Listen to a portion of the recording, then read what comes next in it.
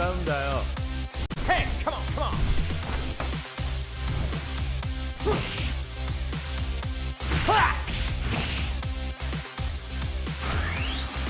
Okay. Power Gator.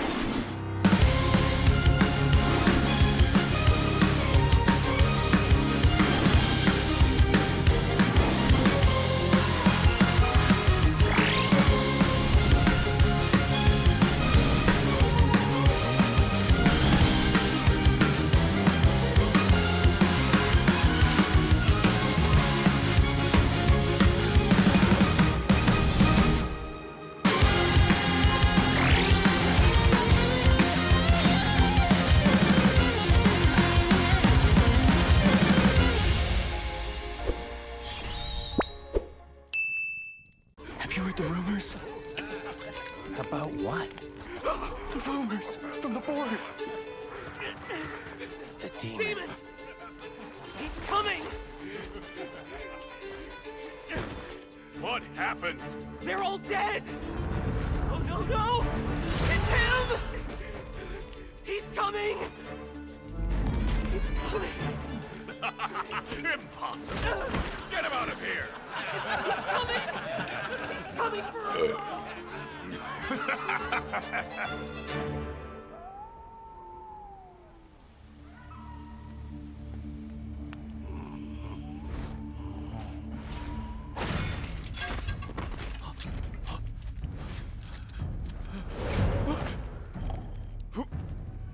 Who's there?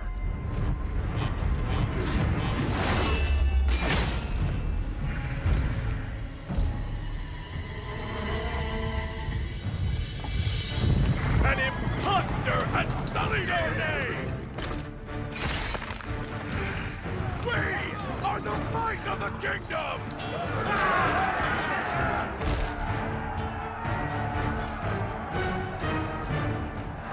For the king!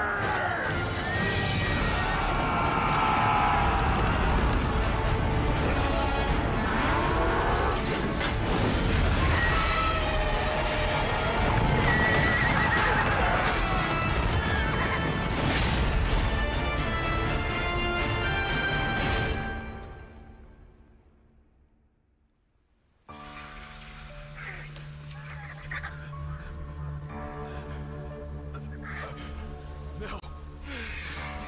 Please.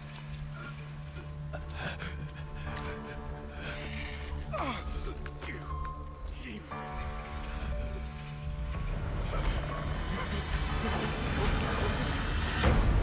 Please.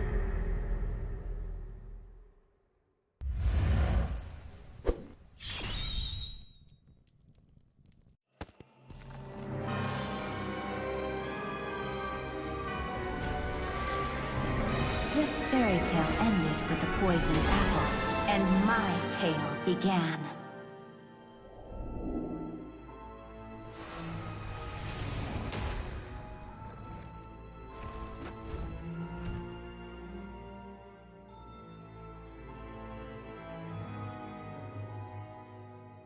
A princess in a tower is just a bird in a cage.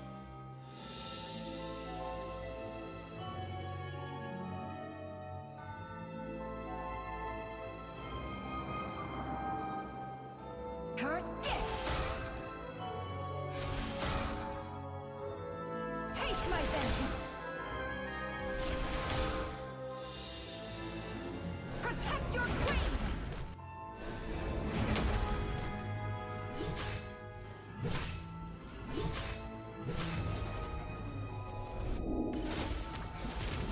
Kneel before your queen.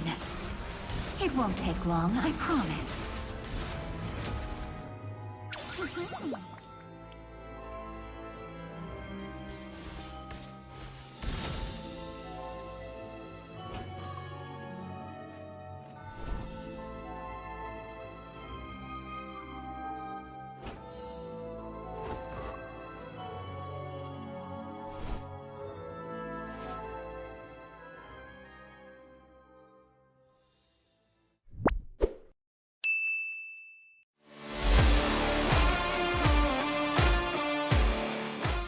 What is up, everyone? Liz here with your weekly dose of NACT recap. Regular season of the NACT, that's done and dusted. Playoffs kicked off last weekend with 4 teams sending a clear message to the NACT community with their clean sweeps. That's Vegas. We're coming for you. Sadly, not much discussed between GG versus LEGACi and BTK versus BloodHounds, except the fact that there are reasons why GG and BTK are crowd favorites, and those reasons are going to become clear as we enter into the later stages of the NACT Spring. Huge shout out though to NA's pride and joy, Mobazane, for clinching his first Savage and MVP of the week this season. Let's tune in on BTK's hype behind the scenes. Scored ult. Nice. Any flickers? Yeah, 30 extra. Oh, shit. Holy fuck, Savage. Oh my god, you're getting that interview. You're getting that interview right there. Savage. Milo! I got it. No flicker, no flicker. I got it. Damn. Wait, America! Woo! I'm doing the America thing right now. In the clash of the top challengers, Area 77 brought the heat with Yureshi pulling out some beautiful flanks left and right. CC on his hands is simply built different, which makes me wonder, when is Yureshi dropping his CC die? The other team that toppled BTK in regular season, aka the NIGHTHorde, seemed a little thrown off by their roster adjustments. Despite adding in Assassin Master Zero, NIGHTHorde got struck hard by Devious Activity's botch-infused powertrain. Zero's mechanical prowess seems to make him the go-to sub for NA pros, securing himself yet another last-minute playoff ticket like his Area 77 run in NACT Fall. But if we've learned anything this season, is that team synergy trumps raw skills just because of how close the NA Pro League is right now.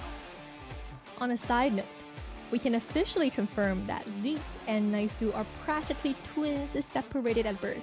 Just don't tell Naisu, because clearly Zeke got the better mustache gene.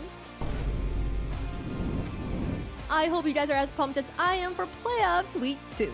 Can A77 ride the momentum to avenge GG and turn an almost match win into an actual victory in the books? And what about the quote-unquote orphan match featuring fathers and sons? Will Joybosh complete the Fallout Brothers to take down a new BTK and Savage Bobs of Mobazane? Or will Yato be eating his words up after poking the sleeping bear who's either on his clippable stream hiatus or just simply matured from drama era? Zane has 3 heroes. I hope Zane can learn some assassin, because like, can't play anything else. Oh my goodness! I don't know. We shall find out this weekend. Stay tuned for our next NACT broadcast coming to you live Saturday at 5:30 p.m. Eastern Standard Time. Host Liz, signing out.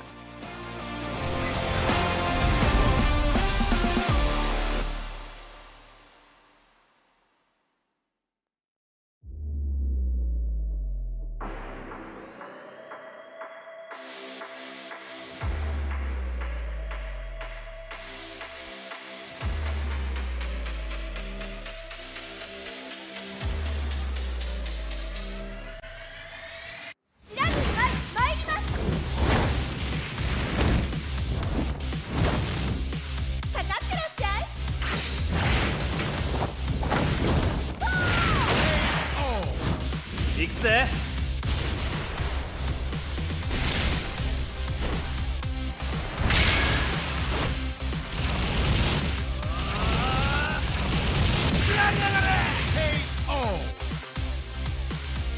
맥시가 지가운다요. Hey, come on, come on.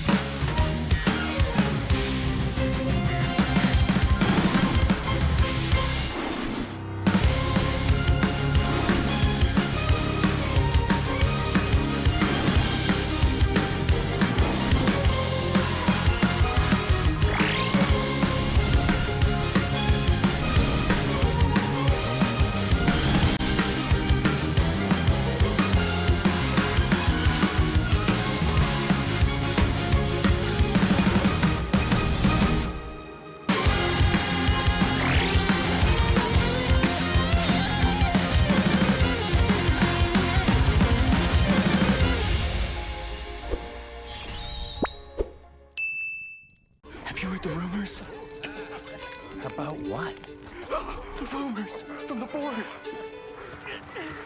The demon. He's coming. What happened? They're all dead. Oh no, no! It's him! He's coming! He's coming! Impossible! Get him out of here! He's coming! He's coming for us!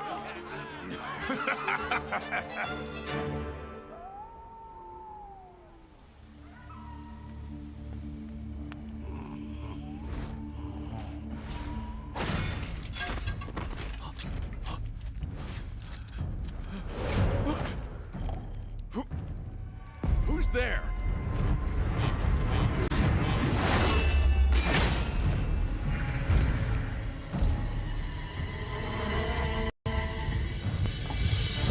An imposter has sullied our name! We are the might of the kingdom!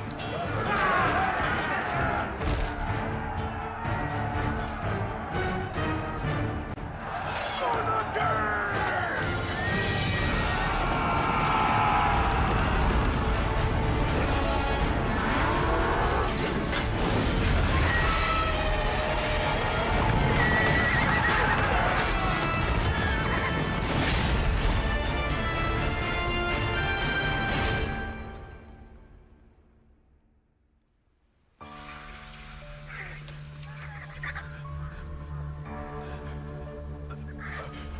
No.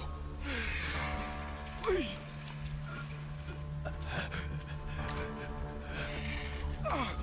You cheap.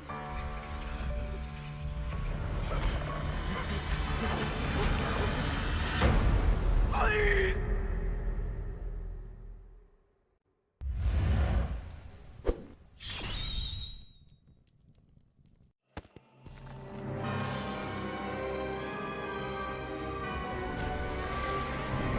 This fairy tale ended with the poisoned apple, and my tale began.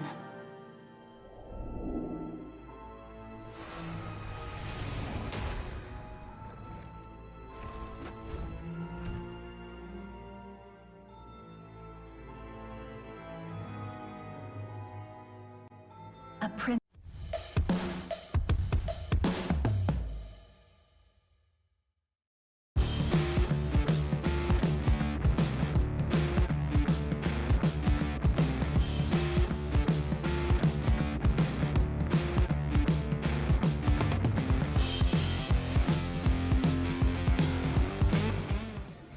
Hey guys, what's up? Welcome back to the playoffs of the 2024 North American Challengers Tournament Spring Season. I'm your host Zeke, and so far in this tournament we've seen a lot of players rise and fall. But with that being said, today is the first day of the tournament where we're actually going to see some teams starting to go home. On the caster's desk today, we have Trex the Almighty and the one and only Steph Wheezy. Boys, how you feeling? I'm feeling great. Like you said, into the playoffs we are now in the lower brackets as well. A lot of teams have a lot on the line. This is the first time we're going to see some teams get sent home today, which is going to be a little bit bittersweet on their amazing journey so far. I mean, it's the first day with some, actual repercussions for the plays these players are going to make. It's the first day that we're going to see 4 teams, not just 2, not 1, but 4 teams will be going home today. And that's sad, it's bittersweet, but we also get to see some more teams move forward. It's very scary moving forward into the tournament at this point. But Steph, what can you tell us about the playoff bracket so far? Yeah, as we do take a look at the bracket so far, yesterday was full of excitement, right? We got to see 2 best-of-5s to move up into the upper bracket finals. Ended up with Gaming Gladiators and the Bloodthirsty Kings. And now for today, officially in the lower brackets where teams will have one more chance to fight it out before getting sent home as they climb up that ladder. You're going to see some amazing teams fight it out in some great matches, but they will be best-of-3s today, so it'll be a little bit shorter than what we see in the upper bracket side. And I do want to say that I really do expect these teams to be playing at the best of their capabilities, because we are still showcasing a prize pool of over $25,000 US, with the top prize still being right about $10,000 with 100,000 diamonds accompanied with it, and prize pools there scaling after. So with that being said, we're really getting into that position where who is going to get what, and the need to be competitive is absolutely there. Trex, can you tell us a little bit about today's schedule? Yep, we got a lot of good games coming up front. We're going to have LEGACi up against Fiends. Following after that, BloodHounds taking on the NightHorde. And then we get to see things get a little bit interesting. We get to see yesterday's losers go up against today's winners. Area 77 will be taking on the winner of match 1, and DA will be taking on the winner of match 2. Or no, Area 77 will take on the NightHorde or BloodHounds, and then DA will take on LEGACi or Fiends, if I'm correct, right? Perfect. So I think that it goes without saying that Area 77 and DA both really need to be on edge, especially coming into today, not knowing who they're going to be able to go up against. I feel like they've got to be doing this last-minute cramming to see, okay, what are the strengths of these different teams? And if we do go up against this team or this team, how are we going to have to adjust accordingly? Because everybody up to this point so far has been, they've had the clairvoyance of saying, hey, this is who we're going up against. How can we prepare ourselves? But they're not being gifted that generosity. So how do you feel like that might affect today's matches, Steph? Well, you definitely have to jump into these matches with a game plan. I mean, you're looking at some teams, for example, just the first series alone, you have LEGACi up against Fiends, right? They have their own challenges, but they have their own strengths. I would say for LEGACi, I mean, they have everything to prove. They're a new team on the block, and they barely made it into the top 8 for North America, and now this is going to be their chance to try and rise through the lower bracket. It's going to be a challenge, though, since they haven't been able to claim a single match. So I think they have a lot to gain and not really much to lose at this point. When you're looking at Fiends, a little bit of a different kind of story. I mean, we've seen them, just the last time we've seen them fighting it out in the upper brackets, they switched their rosters like 3 times. I think they have the record for switching their rosters the most in a playoff season so far. That was pretty. I mean, it was kind of rough. The Fiends game. I think we're seeing a lot of teams get their bearings after the roster changes.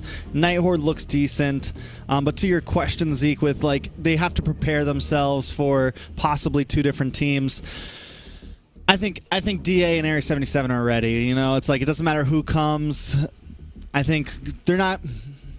I think they'll be okay. I think they're prepared for whoever makes it up to them. I think, as they're not locked in there with them, you're locked in here with me. They'll be okay. Yes, somebody get this guy some crutches. He's gonna need them. Steph, can you take us into the Fiends roster? That's right. Well, this is going to be a really interesting one to kind of jump into. Another roster change. Bryanar out, Magic in for the gold lane. We knew Bryanar was a switch up last time in the upper bracket. So again, swapping their rosters is possibly going to affect their chemistry. But we'll have to see, is that the secret combination that they're looking for? Is there you have it. You have Magic, Kohari, Chirobami, Pro Destroy, and Yuri Cutie. The question is, Kohari, where does he go at, right? We've seen him in the XP lane. We've seen him in the jungle. We've seen him on the roam position. The man could do it all, the marksman as well. So hopefully this time he goes back to his bread and butter, which is that gold lane. But I guess it's not, because we just seen he's not going to be in that gold position. I feel like that's one of the strongest areas for him, for their team. But hey, I mean, looks like they have a game plan, and we're going to have to see just how well it plays out for him. Trex, can you tell us a little bit about how you feel with Kohari, still being in the, I think he's still in that roam position, and, Magic coming back into it. I think he was the roam before, so now they've actually got him slotting into the gold lane and keeping Kohari there. How do you feel about that? I mean, I don't think anything is definite. Like Steph Weezy brought up a few times, we saw Kohari go from EXP to jungle to roam, play 3 different positions last week or the week before last week. So I think right now, with Magic coming back, I think there's a high chance we actually end up seeing Kohari in gold and Magic take the roam slot. Maybe Kohari slots in for uneven. I think it's still very up in the air. I don't even think they know exactly what their exact plan is going to be, if you want my honest opinion. I think a lot of it's going to come down to hero picks. A lot of it's going to come down to, just on-the-spot calls. I think the best spot, though, for Kohari is definitely the gold lane, especially with Magic playing. I think everyone else should be playing around the Magic-Kohari combo. Try to get the support pick onto Magic. Try to get Kohari onto, onto either the Claude or the carry, because that's kind of the bread and butter for them right there. Well, enough guessing games. Trex, can you actually take us into the Legacy roster? Definitely. Now, Legacy, a team that a lot of us have had high hopes for, but hasn't really been able to show up. Looks like Kuya Ken is going to be subbing out, and Whoopi will be coming in on that roam position. Now, to take a look at the whole roster, it's Jolie, Whoopi, Shansky, Riles, and PDR7. This could be their last day to finally kind of show off. This could be their last day to put a win on the board. Just one, man. You know, just give us a series, man. Legacy, it's been a long season for them. A very, very, very, very long season for them. Hopefully they can extend it a little bit more. Yeah, I've definitely got some high hopes for Legacy. I want to see more from them. They are still a top 8 North American team. So with that being said, I really want to see them perform and show the world still that.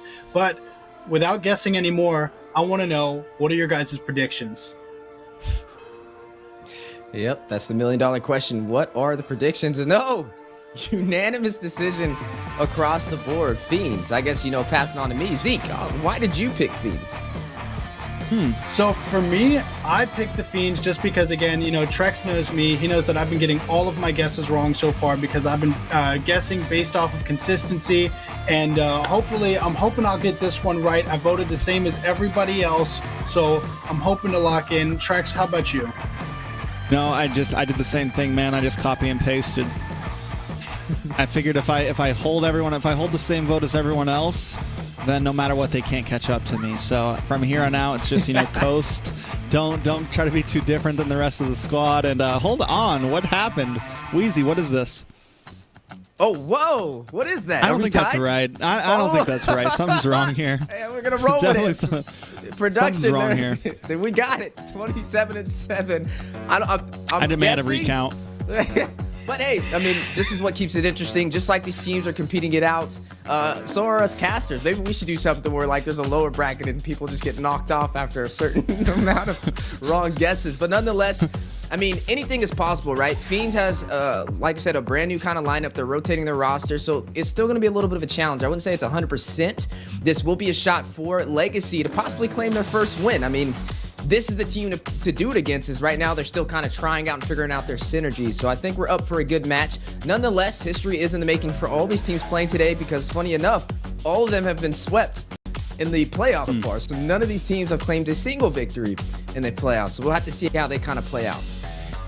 So I know that we all voted for Fiends, but Steph, in your personal opinion, what do you think the Legacy people are going to have to do if they do want to find some success and continue to, stay in this tournament?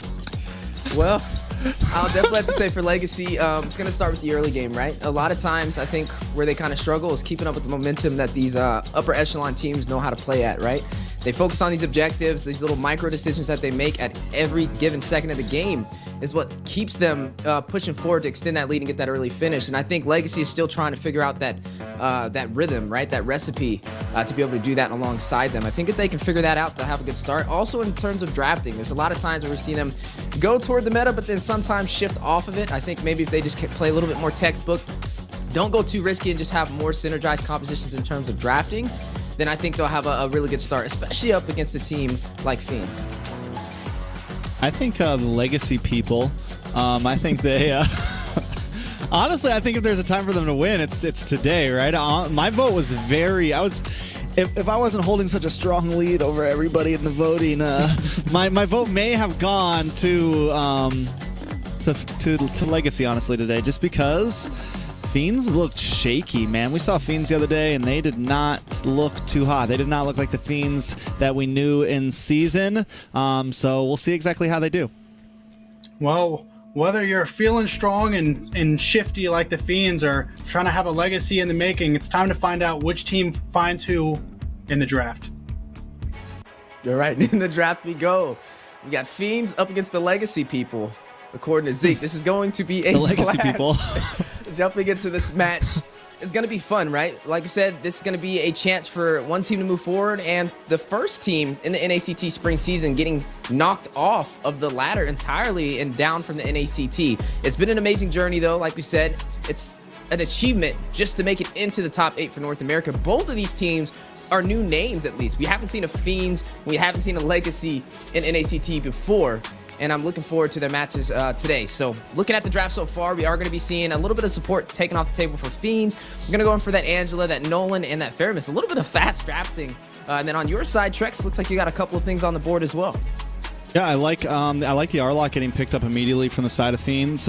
It's definitely been a contested pick.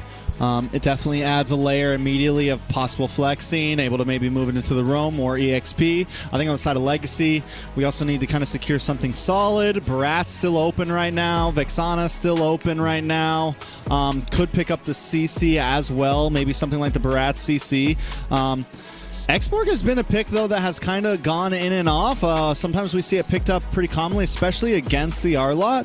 Can be decent. Has been used as well against the CC in the past. But LEGACi, what I'm worried about is we've seen them try to use this Exborg as jungle before, and it did not perform amazingly. They do pick up the chip immediately after that. You're talking about fast drafting. FIENDS is firing back already. But the chip it's still in a really weird place for me. I think the Lu Yi is a much more valuable pick, but we'll see. What do you think about the chip? I think this kind of boils back to what we were talking about with LEGACi. Sometimes leaning toward the meta and then sometimes just kind of straying away from it. And right now I feel like chip is just not the strongest option available for what they could have slotted in this draft. But, you know, time will tell. We did see a chip work before. I believe it was Gaming Gladiators who pulled it out, and they had like a very high mobile composition, and they were able to pull it off. But honestly, I mean, you know, they're the #1 seed currently in the NACT, so it's a little bit different. But when we are looking at LEGACi, I feel like it's a little bit of a risk, especially considering these games matter. This is only a best of 3. This isn't a best of 5 like we've seen yesterday. You don't have as many opportunities to bounce back, so they're going to have to bring their A game. With chip, though, it is going to provide mobility. It's going to provide a little bit of slow and CC, and able to get your team across the map to possibly some objectives and some early pickoffs if they can play it off right. But I don't think it's going to be the easiest thing to do. I think it's going to take a little bit of a higher level of skill, and I feel like FIENDS, they're going to try and exploit that, right? They're going to try and put on some pressure and not allow them to even find that synergy. Yeah, it's definitely a weird. I mean, it's not a weird pick. I think we've been seeing it pop up globally here and there. Some regions kind of sticking away from it. Some are favoring it a lot. Some places are banning it. I'm still in a really weird spot for it. With a pick like the Hare, though, depending on where they put this Exborg as well, and then there's definitely some moves to be made with it. My wonder is this going to be a roam chip? Like, I don't even know exactly what position. Some people are saying he's better in EXP. Some people are saying he's a roamer. You know, where exactly are we slotting him? So much is up in the air. And, you know, you mentioned, you know, skill and things like that. And I think LEGACi, like, is this something that they should be testing the waters on on a possible go home series? They do ban out the Claude, and I think they probably, the big chance that we see them maybe leave the carry open here, leave the Roger open here, give them some good gold lane matchups, so that the only thing that FIENDS has to pick are something that's going to play badly into the Harith. Yeah, I mean, when I'm looking at FIENDS right now, I'm liking the way the draft is looking. I mean, the Valentina, I wouldn't say profits the best here. I haven't even seen if a Valentina even tries to grab its chip's ultimate. I guess that's going to be interesting to kind of look out for in this game. But in terms of that Arlot, I think you were right on the money. The Arlot's great for the CC. You can slot in the roam position. You can slot in the XP lane. It synergizes well with the Guinevere, especially with that Violet Requiem for some additional CC to proc that Demon Gauge for the additional dashes that the Arlot can provide. Now, it's kind of funny because technically the Arlot and the Guinevere, both of them can be kind of flexed into multiple different roles, which is going to keep LEGACi on their toes in terms of the draft. But speaking of the draft, we're still yet to see the marksman for the side of FIENDS. You mentioned the Roger being a viable option. I mean, I think it works out really well against the Harith, though. From what I've been seeing, typically the Harith's a little bit better against the Roger. So I think maybe that's why LEGACi allowed it to walk and not banned it, and they kind of are leaning in on FIENDS picking that up. We have seen FIENDS pick up things like the Natan, the Roger, also the carry, all viable options, especially against the beefier compositions such as that chip, such as that Exborg. Speaking of chip, I'm willing to assume it should be a roam chip. If not, then this will be the first chip that I've seen that's not roam, at least in the NACT, because when we saw Gaming Gladiators run it, yeah, they definitely slotted that in that roam position. So time will tell. But speaking of pickups, there goes the Lilia. Maids solidified for the side of LEGACi. Yeah, we haven't seen a little too often. I'm thinking Raph, and then what, the carry here. I was wondering if we're going to see the support pick from Fiends here.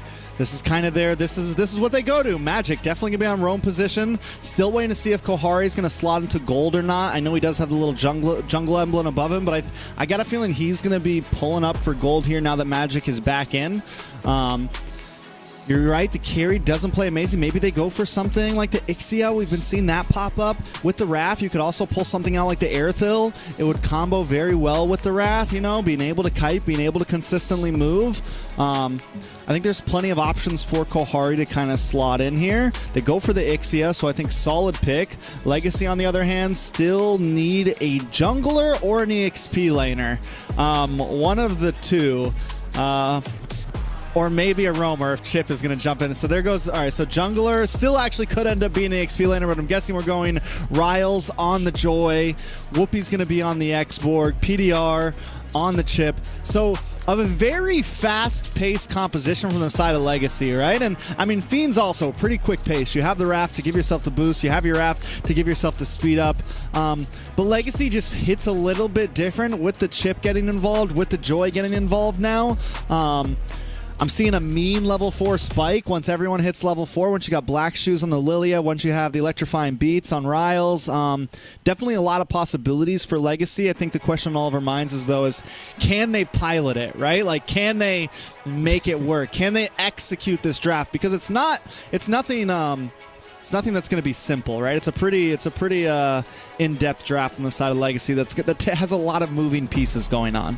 Yeah, a lot of moving pieces indeed. Both of these teams ready to go into the Land of Dawn. Now, looking at LEGACi, right? I mean, their composition is interesting. I wouldn't have... it's just a couple of things it doesn't have. Like, for example, some Group CC. There's a lot of slow, though, right? You have the Xborg, you have the Zaman Force over there from the Hereth. You have the Chip for a little bit of slow on top of that, but will it be enough? Ladies and gentlemen, we are now jumping into the first series of the day. Fiends up against LEGACi in the lower bracket for the playoffs. Who will claim victorious? Definitely a question on all of our minds. Pro Destroyer will be on this Guinevere in the jungle. I think in the first few, in the first laning phase, I kind of feel like Fiends might have the advantage here. I think once we get into like 5-6 minutes or so, LEGACi should hit a decent power spike. Taking a look at the audience predictions real fast, it is pretty close. 69% for Fiends, 31% for LG, which is kind of surprising because LEGACi has had a pretty rough season, but maybe a lot of people are jumping on the boat. Maybe a lot of people have lost some faith in Fiends. Now, LEGACi, like I said, there's a lot to prove on today's games. There's a lot of things working. Look at PDR already coming up. Yeah, a lot of damage already. The stun as well with the fire missiles, forcing out the flicker from Yuri Cutie. Very low. Need to be careful. LEGACi trying to play the aggressive stakes in the early phase may be able to pay off, but they need to be careful. A couple of emblems are on the board as well. You're going to go ahead and see that quantum charge from Chiribami. Looks like he's going for a little bit of that mobility.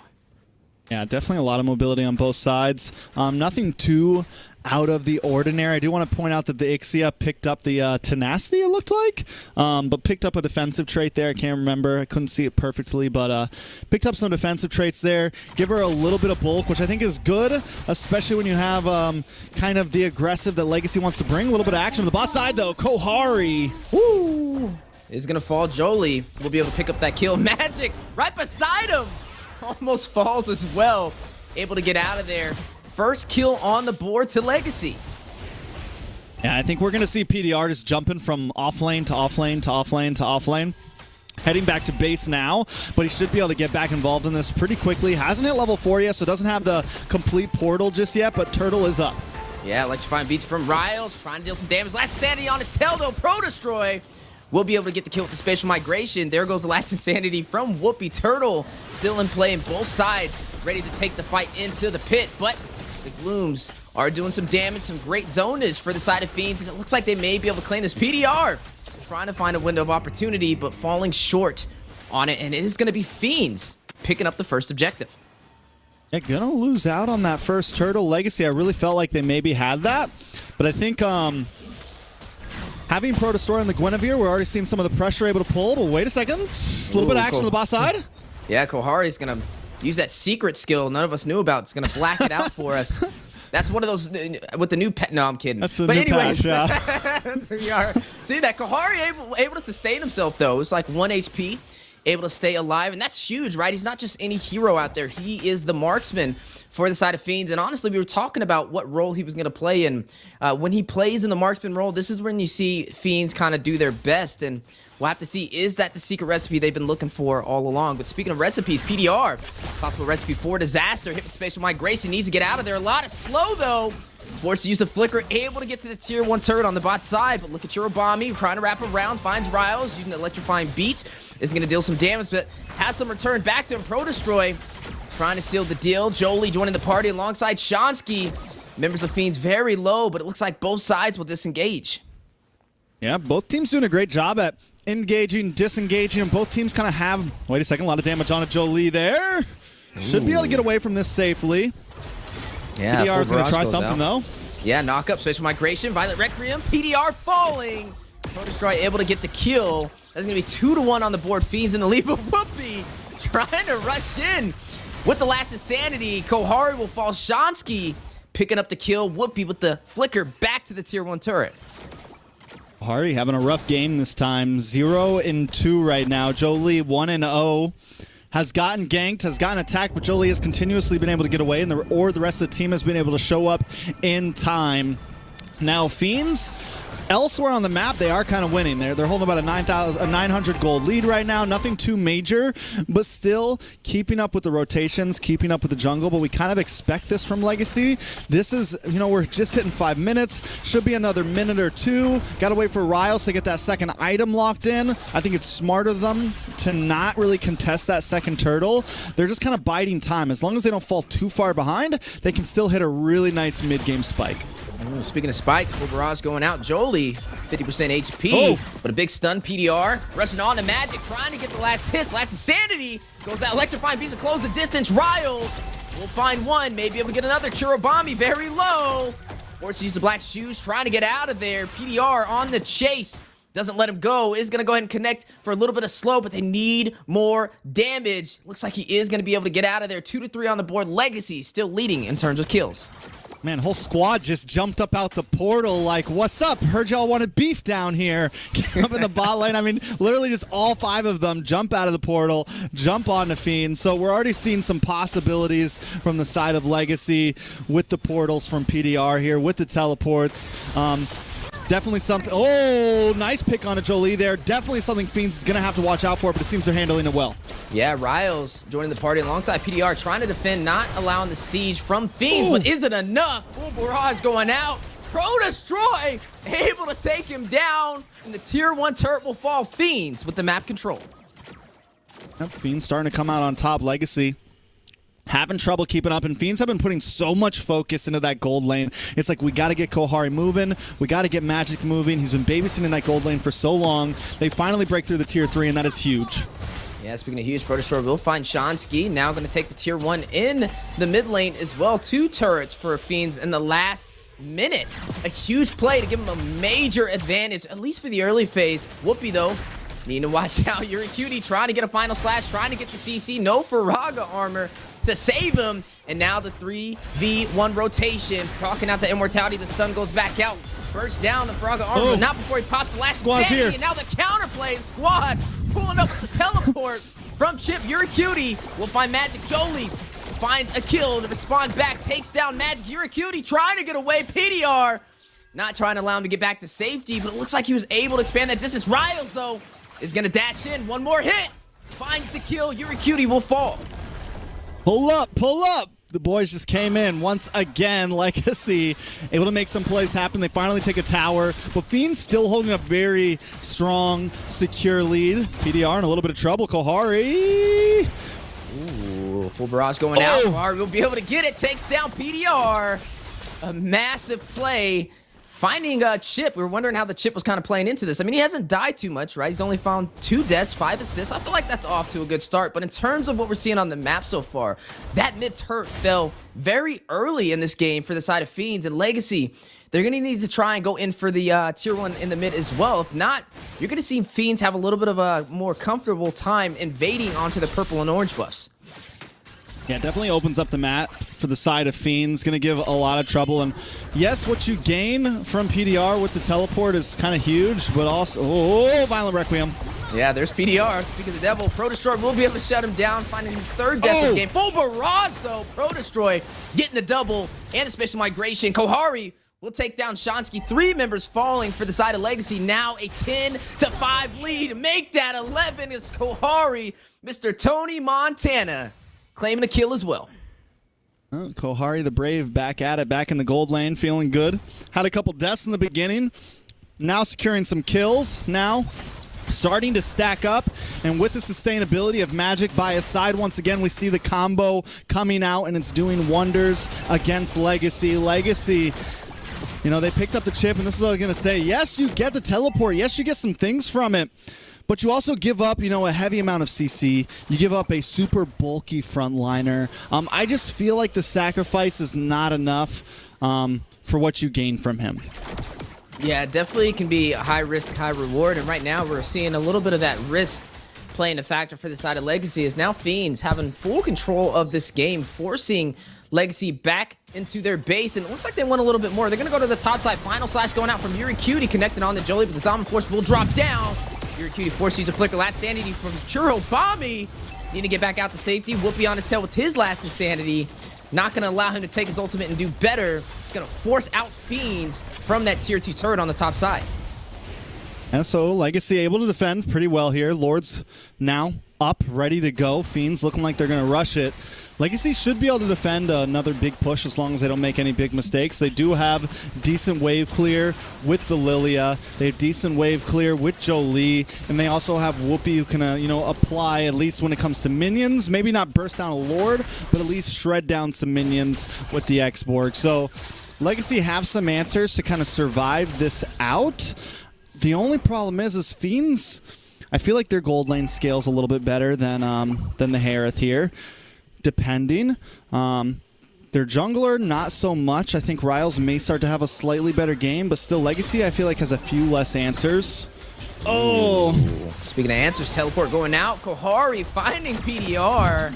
A little bit of an overextension being costly, and down goes the tier 2 turret for the top side. It looks like they're going to go in for a possible siege into the base, trying to open it up, trying to find even more of a lead against LEGACi right now. But can they do it? LEGACi ready to defend on the top side. Inhibitor now 25%. Space migration in for the knockup. Full barrage connecting to 3 members of LEGACi. Big play from Kohari. Zombie Force will drop down. Jolie trying to defend, trying to hold him off, trying to force Pro Destroy out of the base, but he is not worried about it. Space of migrations on the Shansky. Look at the bot side, though. The base will open up. PDR trying to defend. The mid will fall. Yuri Cutie is going to take down Riles. 1 member falling for the side of LEGACi. Make that 2 as the immortality from Whoopi has been procced.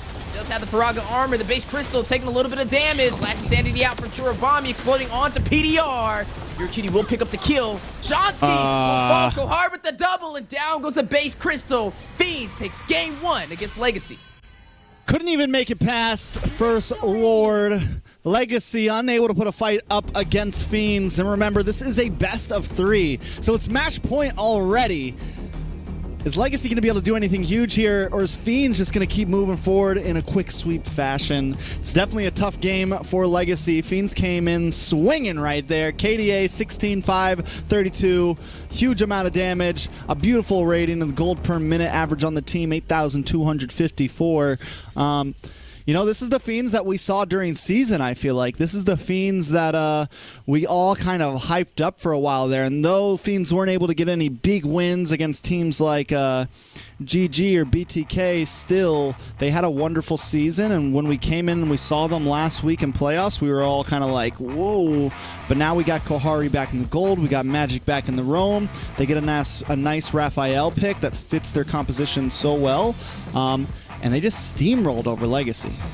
Yeah, I mean, we saw LEGACi trying to be a little aggressive in the beginning, and it was looking promising. But again, sometimes that aggression can be costly. Even with the chip, who we kind of agreed upon could be a little bit risky in terms of the drafting. It had its moments, but I feel like it was outshined and outclassed the later this game went. Pro Destroy, though, was on fire. I mean, the man was leading with this Guinevere inside of the jungle with the most kills of the game, just on fire. And then getting to see Kohari back in his comfortable position. I'm right there with you. I think this is the Fiends that we were used to seeing in the regular season, and now looking a little bit better than their last matches that we watched them in the upper brackets for the playoffs last weekend. Now, looking at LEGACi and wondering where we go from here, right? This is an 11-minute game, 11 minute 30 seconds, right before even that enhanced Lord, letting us know this was an early finish. Where did they go wrong? Well, I'll definitely say it's the early game, right? I mean, focusing on protecting your turrets, maybe not being as aggressive. I like the aggression, but sometimes it's not always needed, right? You just gotta, you get what you can, but don't try and overextend and take too much, because then that's where you'll fall. I do like the strategy, though, going into the game from LEGACi. They were trying to go in for these objectives. They were going in for the fights, but you just seen Fiends overall just do it a little bit better. So this is a best of 3. Keep in mind, this is the knockout phase for the playoffs. Any team can move forward, but one team will drop out for this NACT today between these two matches, or these two amazing top 8 contenders. Yeah, taking a look at the head-to-head, Pro Destroy with a beautifully clean game, 7-0-5. And Riles, you know, he's fallen far from grace, man. This used to be a jungler that people used to watch. People used to see the tips and tricks videos. People used to, you know, there was high praises for Assassin Riles of AE. And now LG bottom of the roster, man, bottom of the seeds. Getting worked by Fiends, the new kids on the block right now. I think LG, once again, man, it's just over-complicating things. Instead of just keeping things simple, instead of just, you know, going for a very straightforward, which that's what Fiends did. Fiends did their comfort, man. I wonder if LG even has a comfort draft, you know? Like, it feels like they don't even have a draft that's, like, dumb. Like, there's lack of identity. There's just, you know, to whereas, like, Fiends, yes, they're the new team, but we all know, like, the Magic Kohari, the support marksman, you know, that's their, like, Easter bag combo right there. That's what they always come back to whenever they're in trouble, and it does them justice. Yeah, and justice is what LEGACi needs right now. They need to smack that gavel down and find a victory. Is right now, currently they haven't won a single match this entire NACT, and I'm right there with you. They need to find their identity. They need to find their strengths. I mean, maybe just focusing on some minor wins to start. Like, what are our comfort picks? Because, like I said, I don't think there's a single hero that I look at and I'm like, okay, they locked this in. This is almost a guaranteed win. I haven't really even seen a comfort pick come out from their side, so it could be comfortability that plays into it, right? This is their first time in the NACT. I mean, I guess Fiends technically kind of the same type of deal, but yeah, LEGACi, it's interesting. They haven't changed up their roster as much as we've seen Fiends do it either. So speaking of the match, though, jumping into game number 2 right now, LEGACi in a little bit of a situation, right? They're currently facing match point against Fiends, which means if Fiends claims victory here for the 2-0 sweep, it's the end of the road with no wins in the NACT. So they need this one, Trex. This is the most important game they have had yet, in their final game on top of that, possibly. I'm gonna be honest, I hate to like be the bearer of bad news, but I don't think we've like lay me top. I don't think we've ever had a team go completely defeated. I don't think we've ever had a team not take a single series off of anybody. Does LG really want that to be them, man? And hey, man, you know, I love all the teams, and I'm always a caster who says I appreciate everyone who makes it here, but I'm also will always be a caster of, you know, what I think to be facts. And right now, LEGACi's bearing a hard fact on their shoulder right now. They need. Like, I want them to take this dub, man, because I don't want to see him go out like this. But we're going to jump into the drafts. These ones definitely going a little bit slower this time. LEGACi will have first pick. Fiend's going to take out this Matilda. There's some things that LEGACi have to be careful for here, right? They don't want to give Magic the Angela. They don't want to maybe... I think the Wrap is a bit easier to deal with, but still, those are some of the things that Fiends regularly look for. LEGACi, on the other hand, I think try to trade up for something strong here. Do they want to get the Angela for themselves? What do they want to leave open here? The Barat's still on the field. A lot of possibilities for the side of LEGACi. They have first pick. They have the ability to be in control of the draft, per se. Yeah, I mean, it's definitely important, right? We said one of the keys to victory for LEGACi is being comfortable in the draft. I feel like the chip was a little too far-fetched for my liking. I feel like if you're not early and aggressive and you're not already claiming the first objectives, chip's going to fall short when it comes to anything else in the game. Now, for the side of LEGACi, having the first opportunity in this draft, they definitely need to pick up something that they're comfortable on. I mean, we've seen even in the jungle, like Riles profits on the Nolan, right? We know he's kind of comfortable playing more of those assassins, but there goes that. There goes that. The Fiends is just, man, they're not going to let him breathe today. That would have been my #1 option for them. Now, we do know they like to play picks such as the X-Borg, things of that nature, but we got to keep in mind there's a Valentina on the table, so they do want to kind of watch out for who they slot because they don't want Fiends to profit off of it too much. I think even if they pick up the Angela, there's still technically that Valentina that they will have to watch out for. So maybe it's gonna be a little bit of a tricky one. You could pick up that Arlott. I think that'd be a viable option. I think it's still very strong. A lot of teams still go in sometimes for the Ruby. I know it got a little bit of a nerf, but it's still a pretty viable option. It's playing the safe route, right? I mean, even safe route, you could pick up a jungler. You could go in for something like the Fredrin. The Barats is still an option, especially with all the supports that are still available on the table. I mean, you still got I guess the Faramis is gone, and okay, so no, maybe not the Barats for this one. But like I said, possibly slotting in a jungler may be the game plan for LEGACi. Yeah, I mean, I think Barats could definitely be solid if that's what they wanted. I think the Barats is always solid up front. But yeah, the Arlott has also been a super popular pick up front. Fiends, now, you know, questioning it, wondering it. I think one thing that I don't want to see from LEGACi is the Joy pick. I think Joy has been this very underwhelming pick for me overall. Fiend's going to ban out the chip, and I think, honestly, that just feels like a bide time ban. I don't think they're super worried about the chip. I think it's more of, okay, if we ban out the Barats and they get the Arlott and we get nothing in return, if we ban out the Arlott and they get the Barats and we get nothing in return, let's try to force some trades here. So now if Fiends want it, they can pick up the Vex and Barats, they can pick up the Ruby Barats. There's a lot of possibilities. Fredrin also still open right now. Lots of possibilities. Yeah, I think you're going for your marksman here, right? You have full comfortability to slot what you want. Maybe not even the Roger, but maybe something to work well against it. We've seen that Harith kind of get prioritized. I mean, it counters heroes such as the Carry, such as the Roger, and I think that's something that Fiends may try and go in for. If not, pick up the Roger and maybe be comfortable using it against LEGACi, knowing that you can be aggressive in the early game and not have to worry too much about them taking those objectives over you. So I think this is a good opportunity for Fiends to pick up their marksman. I would even go as far as saying a possible jungler, but speaking of marksmen, one will not be slotted. They're going to pick up the Florian and combo that up with the Fredrin. So a little bit of that frontline composition in the jungle, supported by some heals. Yeah, the Florian's been an interesting pick. I still have trouble.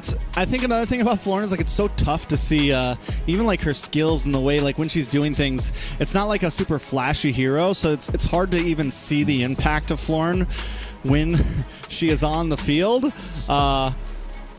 But I mean, it's been a pick that some teams are winning games with, and then you never see it from anyone else. So, but knowing Fiends, knowing the way they like to play, knowing that they like to kind of hover around that Ube type strategy, I definitely can't put it past them using this in a way that'll benefit them.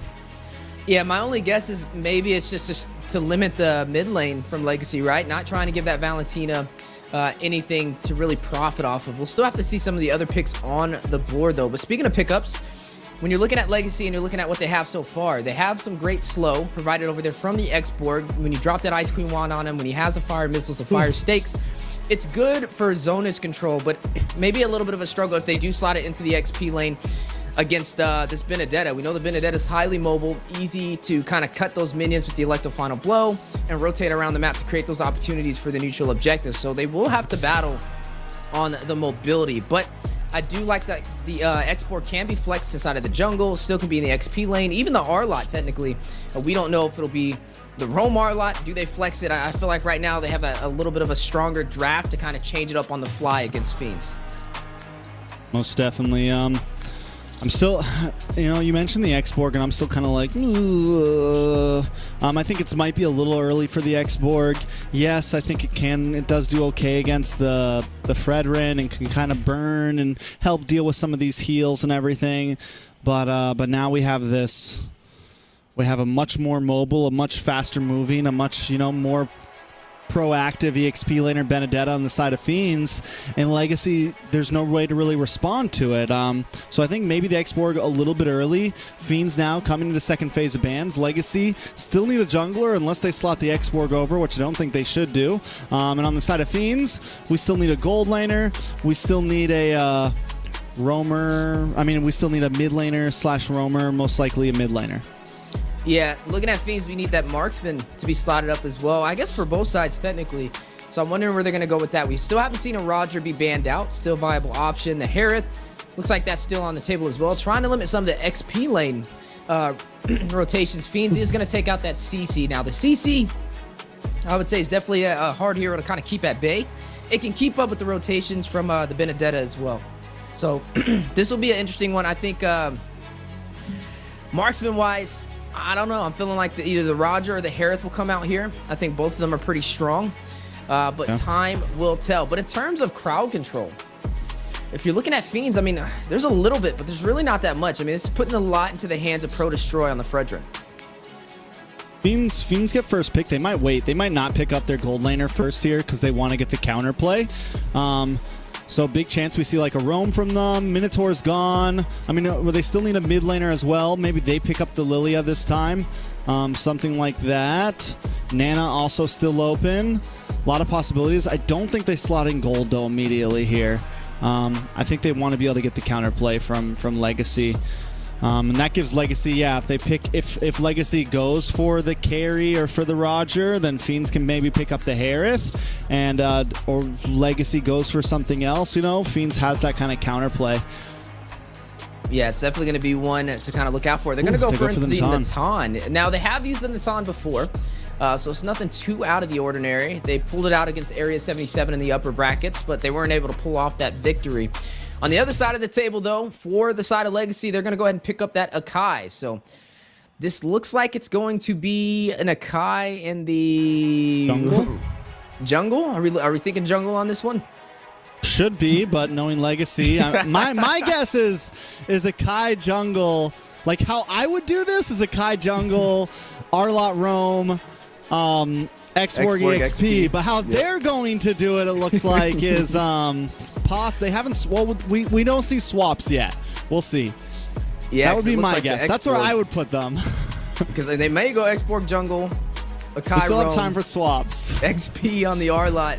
But yeah, time will tell. Maybe we bet some diamonds on this, Trex. But as we are looking at the side of Fiends, the final picks are in as well. They're going to kind of switch up the narrative. They're going to go in for this Gourd. That's a lot of range on the side of Fiends for these neutral engagements, right? But there's a lot of dive to be able to go in. You have the Arlot, you have the Xborg, and you have the Akai from the side of LEGACi to kind of catch Chirobami at bay, catch this Gourd at bay when he does try and rush in to try and get those kills from afar.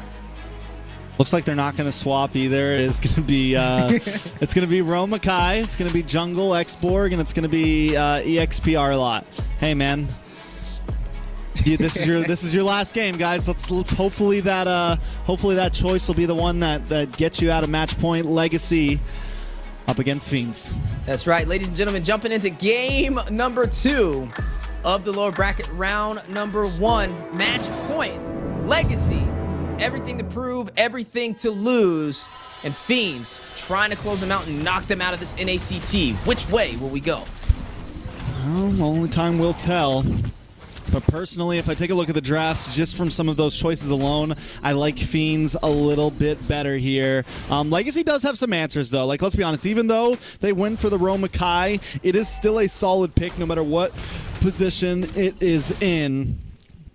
Can help deal with Chirobami whenever he brings out the Magic Gush. Can help deal with Pro Destroy during these neutral objectives. Can kind of stop Yuri Cutie in tracks on these dives and create peel and create space for Jolie to kind of pop off here. You have the final slash as well. You just have a lot of CC. You have decent damage. LEGACi's draft not horrible hero-wise. I just think the positionings maybe could have been altered a little bit. Yeah, and you're going to have to look at both marksmen trying to play in for that late game, right? Kohari up against Jola. We know Kohari likes to be super aggressive. He does have a little bit more mobility at his disposal. He did go in for that Purify on top of that. Looks like he's a little bit worried about the CC for the side of LEGACi. But speaking of LEGACi, a couple of those emblems now popping on the board. You are going to go ahead and see, is that the Brave Smite over there from Jolie picked up? All right, PDR already being aggressive on a Chirobami here as well. Now, LEGACi has to know. Fiends is going to be babysitting gold lane. Like, it's normal. That is always the strat. Magic is going to be going up there regularly. I think LEGACi needs to be prepared for that. They need to make sure Jolie doesn't take any deaths early on. A little bit of damage on PDR, though. Yeah, forced to go ahead and use that flicker. Back to safety. Pro Destroy.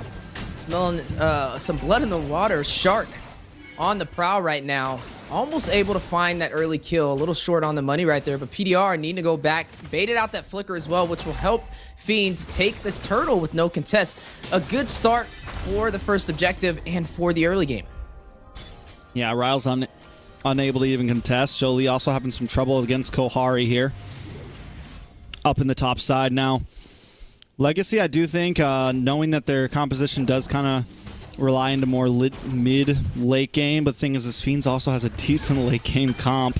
Oh, Kohari, though? Yeah, very low. PDR trying to wrap up there. He wants the kill. I don't think Kohari's going to give it to him, though, but you never know. Kohari likes to take it very aggressive in the top side, especially running on this marksman. He's one of those that you kind of watch, and his gameplay speaks for itself. Not afraid to take that fight, even when the numbers in his HP is not in his favor.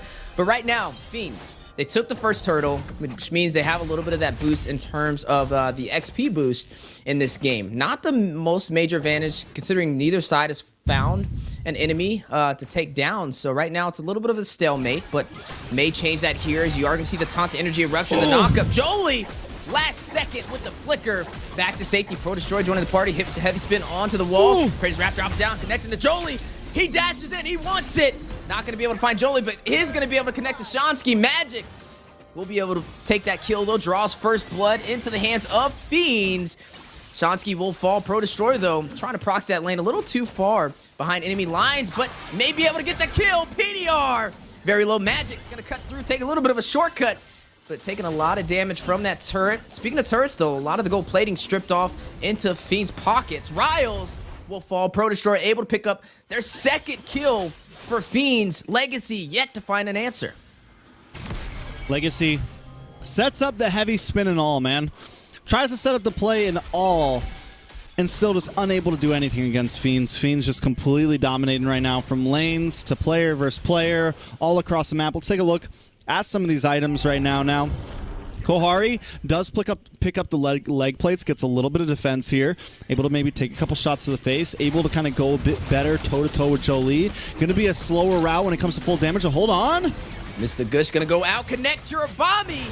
Finding PDR, takes down the roamer for LEGACi, limiting their set potential. Turtle does fall, though. Riles with the retribution claims it for LEGACi, able to find a small victory, but now needing to get back out to safety. But Whoopi, final slash in for the setup, but nobody to follow. A one-man army, a flicker back to the purple buff, but able to disengage, and nobody will fall. And no retribution for Riles here. Not going to be able to secure his own purple buff either. Pro Destroy will take that, walk away safely with it. So a nice trade-up for Fiends. Yes, they lose the turtle, but they put a lot of pressure on the map. They take another purple buff. LEGACi's kind of hanging on, but Fiends definitely holding a very strong lead as this game moves forward. Yeah, Kohari with the entropy, though. Going to go ahead and take a lot of damage onto that tier 1 turret, trying to create the advantage in terms of map control. LEGACi, they're able to get that second turtle, so now they're tied on neutral objectives, but they're still down on kills. 2,000 gold lead right now for Fiends. Now, we were talking about the late game marksman potential, right? Neither Jolie or Kohari has fallen so far, but speaking of falling, Chirobami trapped on the wall with the heavy spin, trying to get away, though. Last Insanity in. Riles will be able to secure the kill. And now back to safety. Pro Destroy taking a lot of hits, is going to rush in for the taunt. Do they go in for the kill, though? No. They're going to go ahead and disengage, and Pro Destroy will be able to get out of there alive. But Riles, on the other side of the story, will fall. Magic, taking him down. At least he bides some time. The rest of the team able to kind of, put pressure down on the rest of the map. PDR in a bit of trouble, though. Should go down. Kohari able to get that kill. Even when LEGACi finds, a moment, something, they lose elsewhere on the map, though. And that is what's becoming a huge problem. Fiends able to make up consistently. Finally, LEGACi do find a tier 3 tower in the boss side. First tower taken on the map in the game. And hopefully that helps Whoopi get a bit more involved in some of these fights. Yeah, it's going to give them map control. Off to a good start, even though they lost. They're down by 4 kills. compared to Fiends. Turtle does spawn in both sides, able to claim a turtle so far. I mean, with that turret being taken, it could be off to a good start, but a turret on the opposite side has been claimed for Fiends to even up the map control, and now Pro Destroy will pull the aggro of this turtle. LEGACi, do they contest? I mean, they're already down by 4 kills and 2,000 gold. Is this a fight that they can take? Pro Destroy will be able to claim the turtle for Fiends, maybe able to get some bodies as well. Shansky disengaging, fire missiles going out. Riles in the heat of the battle, Mr. Fish from afar. Whoopi finding magic, but very low. You're a cutie on the chase. Shurabami finding the kill. Entropy going down. Riles finding Pro Destroy, and PDR very low. Kohari with the entropy, dealing a lot of damage, but now needs to get out of there. Can he do it? Yes, he can. He finds Jolie, but Jolie, an eye for an eye, will take him down as well. A 3-for-2 trade. LEGACi trying to climb up and even out these kills, 4-7. LEGACi, I'm trying to think. I think in the end, LEGACi kind of comes out on top there. I don't know. Kohari still ends up getting and putting the kill on the board. Does go down, but it still is huge for LEGACi. LEGACi still behind about 2,000 gold. I think maybe it could have been worse, but I think it also could have been much better for LEGACi there. I think they had a decent position on some of those team fights. They should have been able to maybe take that and get away scot-free, but in the end, they lose out. Let's take a look at the replay, though. Turtle does go down. Pro Destroy maybe goes a bit too deep here, and PDR, see it's plays like this where I just feel like the side of LEGACi, some of the comms, some of the issues, it's like Shansky's going back to tower, but PDR's about to get the pin on Pro Destroy. It feels like there's just some miscommunication across the team. Speaking of miscommunication, a heavy spin back to safety, but very low. PDR's been taking a lot of hits so far on this Akai, which is great, but it's taking them out of the fight a little too early, which is allowing Fiends to be more aggressive since they don't have to worry about those heavy spin setups. Now, we are going to be seeing this Lord spawn in. 2 turtles have gone to the side of Fiends, 1 to the side of LEGACi, and still up by 1,000 gold. In terms of the economy, Fiends has been able to still gain the momentum, right? They've been on a slight lead, trailing over LEGACi so far, but I wouldn't say too far out of comfort. I feel like this next team fight is really going to determine who has the tempo inside of the early game for this match. Yeah, I mean, we'll see exactly how it goes. Lord going to be up. Fiends holding position over it. LEGACi got to play for angles, man, and Fiends not giving any time at all for LEGACi even to look for angles. I mean, they are just rushing it. They want LEGACi to try to come in for fights. I think Fiends... Oh, PDR with a huge pin, though. Triple set on the wall with the heavy spin. Riles will take down Magic. They need to follow through on those. Only able to get one. A little bit of a wasted opportunity. Riles, immortality has been procced. Like the final blow in from Yuri Cutie, trying to take down Jolie. Whoopi finding Churabami. Kohari finding Riles to respond. Whoopi with the double. Takes down Pro Destroy. Yuri Cutie finds PDR. Jolie to respond back. Takes down Yuri Cutie. Whoopi with the triple. A full wipeout. Fiends has fallen. LEGACi evening out the scoreboard 9-9, but loses the Lord. Push mid! Push mid! Just start taking towers. Find something. You get a full 5-man wipeout. You have to capitalize on this. Now, for a second there, I know both of us were like, nobody's there. They just got the pin of a lifetime and nobody's there. Somehow, LG still comes out on top of this fight. I'm not going to lie, when Yuri Cutie went into that back line, I thought it was all over. Jolie able to get the outplay, the rest of the team able to pick up, and while all that's happening, Whoopi's just smashing through the rest of LEGACi on the back side of the map. Whoopi has definitely been the savior of this game for LEGACi. 4-1-1 right now. PDR gets the huge pin, but that wasn't even like the game changer, man. Whoopi picking up the pieces at the end of that fight was huge for LEGACi. Yeah, has the Blade of Heptasis, has the Sea of Halberd for the anti-heal as well. Whoopi's ready to go. He's ready to take that fight. Lethal Ignition on his side. Now, that was the set of a lifetime. PDR, right place, wrong time, but it still ended up working out in their favor, and I'm right there with you. I mean, imagine how that would have turned out if they were even closer when he had that triple pin on the wall. But this is going to put Fiends in a situation they haven't been in before so far in this series, but nonetheless, still going to find an advantage with it, as you are going to see Kohari claim the tier 1 turret in the mid lane. Yeah, I mean, at this point, LEGACi, they have control of the map.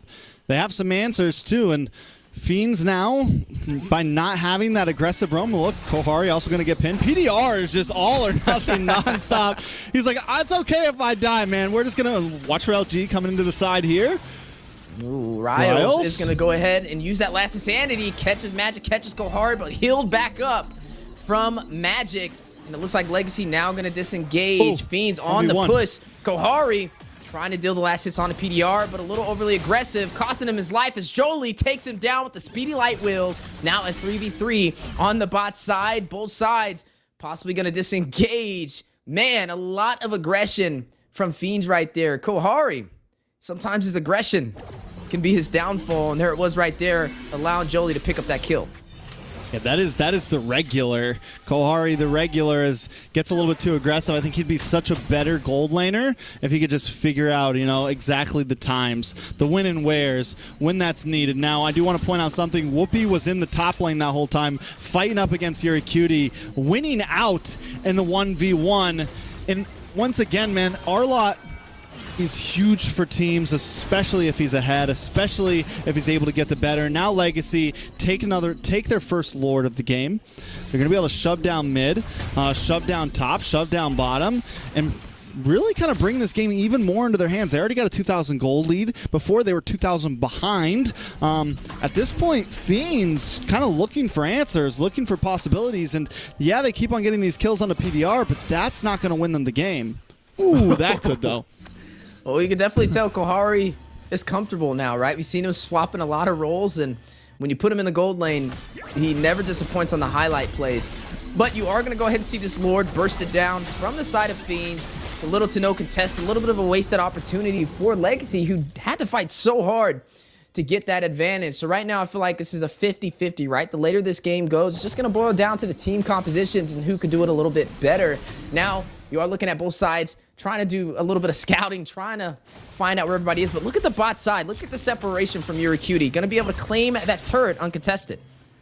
Yeah, Fiends are bringing the split push hard right now and just kind of forcing LEGACi to follow them around. Just last time we saw Kohari shoving down the top side. Kohari goes back to base as LEGACi goes and clears up that lane. Fiends take out the Lord. Now we're seeing Fiends kind of, as LEGACi is getting back and getting everyone back to mid, they're going to have YuriCutie push down the bot side, take a tower here and there, and just kind of keep LEGACi by the bit of this carrot, right? You know, it's like the horse following the carrot now, and LEGACi just continuously going wherever Fiends go. Fiends have now taken control over the map a bit, and LEGACi have to kind of find a pace here to where they can, you know, out-macro, out-maneuver Fiends coming up to this next Lord. Yeah, I think you're right on the money right there, right? That's going to be the focus for both sides, trying to outmaneuver, better micro, better macro, as we are going to be getting past that 15-minute threshold. We do see this Lord going to be spawning in the next minute, and this is going to be a high-value target. I mean, speaking of high value, a lot of late-game items being picked up. You're going to see that Immortality picked up from Kohari. You already know what type of time Kohari is on when he picks up an Immortality. He's ready to go to war all by himself. Nobody needed, and having an additional life to sustain himself. There he goes. He goes in for it. Kohari, can he sustain himself, though? There goes that Immortality he just picked up. Like the final blow. Riles with the final touches will take him down. YuriCutie will find Jolie to respond. Both marksmen for both teams have fallen in that trade. Yeah, but imagine if YuriCutie was able to kill Jolie and Kohari didn't die, right? It's like Kohari jumps in and YuriCutie immediately knows, here we go again. I need to go find Jolie now. Luckily, both marksmen go down, but YuriCutie has been doing an amazing job at pressuring Jolie every time Kohari kind of puts his neck on the line. PDR also, though, this guy, he's just able to get face checked. And I don't know why Trobami keeps using that magic gush, man. It's like you're not going to be able to kill PDR. Just, you know, they need to do something else because that's a big utility given up for Fiends. And every time PDR is able to kind of force that out of him, we've seen it happen time and time again now. Yeah, it just shows you how good the Akai can kind of play into this role, right? High mobility, high survivability, able to frontline a lot of that damage. And then the heavy spin to be able to get back to safety when all else fails. There goes that heavy spin right there. A little premature, though, which is going to open up the opportunity for Fiends to move into this Lord Pit and not have to worry about that triple pin setup that we seen a little bit earlier. There goes that Mystic Gusto onto Whoopi, taking him down to about 25% HP. Looks like Fiends is in a position to be able to take this Lord, but LEGACi trying to contest. Select the final blow from YuriCutie. Very low, though. Entropy going down. DR. Do the final touches. Jolie with the speed of light wheels will find YuriCutie. Look at the Lord, though. Immortality being procced. Riles and Whoopi side by side. Pro Destroy will be able to get the Lord. You are going to see Kohari take down Whoopi, though, in the response. Now needing to get out of there. Riles takes down Pro Destroy. Looks like they're trying to disengage, but Kohari not trying to allow them to escape. Gets a double kill, finds PDR. Not only do they find 2 kills, but they lose 2 members, able to take the Lord away from LEGACi. 2 for 2. A Lord over to the side of Fiends is already marching down the top side. Kohari able to output some decent damage there, able to kind of dance around that time. Riles goes down right when the Lord is getting into retry distance. Immortality popped, and then Riles kind of has to back off, and it just gives Pro Destroy the advantage. And even though Pro Destroy ends up dying, he's able to secure the Lord, and that's what's huge there. Gold, though, still sitting at a standstill, man. A 1,200 gold lead for Fiends, but that 1,200 to 2,000 gold lead has gone back and forth between both teams. Fiends need to crack an inhibitor here, need to, you know, try to get as close to ending as possible. I think LEGACi can survive this as long as they play it right, though. Yeah, they need to play very carefully, though, as they can only afford too many mistakes. Right now, you are going to see the Thunderbolt picked up by Pro Destroy, ready to take it to the front line, apply some slow. Now, this is getting tricky, Trex, right? I mean, LEGACi, this is match point. If they lose here, they're gone. That means their LEGACi will be the only team in history not able to claim a victory in the NACT. But you are going to see them LEGACi on their final stand. PDR with the heavy spin back to safety. A little premature. You are going to see the minions on the bot side, though. Riles working to clear them out, but Fiends, looks like they want a little bit more. You're a cutie, taking a little bit of hits too. Whoopi able to force him back out of the base. Listen, man, the Fiends are hungry, man. They've been a hungry team all season. Yes, they start off playoffs a little bit rough, but let's remember, we saw Fiends take out some big teams during season. This is just another day in the park for them. That's right. Looking for a home run. Fiends trying to get the clean sweep over LEGACi, trying to make them winless in this NACT, trying to knock them out of the spring season. Only 1 inhibitor to go through in the 4-man team of LEGACi standing. Last Sandy going out by Riles. Ooh. Doing a little bit of damage. Whoopi. Final slash connecting. Whoopi with the play, with the setup. You're a cutie. Very low. Jolie, 25% HP. Needs to go back. Needs to get his HP. You're going to see Whoopi very low as well. Fiends all in the base. 5-man team. They have the numbers. They've taken down the last inhibitor. Base crystal, 50% HP. Jolie finding Pro Destroy. Mystic Gush from Shansky. Oh. But not enough to stop them. Fiends takes down LEGACi and knocks them out of the NACT spring season. A well-fought battle, a good try, an attaboy, but LEGACi unable to do it. Fiends coming out on top. Moving on to the lower bracket, and I said it, man, this team is still hungry. I don't think we can completely count Fiends off yet, man. I think even coming into the next games, we can't count Fiends out just yet. I think they had a really bad showing on day 1 of playoffs, but if we recall, Fiends is definitely a team we got to keep our eyes on. They knock LEGACi out, and they're moving on to the next round. I think it's huge for them. I think there's some possibilities. Their next opponent's going to be even bigger than the last one.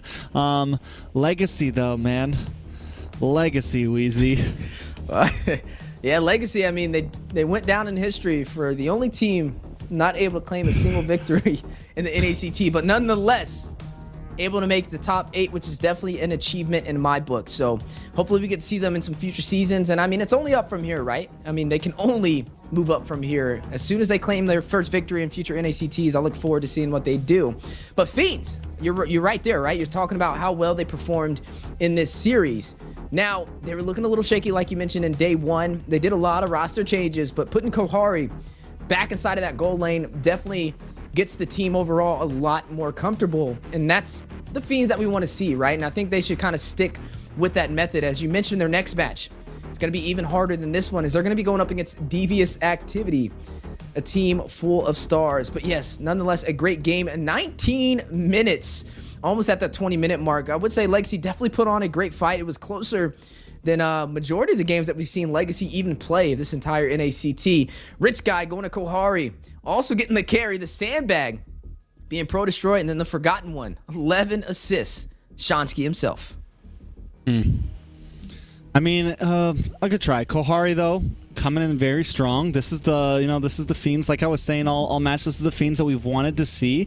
It makes me think that, maybe there was just some issues in day one. Maybe we needed to bring in the sub just because, whatever, school, job, work, dinner with family, who cares, who knows? Because today, Fiends got the roster that was winning games previously, and they're back in action, man. They're back into comfort, into what we kind of saw work for them in the past. That Ube type strategy. And it played very, very cleanly today. Taking a look at teamfight participation, everyone got involved. Everyone had a piece of the pie. Nobody was really drastically behind the last. Damage taken, though. Pro Destroy, Yuri Cutie, even Kohari. I don't think gold laners are supposed to take that much damage, but that's just Kohari's style. Yeah, I mean, we seen him pick up that immortality. We already knew he was ready to take that fight to the front line. Kohari the Brave, Kohari the Immortal, but nonetheless, a great series indeed, ending up with a 3-0 sweep. LEGACi knocked out of the NACT. There they go, man. Just like that. They were here, but now they're gone, But with that being said, I do want to say that I think that was the best game we've seen from LEGACi the entire NACT. They came in, they were looking strong, they were there. Jolie and Whoopi were absolutely putting in the work. I think it was Whoopi who got it was actually a triple kill. And when they wiped, man, mind blown. They really had my heart racing there. I thought I was going to get another wrong guess for a series, and I don't know if I can afford that at this point.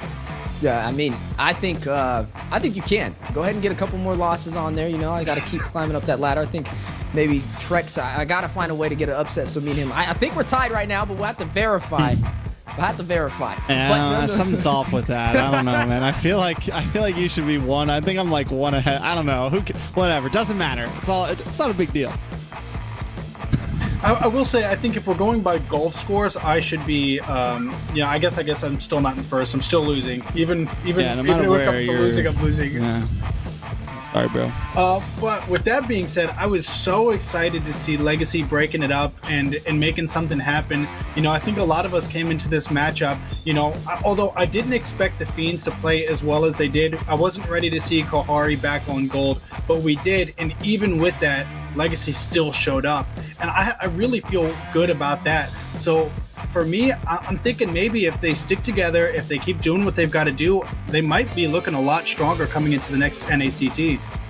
Yeah, I'm right there with you. I mean, a lot of new teams, we've been kind of doing this for a while, and a lot of times we'd see the same teams kind of make it through, but this time we've had more teams show up to the occasion, and I feel like LEGACi is just the start of what we have in terms of North America. They still need a little bit more polishing, but nonetheless, keep working on it, keep building that synergy, and the limitations are endless as long as they continue on that grind. Yeah, I mean, good luck to LEGACi. We've known Riles for a really long time. I think definitely some possibilities to see from them in the future. I think we might see some roster adjustments. Who knows? I think the real thing I want to talk about, though, is Fiends are going to be going up against DA later on today. And last time, DA won against Fiends 2-1. But Fiends did take the first game. Fiends were able to take that win. Fiends beat Area 77 earlier in season. We've seen a lot from Fiends. This is the roster that works. I think I said in the very beginning of the season, if there's a team that's going to get some crazy upset, it would be Fiends. And maybe we'll see something crazy happen later today.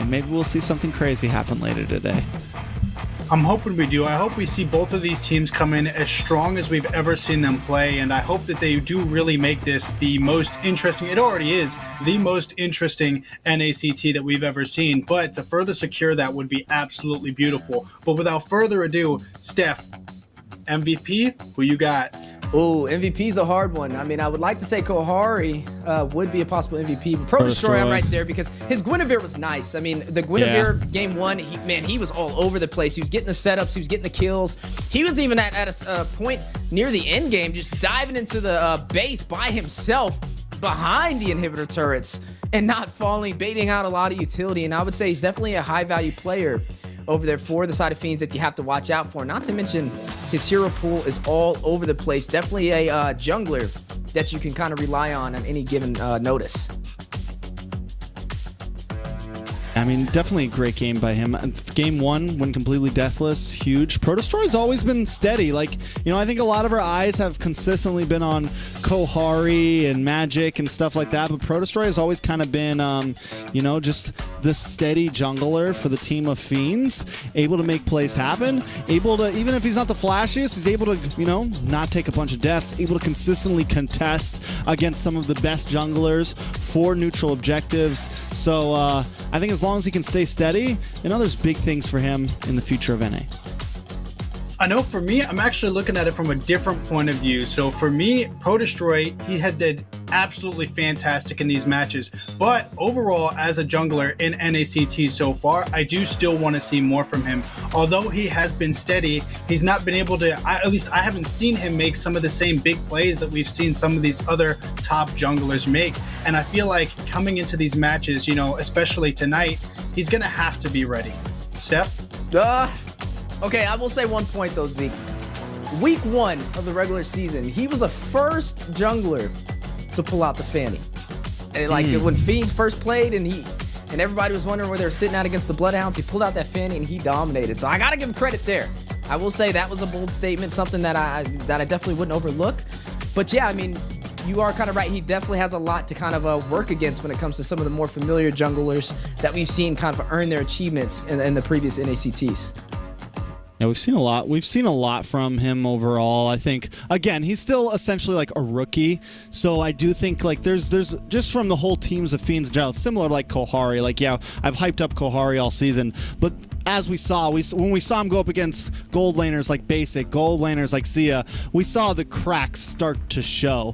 And I think it's similar to Protostroy. I think there's a lot of potential in him. I think there's a lot of potential in a lot of these players on this team. But still has had a good season. I mean, for a rookie team, for a new team, has had a really good season. And whether they, you know, whether they win or lose, it's very rare that we see a new name team come in and not get 8th or 7th place, right? Like, you know, get a 6th or 5th finish. It's very rare we see that. I don't think it's ever happened before, like a brand new team coming in and able to, you know, take out other older teams. So it's huge for Fiends. No matter how I think moving forward from here, it's a comfortable finish for them. I can see that, because no matter what at this point, even if hypothetically they get knocked out in the next match, they still have finished respectfully. They've still done a good job to represent themselves. But with that being said, I think the match tonight might be kind of spicy. You know, is that just me? Am I the only one feeling that? I feel like I just ate some curry and it's got all the sriracha. Zeke with the amazing What is he talking about? What match? Right, well, I'm right there with you. We have some exciting matches nonetheless. I mean, we have BloodHounds up against the NightHorde. That's definitely going to be one to watch.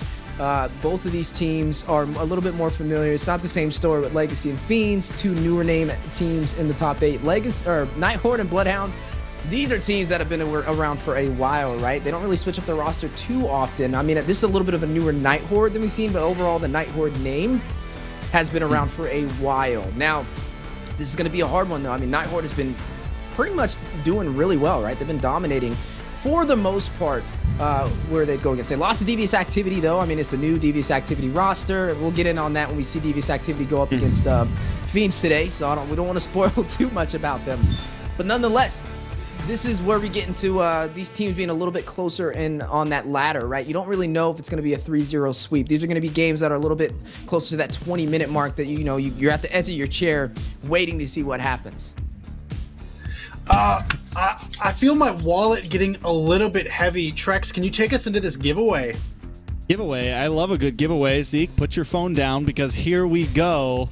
QR code on the screen. Tournament chest for everybody. Well, not everybody, just 40 of you lucky viewers. Redeem the code for a chance to win one of these, not just daily, not just a trial card, but permanent skins, first come, first serve, Rudy Dust, Fits of Valor, School Idol, one of my personal favorites. Don't even know who the X Factor is, but he's there, and the Yin Yang Mage as well. We got it all. So, and if you don't have a camera on your phone, if you're dealing with the old school Nokia brick or something like that, you got the code on the screen as well. So use them, do your thing, get your giveaways in. All 40 are probably already gone, not gonna lie. Now, next series, next game, BloodHounds versus NightHorde. Weezy, you brought it up. These are two teams that are, like, I mean, NightHorde had a great game and BloodHounds had a very rough season, honestly. But still, these were two teams that a lot of us who have been around came into this season saying these are the two teams that, you know, might try to break the ceiling and become a number 3 team instead of a number 6 or 7 team, right? And BloodHounds fell short. NightHorde showed up, I feel like, during season. But still, if there's a time for BloodHounds to be like, no, not today, NightHorde. You might have had a good season, but we want to take that number 4 slot. We want to take that number 5 slot. Maybe today's the day that BloodHounds does that, and I think that's, you know, that would be an exciting finish. NightHorde also, they got the 0 in the XP lane. We saw that get picked apart by DA. Maybe that's the answer for BloodHounds here. Steph, do you feel like BloodHounds are ready? I know that's a bold question, but they've, you know, maybe all of the matches up to this point have really been just them warming up, because we have seen them get better and better and better each game. And I know I say it every time I watch them play, but each game they are coming in a little bit hotter. So do you think they're ready for this? Honestly, it's I know NightHorde is ready, but when it comes to BloodHounds, I'm a little shaky, right? It's you never really know. I think they can either do really well or they can do really bad. But I think against the NightHorde, they have to show up and battle them out, because they're not even considered top 2, right? They're probably in that, I would say, maybe that 3 or 4th position. There's a lot of teams fighting for that number 3 and number 4 position, and I would feel like BloodHounds is right behind those teams fighting for that 3 and that 4 position right now. Yeah. Like Trex kind of said, they didn't really show up in the regular season, so for me to say that they're ready compared to the teams that have been showing up on the regular season wouldn't really make the most logical sense. But I do think that them being one of the only teams who haven't changed their roster too much compared to other teams will lean in their favor. So we'll have to see. Steph, before you break my heart, I'm going to send us to break because you're killing me. Let's get out of here.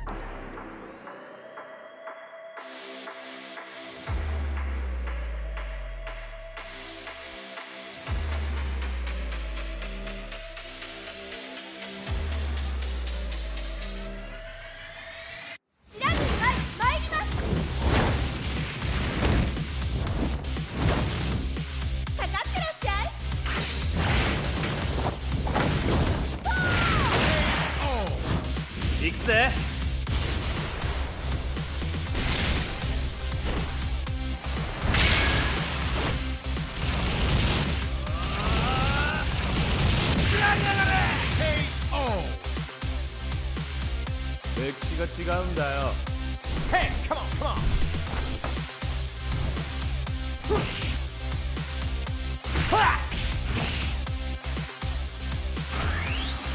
Okay. Power Gazer.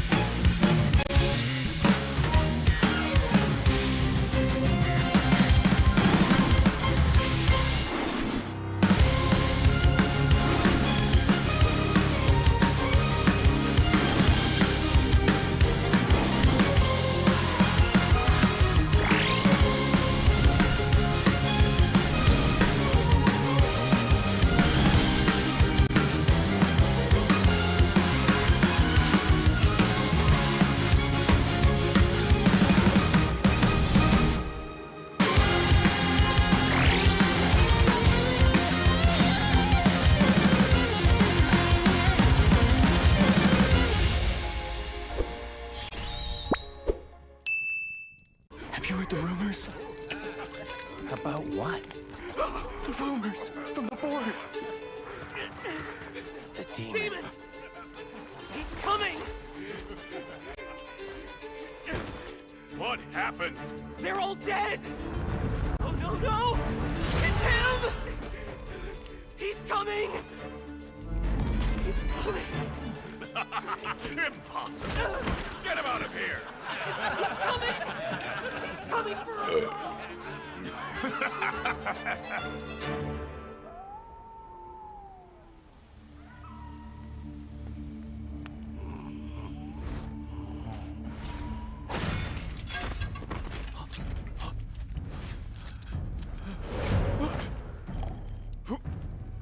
Who's there?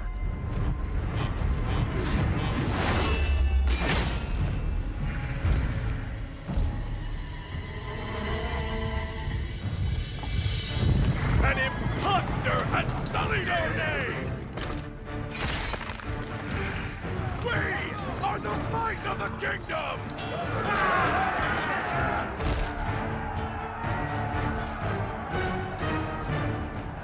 For the king!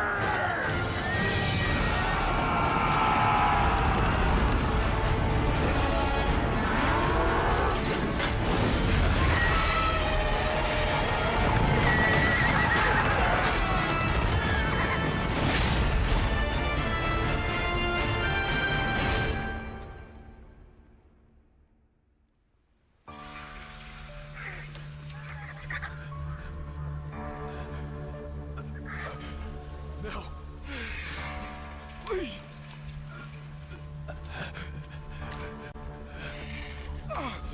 You team.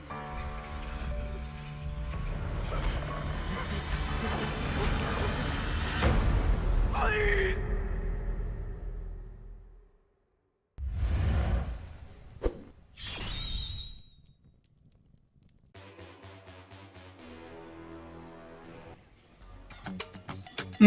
Man, let me tell you, NightHorde versus the BloodHounds. Dragons, a little bit bigger than hounds are, so I think that makes the BH the underdog in this fight.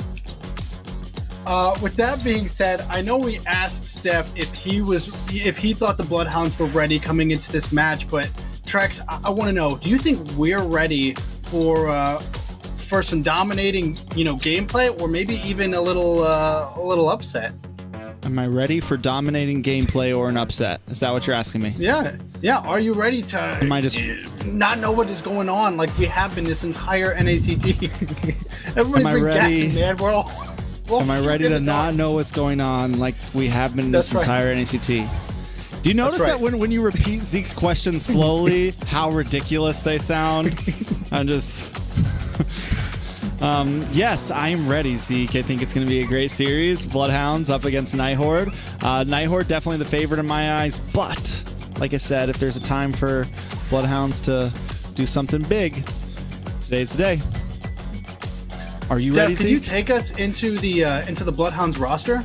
Yeah, let's go ahead and jump into it, as we are going to go ahead and see Ooga Booga subbed out for Easy Peasy. Looks like he's back in play and ready to take that fight into the land of Dawn. Ooga Booga, we've seen him rotating around, being a strong piece of the puzzle. BloodHounds ready to go head to head up against the NightHorde. Sleeps, Easy Peasy, Bokarosco, Falam, and also Templess. Is it just me, man? Is it just me, or is Easy Peasy looking really strong? I feel like every game that we go into, we end up having one of these people just like ready to rip out of their shirts, man. They make me feel bad about myself. It hurts. This is supposed to be Mobile Legends, not powerlifting. They're trying to catch up to you, Zeke. Big bro Zeke, right? They gotta catch up to you. I feel like they're getting even. I don't know if it's production doing it or if it's them themselves, but I feel like they're getting stronger every time we see them. Every day they're getting a little bit. They get more a little bit bigger and their heads get a little bit smaller.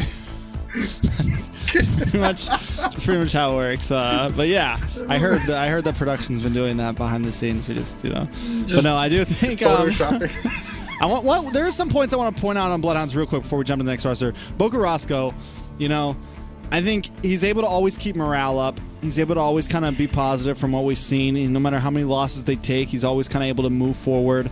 And I think, you know, he's come a long way. I don't think we can count him out, man. Whether he's had some rough drafts, some rough games, whatever, I definitely don't think we can count him out just yet. High chance the series could go, you know, all 3 matches.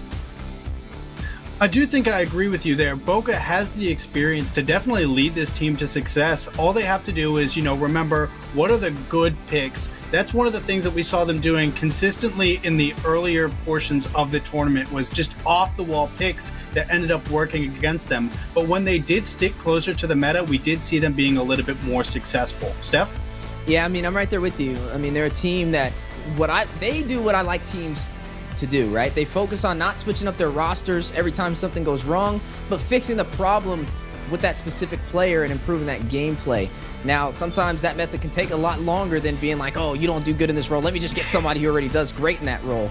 But then again, that's when you start running into synergy issues. So instead of taking the easy route, I feel like they go for more of that long path, and I feel like it eventually will pay off with what they're looking for. Now, hopefully it does here for them, because they only have one shot to move forward, as this is their official knockout match up against the NightHorde. If they lose here, they're gone, be the second team eliminated alongside LEGACi. So they definitely have to bring their A game. I mean, they've been practicing. You asked me the question, do I think they're prepared?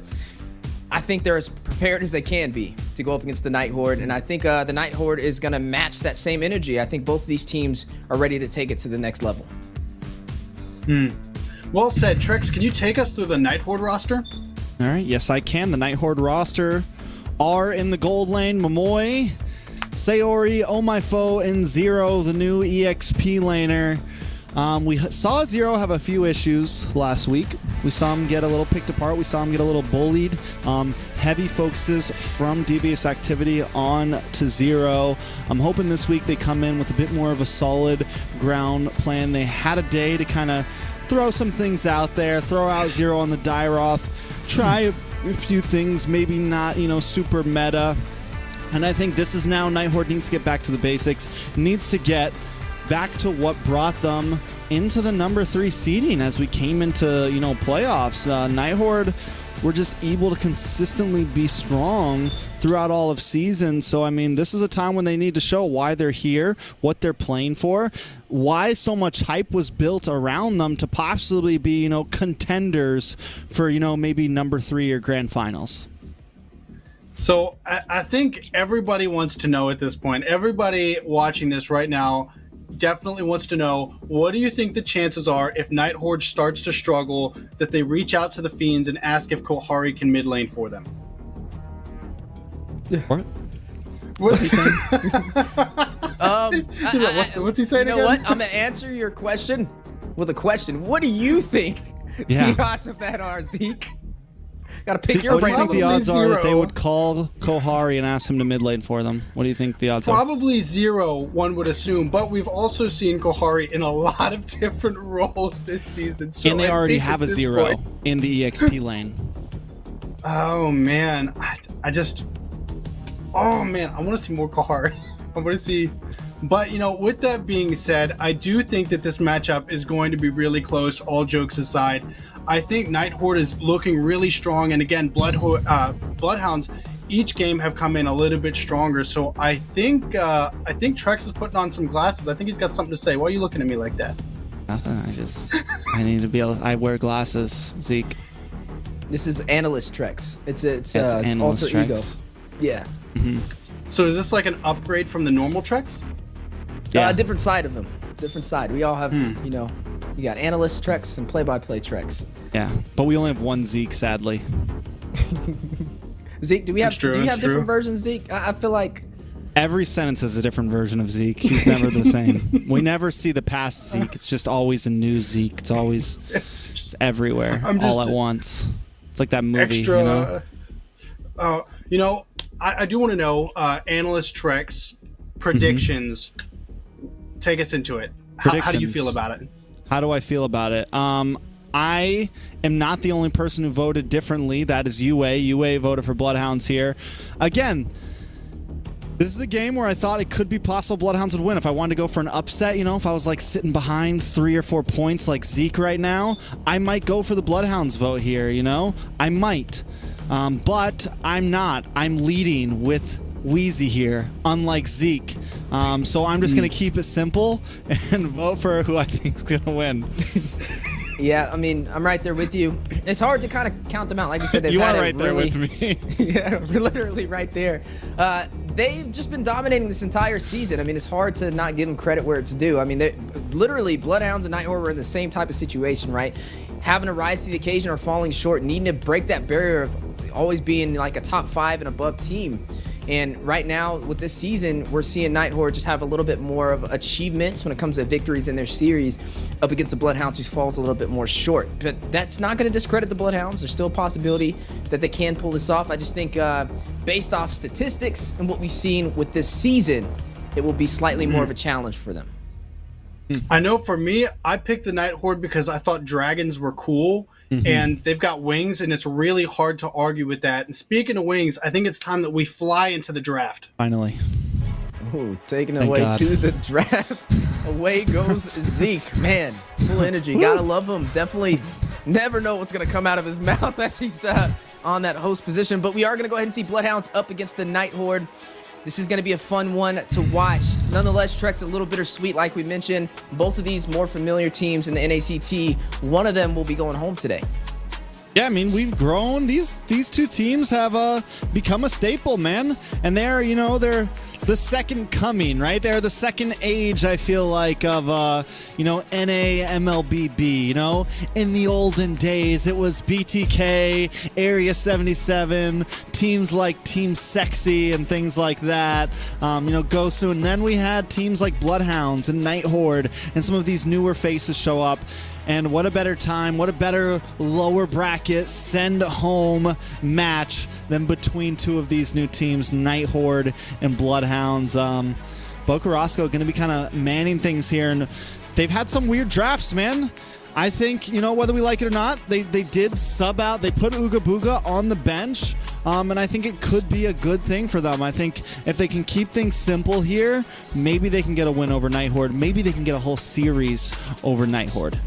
Yeah, we're going to have to see how this plays out. Like you said, their drafting has been a little bit more unique and interesting so far. But both of these teams fresh off getting swept from last weekend, right? We got to see BloodHounds go up against the Bloodthirsty Kings in a 3-0. And then on the other side of the table, we got to see NightHorde, similar fashion, up against Devious Activity, losing with a 3-0 sweep. So they're definitely going to have to bring their A game for this match.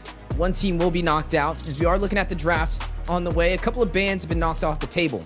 We are going to go ahead and see that Ruby taken off. It's a little interesting, right? We haven't actually seen the Ruby at all today from any of the matches that we've been able to watch. The Mathilda, a little bit more of that staple ban.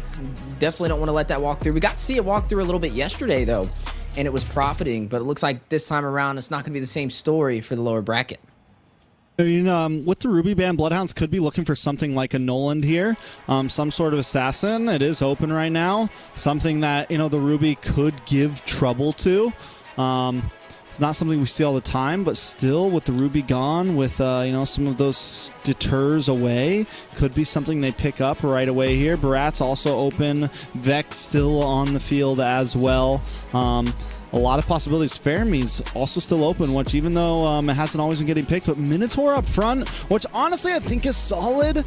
I know there's a lot of strong picks in the field, but the Minotaur just kind of, no matter what, it can be decent. I feel like whatever composition you want to pick, it can kind of work with. And now it gives you some room to kind of counterplay here. And now with the Barats open, the Masha, maybe they go for something like an X-Borg. Or no, X-Borg's gone. Oh, it's going to be interesting. I mean, some great picks in the beginning. I think the Masha is a little interesting, but Masha has been a little bit of that heavier hitter, but takes execution to be able to pull it off. But this is NightHorde we're talking about, a little bit of that upper echelon team to be able to perform when it comes to these picks. The Barats, I like it, right? He's front line. He's able to sustain himself. He has some good CC with the Detonus welcome.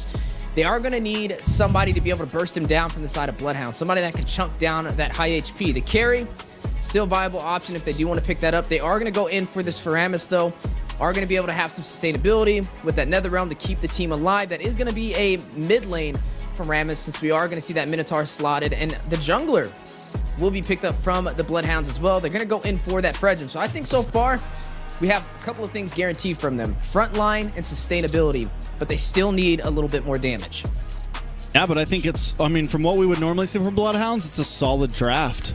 Nothing crazy, just we have our core, we have our mid lane locked down. We just need an EXP lane and a gold lane, and they have plenty of room for that. On the side of NightHorde, you know, you do bring in this big variable with the Masha pick. Yes, it is a strong pick, but it takes a while for it to come online. It takes a while for this Masha to really be such a threat, and I think with the Fermis picked up, it is a slight answer to it. It's going to be a lot harder to one-tap people. It's going to be a lot harder to take people out when you have the Netherrealm on the field, but NightHorde does find some answers to that Netherrealm. Bring in the Lilia, bring out tons of AoE, and that's kind of what the Lilia will supply you here. So NightHorde still head in the draft, head in the game, ready to pick up counter picks. Yeah, and looking at BloodHounds, they're going to need some damage, right?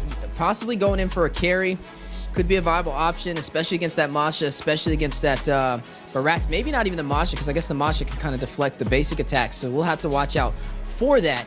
When you are looking at the side of NightHorde, though, they can be a little bit more flexible on what they pick up in that gold lane. I mean, you have the early game guaranteed, especially from Sayori, with this Lilia, with the power of Glooms, which will do really well, especially if, you know, you stack it up with that Purify. You get knocked up by that CC for the Minoan Fury, you can get back to safety, use the Black Shoes, and you're good to go.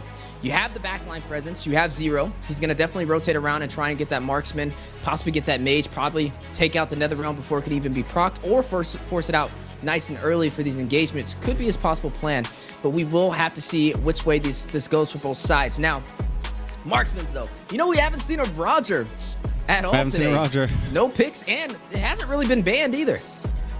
Yeah, I mean, I don't think we see it from the side of NightHorde here. The Fermis really kind of hurts the Roger in a sense. Same thing with the Taunt and the Minotaur and everything. Maybe we see it from the side of BloodHounds here. Definitely a possibility. If we see BloodHounds ban out maybe the Harith here, I think a big chance they go for the Ixia ban instead.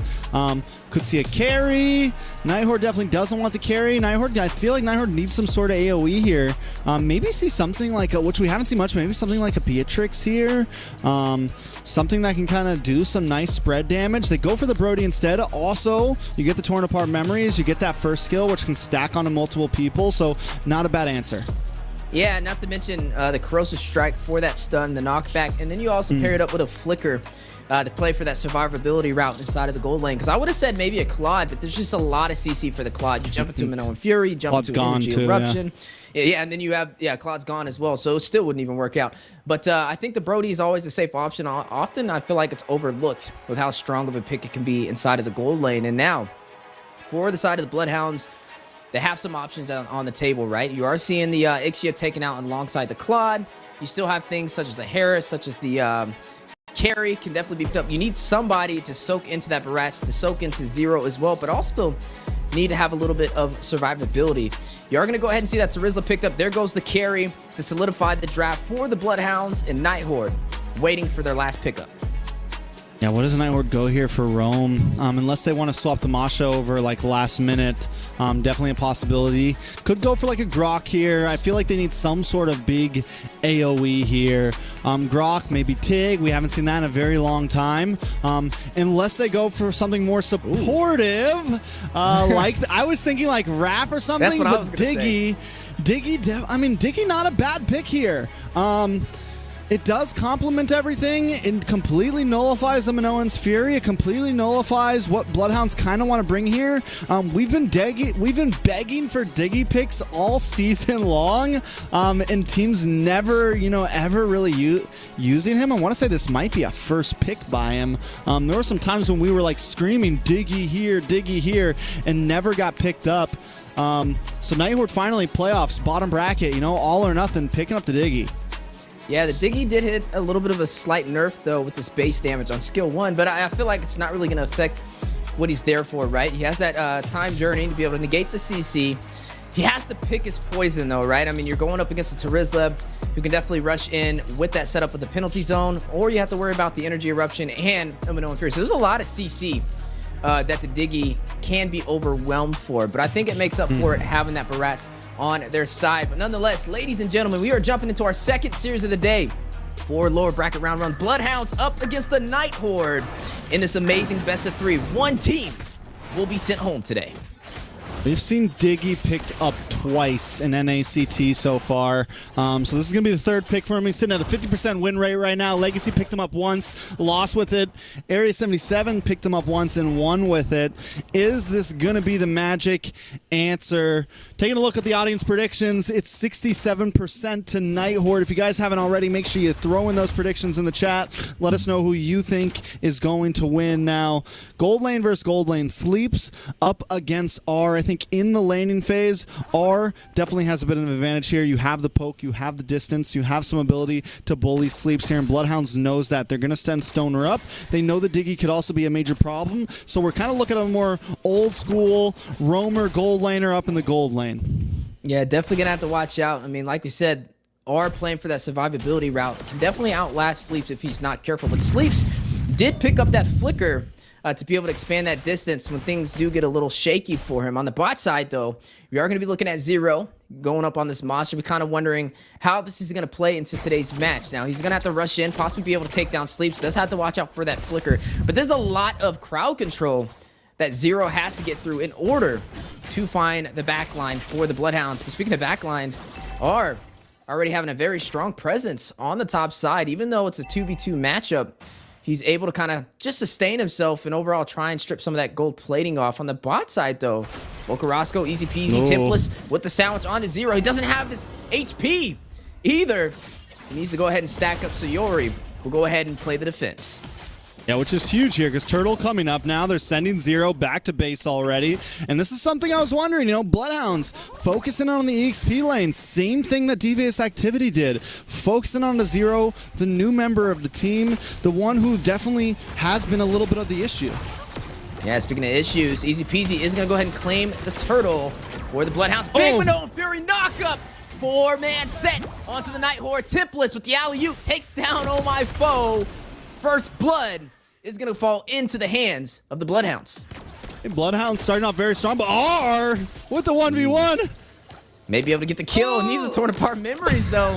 Not going to be able to pull it off, but a very close call. Both of them brought down to about 1 HP. Momoy might get sent back to base as well. Bocarasco able to pick up the kill there. I mean, 2-0. 1,000 gold lead for BloodHounds. We're just starting the game, 3 minutes in, and it's looking good for the side of BloodHounds so far. Yeah, they were able to take everything they came for and didn't lose anything to trade.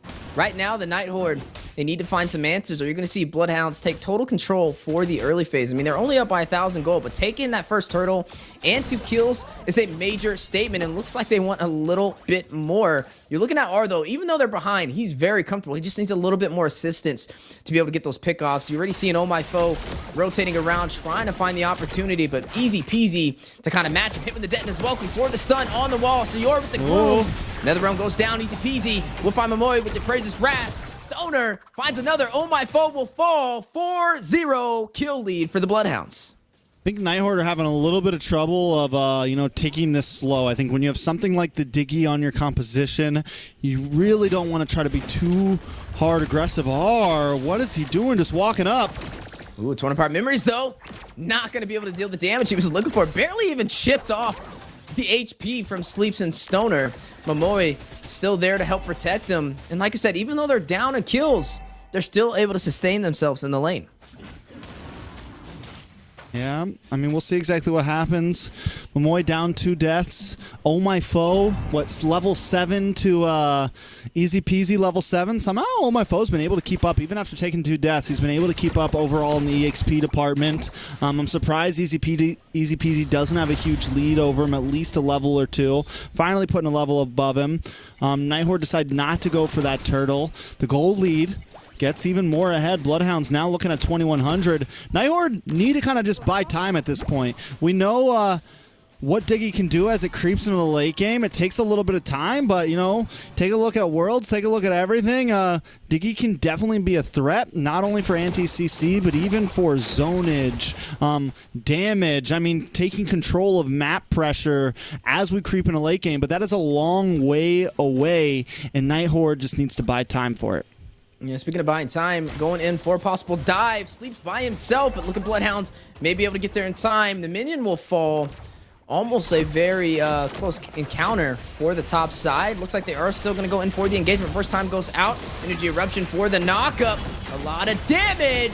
Oh, my foe, very low. Ooh. Netherrealm going down. Able to sustain the BloodHounds from the torn apart memories. The pullback from R. Both sides very low, but so far BloodHounds still in a position to push. They did lose that minion, though. Do they continue to take this engagement? They are going to wrap around. They're looking for a window of opportunity, but may be costly. Another knockup on Sayori. The flicker being forced out. 2 flickers out from R and Sayori so far, and it looks like BloodHounds will have to disengage. BloodHounds playing very cleanly, but NightHorde also answering the aggression of BloodHounds very well as well. But still, BloodHounds, a team that we saw have some very sussy plays over the past season, have some very sussy picks over the past season. Today come in with just a very simple, normal meta draft. I mean, it feels like I'm watching a different team, BloodHounds, right now. They're 4-0 up against the NightHorde. I mind you, NightHorde was the #3 finisher in season. They have a nice lead, and they don't have anything crazy going on. It's just a simple, you know, the same draft we could see from any other team. BloodHounds, it almost, you know, was this part of the plan, Wheezy?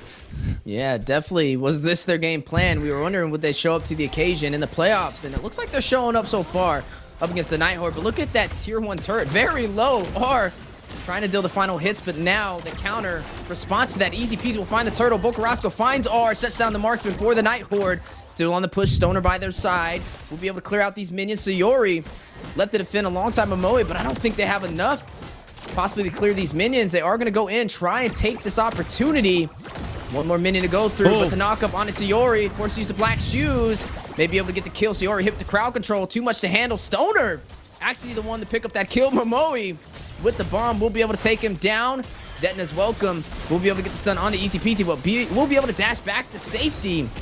We'll be able to stay alive on top of that. Praises Wrath for the coronal damage on Oh My Foe and R. Torn apart memories. Hitting Easy Peasy on his way out. Neither side will kind of fall with that second engagement, but you are going to go ahead and still see R trying to hold on to that turret. It will fall, though, and on the bot side, Templess will claim the other. Yeah, I mean, any way you look at it, these are wins for BloodHounds right here. We take a top tier 3. We take a bottom tier 3. We get a kill onto R, Sayori, major damage dealers for the side of the NightHorde. It's 7-1 right now. Who is this team? Where do they come from?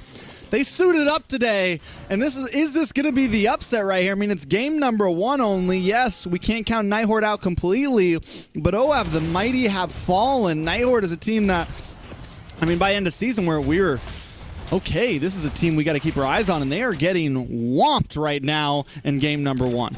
And all they did was change 0, right, in the XP lane. Not much was changed there, but BloodHounds didn't really change much on top of that, right? But you are going to go ahead and see them still fighting it out. 7-1 lead for the BloodHounds so far. 3 turtles under their belt and 2 turrets. No trade for the side of NightHorde, alongside only getting 1 kill under their belt, and that was only taking down Stoner. He can afford to fall, right? He's the roamer for the BloodHounds. So overall, still a major victory. This is what we kind of call a one-sided story.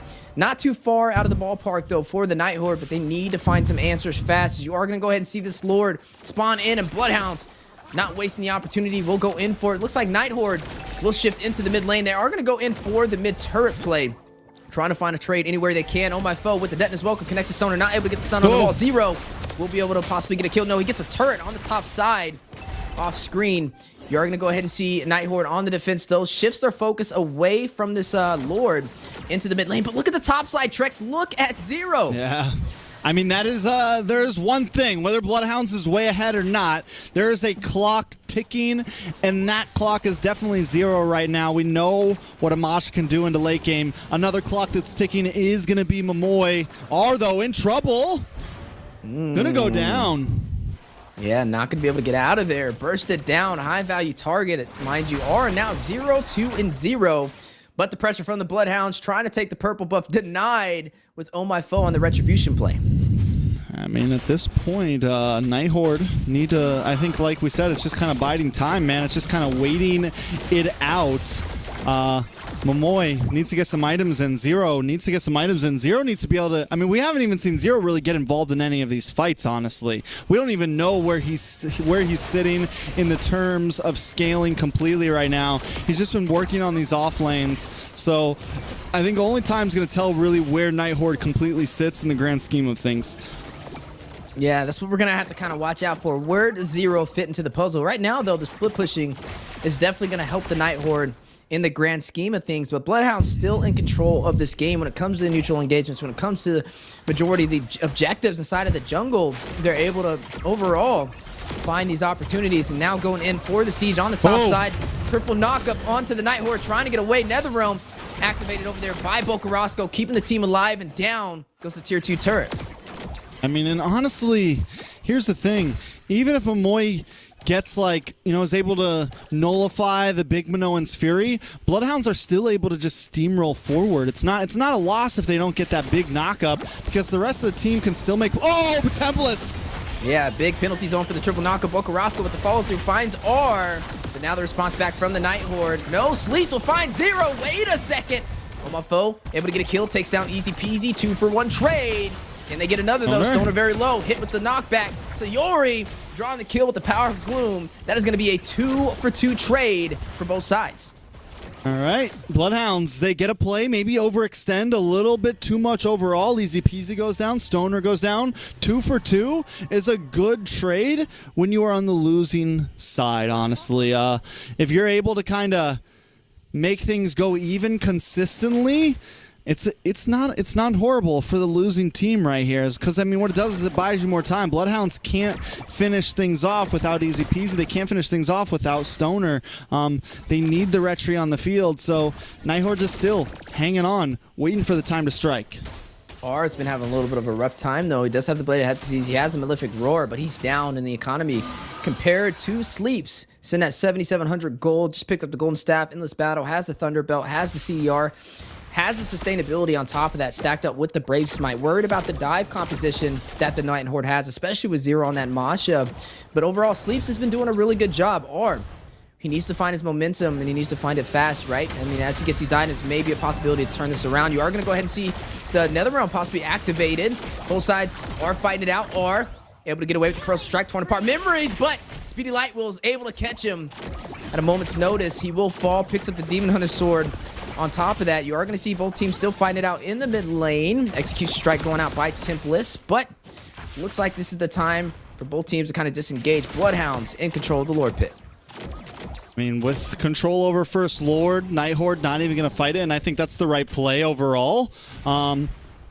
Again, we're waiting for late game. NightHorde is fully committed at this point to waiting for late game. If it gets to that point, if they can last out this Lord, maybe one more Lord. We're talking maybe, I'm thinking more like 18, 20 minute mark. Then we're in NightHorde territory of really kind of taking control of this full swing. But that is a long way away. Bloodhound's plenty of time to try to finish things up. Yeah, you're really looking at R having more damage, though, even though he's behind in the economy on this Brody. But both sides fighting it out. Turret will fall in the mid lane, stripped down to the inhibitors for the NightHorde. Lord will fall alongside it. You're going to see a Detonus Welcome Connect for the stun on the Stoner. NetherRealm being activated. Both sides fighting it out. Will Bloodhounds be able to pierce through? They are able to take that inhibitor turret. Tempest, big damage with the Execution Strike. Now going to shift their focus into the mid lane for the inhibitor. We'll be able to burst that down as well. 2-for-none combo. Leaps. Now maybe able to get out of there. Zero, rush it in. Quickly burst it down. Tempest able to get the kill, or trying to get away to safety. Far overextended, and you are going to see him be punished for it. Bloodhounds taking 2 members down and now going in for a possible game ender. They're looking at the 5-man team up against 3 members of the NightHorde. On My Foe, Sayori and Momoe left to defend. One opportunity to be able to close this out. The possible early finish at that 15-minute mark. Can they get it? Reverse time going out time journey as well. Oh, my foe will be able to take down Whoa. Sleep. Sayori, double kill finds easy peasy. Whoa. Sayori takes down Bocarasco for the triple kill. Oh. A wizard of the making, Templess. Immortality has been Crocs, needs to get out of there. Do we get the Maniac? Does she get it? Momoe with the steal. That should be illegal, but NightHorde able to hold off the aggressive push from the BloodHounds. Full man wipeout. Bocarasco back on the field, but that's only because of the passive. NightHorde hanging on once again. Able to bide more and more time. The base brought down all inhibitors. Brought down nothing but 50% health left on that crystal. And the NightHorde survive it. A game of seconds, a game of minutes. They're going to be able to maybe swing this back into their lead, possibly. They're sitting behind 3,000 gold, but that's going to change quickly. Yeah, definitely going to change in the blink of an eye if BloodHounds is not careful. You already see the momentum shifting for the NightHorde. Quickly able to take down that tier 1 turret in the mid lane. Able to claim a little bit of grounding, but they have nothing left standing between them and that base crystal. Yeah. So they need to be careful as we are now at that 16-minute mark. I mean, the later this game goes, this is where the NightHorde's going to get more deadly because these turrets aren't really going to matter as much, and that's what they're going to kind of try and bank on, play for the late game. And hey, we are slowly getting there. NightHorde, though, still off to some good defense, putting that fight into the mid lane, forcing BloodHounds to kind of rethink their decisions as the Lord has spawned in. So then those little bunnies of death coming out from Momoe there, they're going to become more and more annoying. They're going to become more and more of a pain. Oh! And there goes Zero. Zero, once again, not having the greatest game. 0-4 right now. You know, taking the name a little bit too literal. His name's 0-1, but yeah, we should change it to 0-4 right now after seeing that performance. But you are going to go ahead and see some good control in the Lord Pit from the BloodHounds, forcing Oh My Foe back, not trying to allow him to get that retribution. You're going to see the Nether Realm being activated from Bocarasco, keeping the team in this fight. The taunt goes down. Oh My Foe finds Sleep. That's huge. Sayori finds Stoner, though. 2-for-1 trade, or trying to get in there, trying to use that torn apart memories, possibly. No, Templess. 4 stacks on him, but maybe able to get back to safety. Or though, Corrosive Strike into easy peasy. Able to take him down, and now the NightHorde has control of this Lord.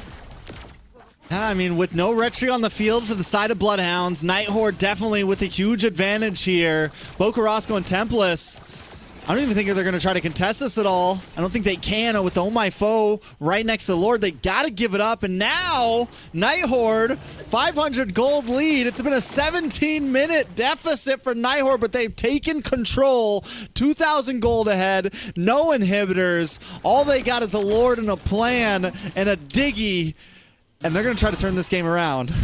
Yeah, right now, BloodHounds now on the defense, having to be careful on how they kind of play this out. I mean, the odds were stacked against them. You saw the predictions from the audience, from the casters, but they're trying to change the narrative, and they were doing a great job within the last 17 minutes of the game. But it just shows you how quickly things can change past that 16-minute mark. Once you get to that late game, nothing else matters but these team fights, these rotations for the split push, and that's what the NightHorde is kind of banking on, thinking they can do it a little bit better as Zero will be able to claim yet another turret on the bot side, opening up the map even more for the NightHorde. I mean, if anybody gets MVP, I don't know, because even though Zero hasn't got too many kills, he's been able to claim majority of these turrets all by himself, showcasing the split push capability of the Masha.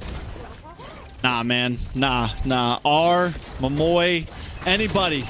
Whoa! No! R once again putting out some pressure.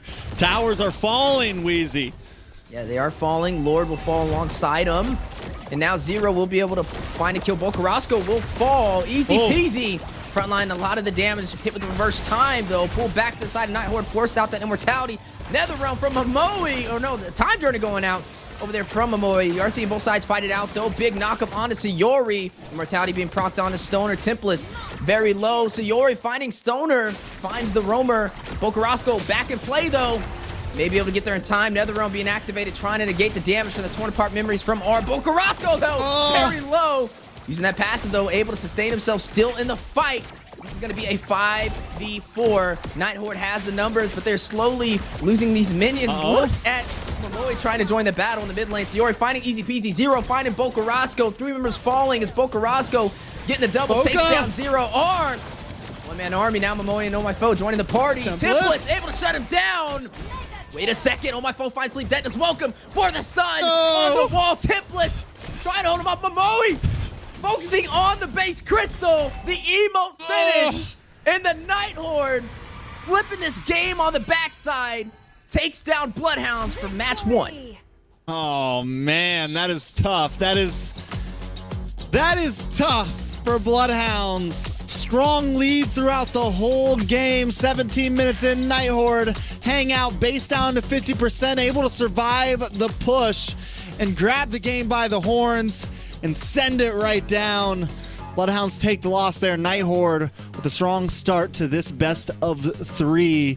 And that is not only huge just in the term of points, but huge, I think, in the terms of morale, man.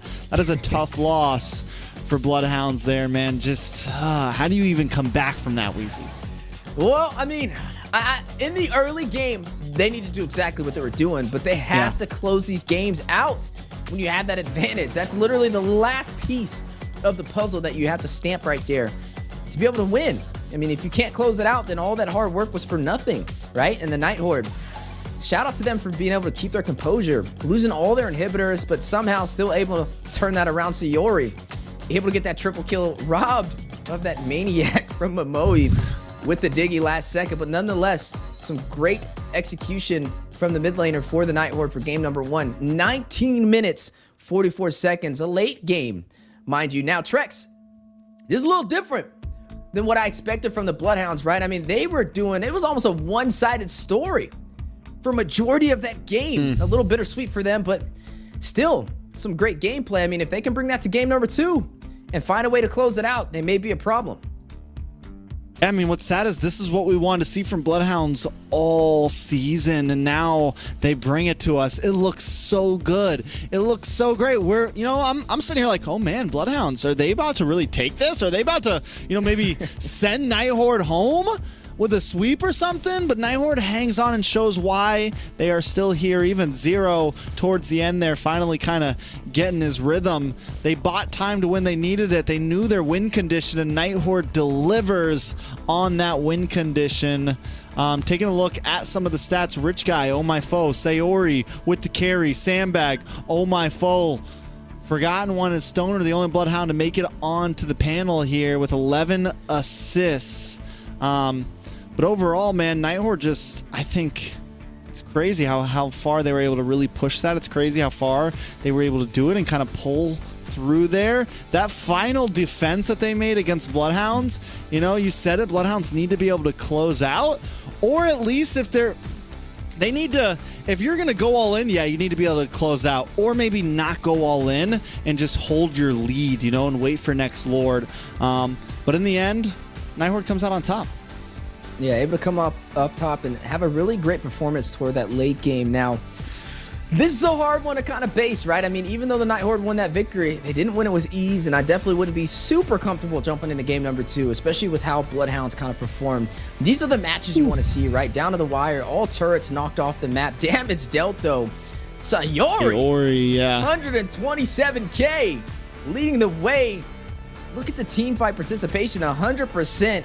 Outdoing everybody on the panel so far. And I mean, you saw it, right? When they saw that aggressive push from the BloodHounds trying to close it out, Sayori was the one to kind of make up that difference and keep the NightHorde in this game. Yeah, we definitely saw her damage really start to matter as that game crept in, you know, towards the end there. It was tough. I remember when NightHorde was, or I mean, when BloodHounds were first trying to break through the tier 2 in the middle and like the inhibitor in the middle, and Sayori was able to pick up a kill due to a little bit of overextension and everything. That's when you started to see the Lilia really start to come online, and that's also one of the things that made it so BloodHounds weren't able to just, you know, force an ending there. You drop all those glooms, you clear out minions, and you leave nothing for BloodHounds to push with. So, you know, overall, NightHorde, something they've been able to do is know what they have and make it work to get to the point when they can win a game. You know exactly whether they have an early game comp, whether they have a late game comp, they're able to get to that. You know, it was interesting too because, I mean, they pulled out the Masha. Zero pulls out the Masha. Momoe pulls out the Diggy. 2 heroes that you don't really see too often pop out in NACT, and they're able to pull off the victory with it, which is definitely a sight to see. Definitely showcasing a little bit of their hero pool. Speaking of these players, though, the spicy engagement, the demise for the BloodHounds, trying to close it out at that 15-minute mark, but then Sayori coming through, the wizard in the making, finds that triple kill. Here goes the robbery, though. This should be illegal. Like we gotta talk about this, right? We need an interview to figure out why Momoe did this. It was just plain rude, taking away that maniac. But nonetheless, a great defense, a good standing to be able to turn it around for the NightHorde.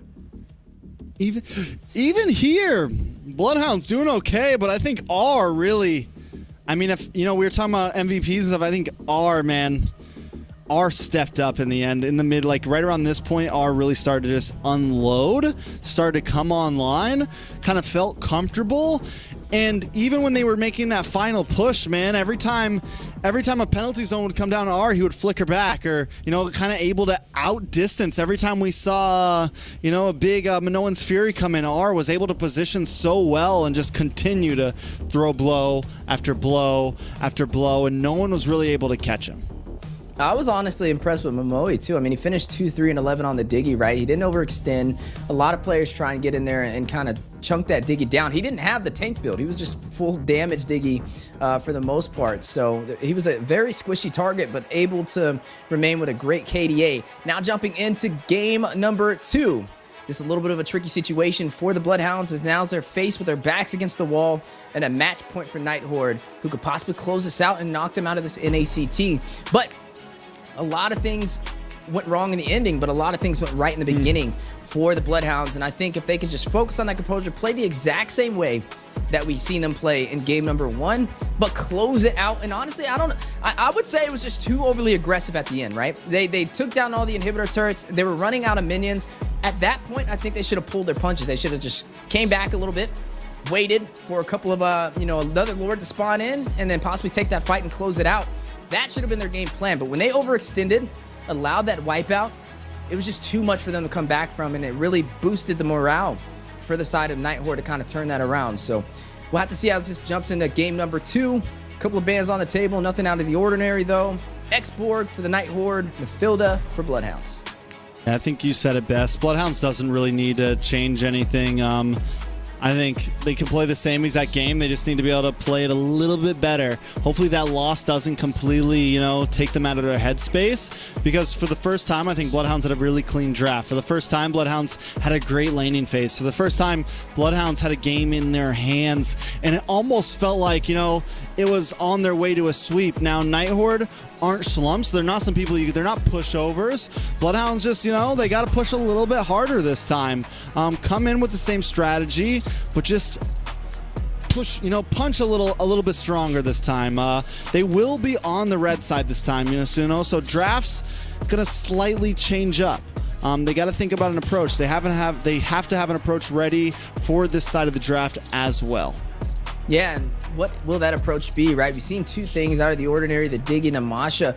And honestly, I mean, even though they had really good KDAs, it really didn't come into effect until the late game. And I don't really know if that's a good plan to really bank on, because, I mean, there was a moment where BloodHounds was possibly able to shut them down. I feel like they just one overextension costed them. But as we are jumping into the next game, we'll have to see really which way this goes. This time, BloodHounds will not be first in the draft, which gives the opportunity over to the NightHorde for the first pickup. But where do they go from here? You see the R-Lot taken off the table, so that's already one thing that they can't do. They're going to go ahead and take up the Masha, though. What's going on right now? It's like the Masha is highly prioed between both of these teams right now. Taking it away from the BloodHounds. We'll be able to pick that up. Was that the right answer, though? I mean, the Masha 0. He did good on split pushing, but I feel like it didn't really come to effect until the late game where we really saw him really do anything for the team with that pickup.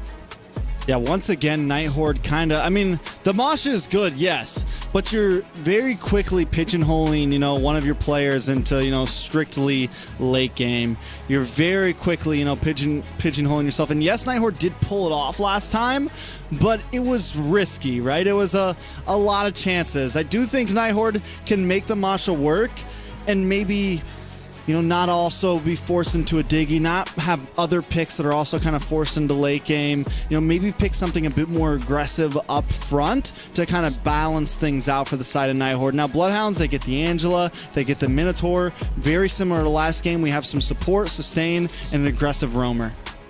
Ooh, Navaria picked up for the side of NIGHTHORDE. We'll be able to have a little bit more of that ranged damage and some crowd control to work in their favor. They are going to pick up this Yuzong, though, which is interesting. So this means that we're going to see a Masha possibly in that roam position now, as Yuzong will be in the XP lane. Now, mind you, they are going up against not only CC, crowd control over there from the Minotaur, they're also fighting sustainability from that Angela, who can kind of proc into anybody with that heart guard and keep them alive. But, running the Angela and the Minotaur side by side is going to be interesting, which means they're going to be lacking a little bit in terms of the damage that the mid laner can provide. Yeah, don't get me wrong, Angela can, do a little something, has some poke there, but yeah, no crazy burst, nothing like a Novaria that we're seeing from the side of NIGHTHORDE, but they got to make up for that now, right? So we need an aggressive EXP laner from the side of BloodHounds, and you need maybe an aggressive jungler, maybe something like that can pair up very well. They go for Templus, on the Charizla, nothing too crazy, not heart guardable just yet. We're still, maybe they pick up a Roger for BloodHounds. It just kind of sucks that their gold laner and their jungler are forced in a second phase now, right? So NIGHTHORDE can kind of predict, all right, what do we really not want to face against that if it's going to have a heart guard on it? Yeah, and we are going to be seeing this Charizla pick up again. Last time we saw the Charizla go up against the Masha, and honestly, Templus did a really good job. He was 6-1-2, had a really good game. Even though they lost the match overall in the XP lane, the man was dominating. Now, for the second game, though, he isn't going to be going up against that Masha. This Masha will be the roamer, which means you're going to be looking at Masha being very aggressive, harassing whatever jungler that BloodHounds decides to pick up. Now, the Minotaur should be okay to be able to help provide a little bit of health, provide a little bit of damage in CC, stacked up with that Angela to be able to keep that jungler alive. So, may not be the easiest team to kind of invade on, especially with this Masha pickup, but still could be a possible problem if left unchecked. The Yuzong, though, up against the Charizla, this will be one to see, right? Both of them are great on initiating. Yuzong uses the Black Dragon. He can hover around, drop down on anybody for a setup. Same thing with the Charizla with that penalty zone to be able to get those group initiations. I'm wondering, what is BloodHounds pick here? Carry open, Roger open. Roger could definitely be something we see paired up for BloodHounds. Still in problem is Harith also still open. And then jungler, I'm wondering if they go for something, maybe on the assassin line here. They have the Angela, right? They have something that you want to pair up. Joy open, Nolan open, so many different options if that's the route they want to go. It is definitely risky though. But NIGHTHORDE with the Masha already kind of paired themselves up into a, little bit more late game there. Definitely opportunity for BloodHounds to pull something off here. Yeah, and there goes the jungler picked up. NIGHTHORDE is going to go in for a little bit more damage than sustainability. They're going to go in for that Nolan. Now, this should be okay. He is going to have to watch out if they can proc that heart guard to be able to keep them alive through that burst damage. But the Nolan, nonetheless, a really strong pick. Now, you did mention the marksman's kind of being slotted in the second half of this draft. Looks like BloodHounds is going to go in for this Harith. I think this is a wise decision. It counters a lot of the marksmans available on the table. You mentioned the carry. You have something like a Roger. Both of them would have a really hard time up against that Harith. And this composition in general, with a lot of that crowd control. So we'll have to see what they pick in. Nonetheless, though, some great late game damage already from Sayori. Some great initiation, not only from Momo and Oh My Foe, but looks like it is going to still be the carry. They're going to go into the counter pick from that Harith. Not too worried about it. And it's not the worst decision. Technically, it should be able to chunk into the frontline composition from that Charizla stacked up with that Minotaur. And they need some late game insurance as well. Having this Nolan, having the Yuzong, they do have some other late game picks, but still, I think NIGHTHORDE kind of knows where they're at in this. BloodHounds, though, with their jungle, do they, after the Nolan getting picked up, all right, maybe we don't go damage jungle. Maybe we just go for something like the Basha here. Basha works well with the Angela, works well with the rotations of everything else, but you're really kind of lacking damage if you go for that. So they're in a weird position, honestly, on the side of BloodHounds. They're kind of forcing. There it is. Listen, I asked for damage. Leomord, we've seen it work with some teams. We've also seen it completely just not work at all. So high risk, high reward. Match point for NightHorde. Put it all on the line with the Leomord pick. If there's any way you're gonna run it with the Angela, right? Heartguard, Leomord. The possibilities are there. Can they make it work though, Wheezy? It's gonna be interesting. It's this is the second time we've seen Leomord so far. The first time was from LEGACi up against Gaming Gladiators, and LEGACi did not pull off that victory. Yeah, it was a 12-minute, 58-second match. So this will be the second time around. I mean, if they win this, then it's a 50% win rate. So I guess we'll probably see a little bit more of these being picked up. But it's interesting nonetheless. Speaking of interesting, though, we are now jumping into game number 2. NightHorde up against the BloodHounds. Game number 1 was spicy. Down to the late game, and NightHorde able to push through, forcing BloodHounds at match point. Now on to game number 2. Another chance to be able to stand their ground. Can the BloodHounds take this to a game number 3, or will NightHorde knock them out of the NACT? Hold on. Zero in the jungle, baby. On the Nolan. A little bit of a switch up. Now, Zero's known as a jungler, man. He's known as a high mechanical player. You normally don't see him in the EXP lane when you're watching him on stream or anything. But right here, right now, they're going to slot Zero in the jungle, which I like it. It's spicy. It's tactical. It's crazy. It's NACT playoffs, baby. Yeah, it's definitely going to be a treat to watch Zero doing something he's more comfortable running, showcasing his flexibility on the team for the NightHorde. We'll see how it kind of affects their synergy. I mean, they are up 1 game, and switching things up may be able to work even more in their favor, or it could be risky and something that the BloodHounds can kind of lean into. But speaking of leaning into things, 2v1 on the bot side, make that 3v1, 3v2 now. Sleeps very low. Zero already off to a good start. First Blood takes down Sleeps. First Blood into the pocket of a jungler that you want first bloods in. First blood into the pocket of a Nolan who you want to steamroll on. BloodHounds now need to answer back, because you know who else they need to steamroll? They need to get that Leomord online. They need to make sure he doesn't die early on. They need to make sure that he's picking up kills. So it's 2 very aggressive junglers looking for the same thing. Ooh, Phantom Steed going out. Easy peasy. Finding Sayori. We haven't seen it in a while, but it doesn't mean it does not work. And you are going to see a response back, 1 for 1 on the scoreboard.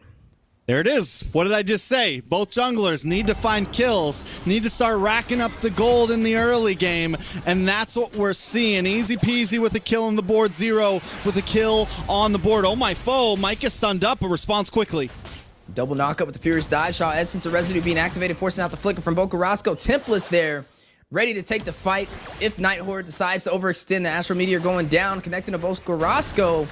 But look at the turtle. NightHorde ready to take this easy peasy, and Stoner going in for the contest. Zero will be able to claim it for the NightHorde with the Retribution. Black Dragon out as well, just in case BloodHounds wants to take the fight. All right, well played, well played. NightHorde with about a 700 gold lead, nothing too major. They get the first turtle. Rotations all around, something we do have to look at. Sleeps versus RR, level up right now. Sleeps already taking a death. Gold lane is going to be a deciding pick as we creep into late, mid and late game. We saw R be such a game changer as things went forward in game number 1. Boca Roscoe goes down. Sayori able to pick up the kill. I can already tell at some point this game is going to hit a bubbling point. We have 2 very aggressive junglers, and at some point, someone has to fall off, right? One of the teams is going to get that big wipeout moment. Ooh, Phantom Steed going down. Combo with the Heart Guard provided by Boca Roscoe. Trying to go in for a possible proxy on the lane. Not able to do it in time, though. It looks like they may be able to get it nonetheless, but not able to find the opportunity they were looking for. Top side, though, 2v1. Templess able to sustain himself. Good try from the NightHorde. Still leading by 1 kill. And both teams just nonstop looking for ganks in the off lanes, man. One thing that's nice here is both teams looking for their own plays. They're not really responding. It's like, all right, we're going gold, you're going EXP. We're going EXP, you're going gold. Turtle now, though, going to be up in 30 seconds, which means both teams got to come together at some point. Both teams got to meet each other here, and this could be that bubbling point I was talking about. This could be the fight that maybe turns into more than just a 1 hero down type of play. Yeah, you are going to see Easy Peasy pick up that Hunter Strike give him a little bit more of that mobility, a little bit of that physical pin as well to be able to take that fight at any given moment, especially with that Phantom Steed, right? He already has a lot of mobility. But speaking of mobility, there's a match that we see time and time again in the Land of Dawn. Typically, the Harith kind of profits a little bit more, but are willing to take that fight. Momoe look for a possible thunderclap. You see the Heart Guard hovering over Sleeps, ready to kind of take that fight just in case they want to go in for the dive. Yeah, it does get canceled out. Should still be able to have it ready for this turtle coming up. And this time, easy peasy, gonna get the lead on the turtle. Let's take a look at some of the items. It does look like R holding about a 600 gold lead over Sleeps right now. Gonna be huge. Taking a look at Roam's, things both very similar. Ooh, you're gonna see the Phantom Steed go down. Turtle very low. Heart Guard being activated on the easy peasy. Zero again with the Retribution claiming the second turtle for the NightHorde. Momoe finds Stoner. Easy peasy on the chase. Momoe trying to get out of there. He was able to get a kill, but bursted down himself. Easy peasy getting the kill. Oh, my foe very low. Needs to get out of there. Furious dive, enhanced soul grip. Can he sustain himself? No, he can't. A double kill into the hands of Easy peasy. Sleeps. Finds one as well. Shuts down R on the 1v1 matchup in the gold lane. All right, BloodHounds back in the game here. They get a kill up top. They lose a turtle, but they find a kill on the boss side as well. Sleeps now coming out on top of R, finally going to kind of even things out here. Bocarasco with the Heart Guard has also been detrimental to every play they want to make, but look at Zero up against Easy Peasy here. Yeah, on the invasion for the orange buff. Needs to get out of there, though. Phantom Steed activated. Zero trying to maneuver through the jungle. Heart Guard activated, keeping him alive. Zero very low, maybe bursted down. Bocarasco will take him. But Speedy Light Wheels from R. Trying to get a response back. Finds Easy Peasy. Maybe able to get Bocarasco as well. Stoner on his tail, though. Does find him. Gets the double. Boca falls. Stoner finds R to respond. 2 for 3 trade. Overall, BloodHounds winning in terms of numbers and up on the scoreboard. I'm trying to do the math. I'm trying to do the calculations. I'm trying to figure out if that was a good trade for R. Personally, I kind of think it was. It just sucks that they already lost Zero. But R does put some pressure on the board. Dying out in the end of it, though, ends up putting Sleeps, the gold laner of BloodHounds, in an even bigger lead here. And that is where it's hard to say if it was worth it, right? Should he have just let Zero go down and not pushed in? Easy Peasy does finally take a death to the face, which is big, but still, I don't think it's going to be nothing too horrible for Easy Peasy on this Leomord, which is, I mind you, starting to scale, man. 3, 1, and 2. You pair that up with the Heart Guard, he can chase down and catch just about anyone he wants at this point. Third turtle on the field. We're 7 minutes in. NightHorde still somehow holding a pretty decent gold lead here. BloodHounds need to try to turn things around. Yeah, Easy Peasy being a real threat over there with this Leomord that they have to watch out for, especially stacked up with Bocarasco on that Heart Guard. You are going to see the Heart Guard activated, though. The Petrify. Quadruple knockup play from Oh My Foe. Zero. Gets the next turtle. Gets a kill. R finds Sleeps. That is going to be Stoner falling. Zero did take him down as well. That is going to mean NightHorde wins that trade. They get 2 kills, they get the turtle, and BloodHounds having to fall back. Man, he may have been in the XP lane for a little bit, but this man's retry finger has not gotten rusty. Zero sitting at 3-0 right now on neutral objectives. Really, I mean, honestly, he feels like the one that has kept this team with the gold lead, man. Yeah, he may have made a bad move earlier trying to invade, taking a death, but still, Zero has been on fire when it comes to getting the objectives. He's been on fire, moving around the map, and just overall keeping pace of the team. Yeah, I mean, we've seen him on this Nolan perform time and time again as well. So definitely something that he kind of thrives in when it comes to comfortability. Overall, some great execution from the NightHorde to be able to stay in this game. But that knockup from Oh My Foe, that quadruple knockup with the Furious Dive really opened up that pocket for Zero to be able to use that Retribution. And then Oh My Foe hovering around again, using the Black Dragon right after it to keep BloodHounds on their toes, forcing them out of the turtle pit. Yeah, so at this point, BloodHounds, what do, right? They're starting to lose that moment of security from the Leomord.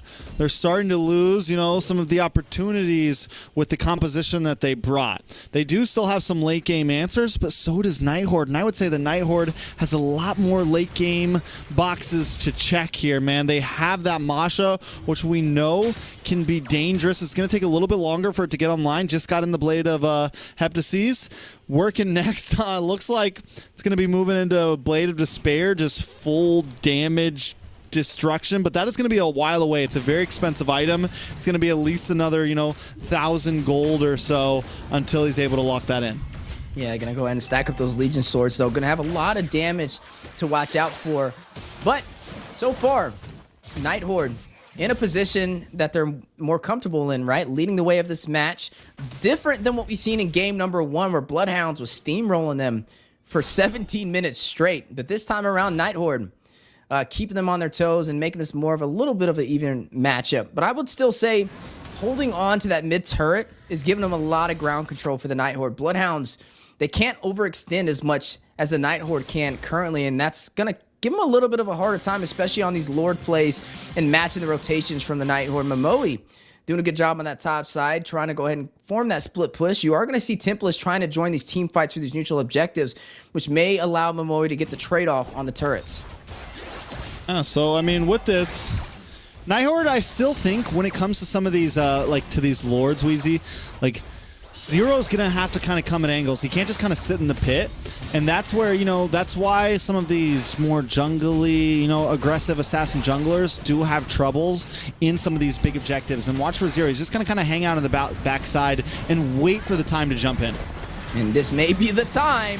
Black Dragon hovering around. Big knock. And Momoe is going to claim the tier 2 turret for the mid lane. Flicker in. Easy peasy. Finds R. Having a great performance so far. Sleeps to take down on my foe. Zero, go ahead and claim the Lord for the NightHorde. And now maybe able to get a kill. Sleeps will fall. Momoe with the thunderclap, but easy peasy with the response. We'll be able to shut them down. And it's going to be a 1-for-3 trade, but the NightHorde able to take that Lord away from the BloodHounds. Yeah, I mean, and that's with that, NightHorde, yes, I mean, they lose 3 members. But BloodHounds doesn't get anything from this. They need to, I feel like they should have tried to shove down that mid, take a lane there. Instead, all they do is defend. NightHorde going to have everybody back up on the field before they get this push, and maybe NightHorde's going to be able to pull something off here. Yeah, it looks like they are going to go in for the contest of this Lord in the mid lane. Not going to allow it to push up. You're going to see that Astral Echo connect. Slowing down easy peasy. Slowing down Tempest, but Zero far behind enemy lines. Looks like he's going in for a little bit of that jungle, waiting for an opportunity to strike. Looks like the Lord will not be used to the NightHorde's advantage, though. BloodHounds able to make quick work of it, but they are now stripped down to their inhibitor turrets. And they do get the, NightHorde gets that tower on the boss side. Oh, my foe able to pick it up. NightHorde still holding a 5,000 gold lead. In the end, NightHorde wins out on that trade, man. They lose a few members, but they gain some space. They gain a bit more gold, and they stop BloodHounds from pushing out at all. Taking a look at some of these items, are holding a strong lead over Sleeps right now. Got the Crows, got the, the holy trinity in of items. Now gets the Manta heal as well, and I think next he can go for something defensive if he wants to. He can pick up Thunderbell. He can maybe go for Immortality. He can just juggle this last item any way he wants to. Sleep's gonna need a little bit more time to really come online. Yeah, and that could be something that the NightHorde can try and close in on, right? I mean, right now, BloodHounds is on the back end with their inhibitors, only holding them back from that base crystal being burst down from the NightHorde. They have to play a little bit safer. I mean, NightHorde, if they win this match, BloodHounds is knocked out of the NACT Spring Season. They have a lot to lose right here. There's more insurance for the NightHorde to be risky. They know, hey, not only do we have these turrets behind us to be able to run back to and force the BloodHounds to have to go through, but we also have another match just in case things do go south. But this is different than game number 1, Trex. We saw BloodHounds dominate the entire first 17 minutes, but then couldn't close it out. This time, it's looking more like a one-sided story for the NightHorde, but can they do what the BloodHounds couldn't? Yeah, because here's the thing. NightHorde knows how to play the patient game, right? NightHorde knows how to, play for late game, even if they don't have the early game. And this time, NightHorde have the early game, right? They've been winning this game through and through. Even when BloodHounds has felt like they, win a small skirmish, maybe are on top in kills, NightHorde has always been on top of objectives. They've always been on top of gold. They've still been in control. BloodHounds has only taken 1 tower. To put this into, when you look at the whole map as a whole, BloodHounds has taken 1 tower on the field. Yes, they've got a few more kills, but they've really been behind. NightHorde has been control, has been in the driver's seat this whole game. And BloodHounds, I don't know if they're going to be able to come back in a late game. I don't know if they really have that many answers when we creep into the late game here. Now, Lord down to about 50%, and look at the side push from Momoy. Yeah, big push, trying to go in, trying to keep them on their toes. Oh, my foe takes down Sleep's hard guard, activated on the easy peasy, though. Trying to go to response, trying to find a kill to even out these odds. You are going to look at NightHorde still in control of the Lord Pit, and the disengage from the BloodHounds will allow them to take this opportunity. Another major objective in their favor to be able to possibly push through their base now, right? I mean, with this Lord, I mean, you already seen that the inhibitor on the bot side got taken down by Momoy on this Masha pickup. Yeah, I mean, at this point, I feel like BloodHounds, I feel like they just kind of have to go for something here. There's not really, you don't really have like a big late game answer. You don't have some huge security here. You got to look for a big play and look for like the team wipe, man. You got to look for that big penalty zone paired up with, your steed and everything, your heart guard, and just get aggressive and see if you can pull something off here. Because at this point, they're just writing, they're writing their names on their gravestones right now. NightHorde feeling confident coming into late game.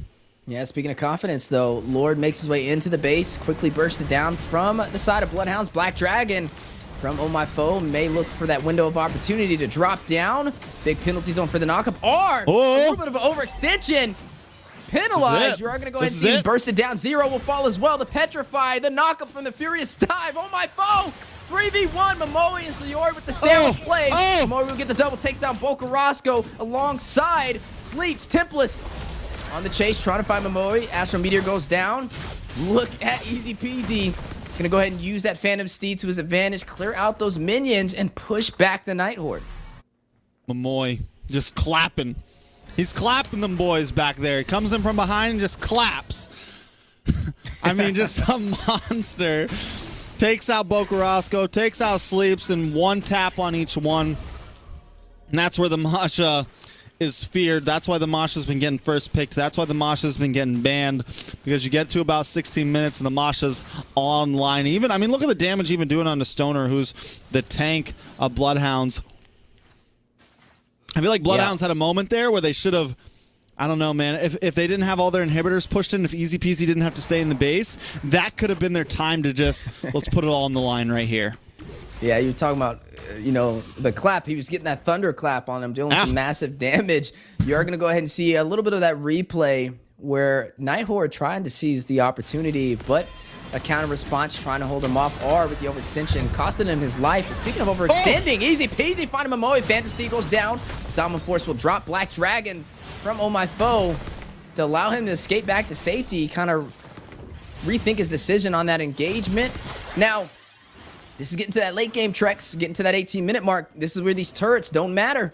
This is where the NightHorde has to be able to close this out, or they're going to find themselves in the same situation that the BloodHounds was in game number 1.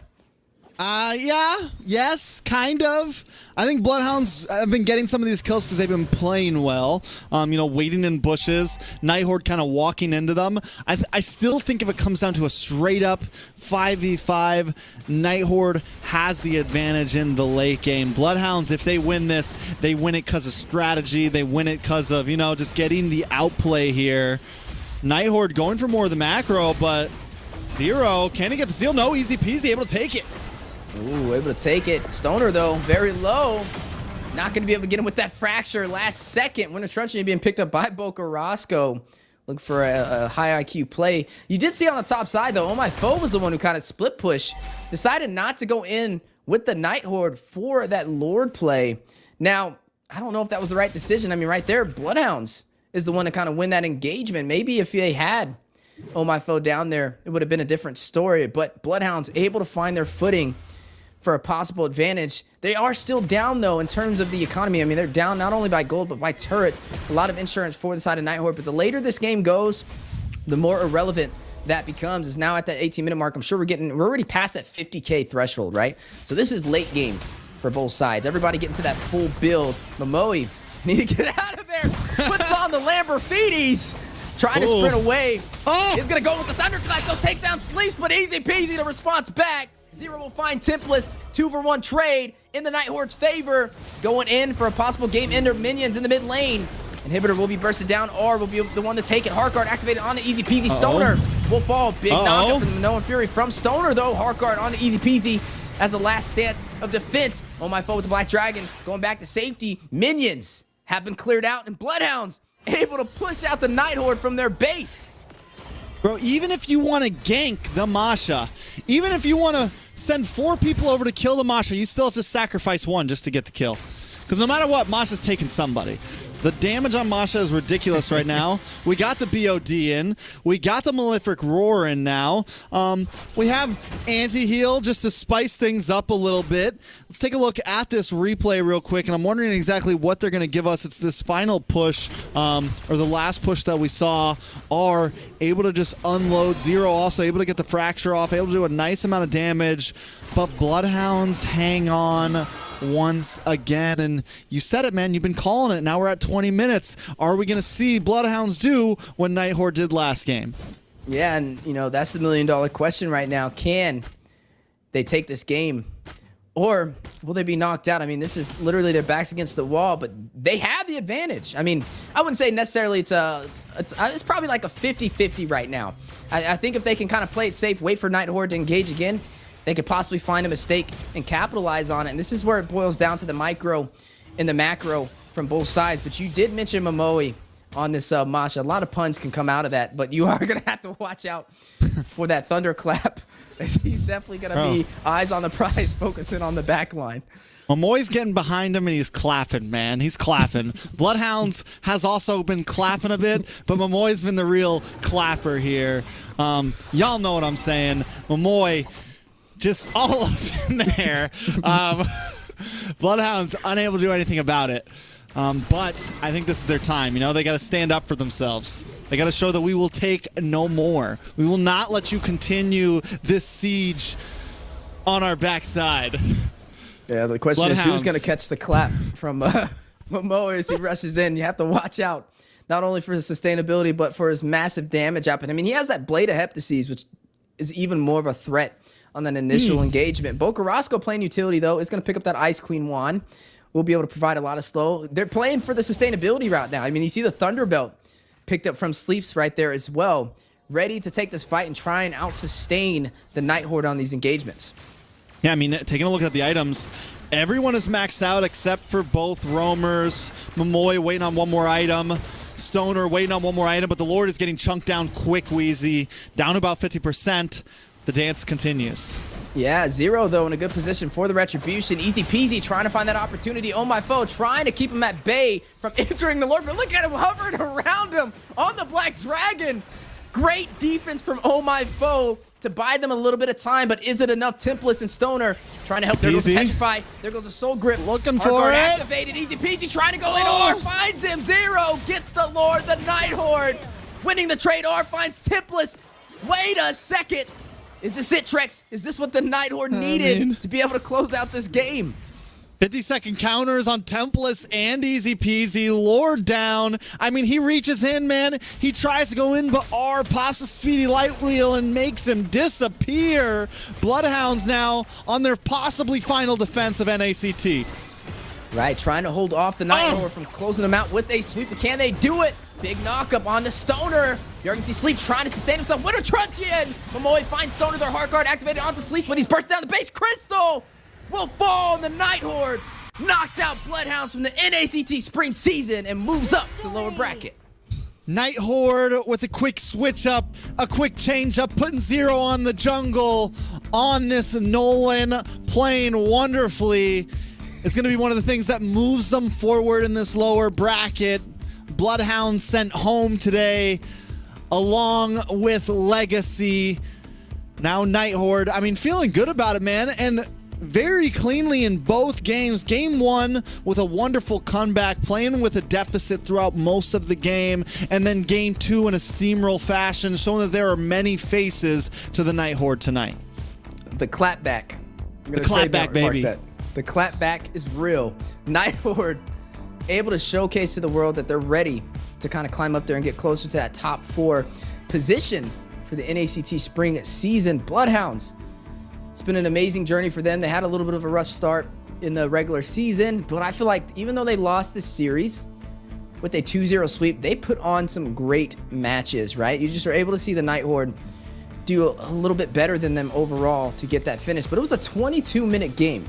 When you see games go that long, that means that both sides were most of the time doing things right. I guess game number 1, I guess I can't say that because the NightHorde was losing everything, just a beatdown for 17 minutes, but then they turned it around. But nonetheless, I really enjoyed that series. BloodHounds, like you said, a more familiar team. Definitely looking forward to seeing them compete in future NACTs, but there can only be one winner in NightHorde. Man, the clapback, it's there.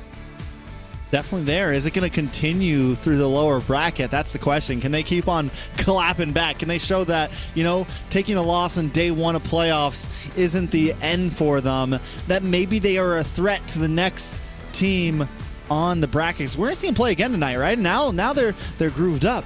They're ready to go. They've taken a win. Sayori with the carry once again, 135,000 damage. It never even feels like it, man. Sayori is the silent killer, man.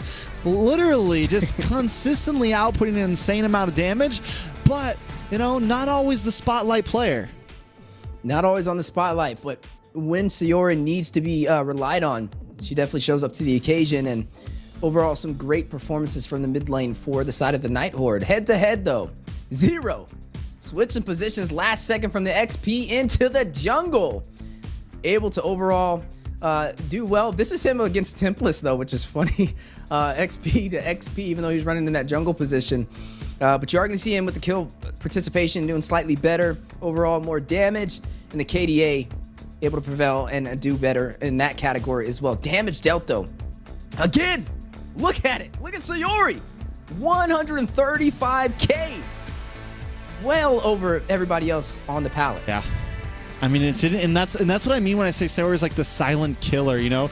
Because some of her picks, you know, something like this, something like the Novaria, when there's so much going on, when Zero and Momoy are making so much action happen, you don't see the output that Sayori is doing and, you know, how detrimental Sayori's gameplay is to the team. I feel like sometimes Sayori is overshadowed, you know, by the flashy players like R, by the flashy clappers like Momoy, by Zero switching position, but Sayori is really, you know, feels like the saving grace of this team sometimes. Yeah, I mean, just a very strong pickup for the side of the NightHorde, and I'm excited to see where this goes for them. I mean, like you said, they still have another match today, and it's the lower bracket. Everything's on the line, and I mean, they got to go again, and this time against a team of a higher caliber. I mean, we're going to be seeing them go up against Area 77. This will definitely be a little bit of a harder one, considering Area 77 is done slightly better than the BloodHounds in the regular season. Now, this is going to be a treat to watch. I would say the NightHorde needs to continue what they're doing. Game 1 was a little shaky, but they were able to find that composure in game number 2, and they were able to push it off with a clean sweep. All right, and I think our favorite host is back, Mr. Zeke. How's it going, man? How'd you like the games? Those were awesome games, dude. Both of them absolutely sitting on the edge of my seat. BloodHounds came in really strong that first game. We all saw it. They were controlling, and then NightHorde managed to take back, you know, and secure that first game. But we saw a little bit of a different game played in that second one, where we saw NightHorde controlling a little bit more. And, you know, you guys just got done saying it. Were we going to see the BloodHounds do that exact same thing the NightHorde did the first game? The answer was, in fact, no. But the fact that they had us guessing, I think, speaks for itself. Yeah, I mean, the match definitely kept us on our toes. It was an enjoyable one. I like to see those matches that go past that 17-minute mark. And we had a 17-minute game, and then we also had like a game over 22 minutes. So it was definitely a good series to watch. But we're just getting started. I mean, we're only halfway through today's series. I mean, and does I think NightHorde plays again next game? or does it swap over to the other one? Either way, we're seeing both teams that we're seeing Fiends and NightHordes continue on their lower bracket runs, and they're oiled up. They're ready to go, man. They're greased down from head to toe. They're ready to wrestle, you know? They're ready to bring in the smoke. Area 77, DA, they still gotta get it together. DA, Area 77 coming in these series from losses. Fiends and NightHorde, they're coming in these series from wins. So, you know, the momentum's already there. We might have to change up some votes here.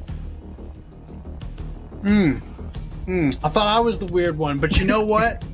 What's not weird is who the MVP is. Steph, who do you think it's going to be? Sayori, hands down. It's got to be Sayori. Ooh. That would be my guess, just overall with the domination.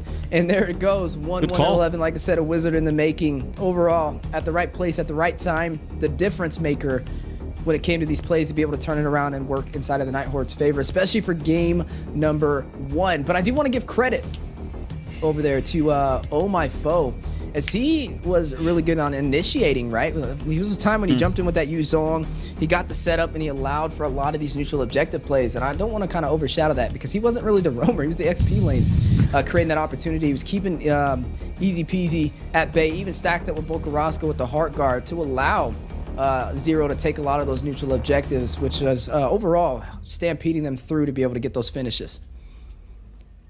Most definitely. Very well played by Sayori. Very well played by, I think, all of the NightHorde really showed up tonight. We were a little worried about them after last week, and you know, I think there's still some issues. We still haven't solved the Zero EXP problem, because even in game 1, he was kind of the weakest link. So maybe the answer is, let's just put Zero in the jungle, man. Just put Zero in the jungle. That could be the answer here.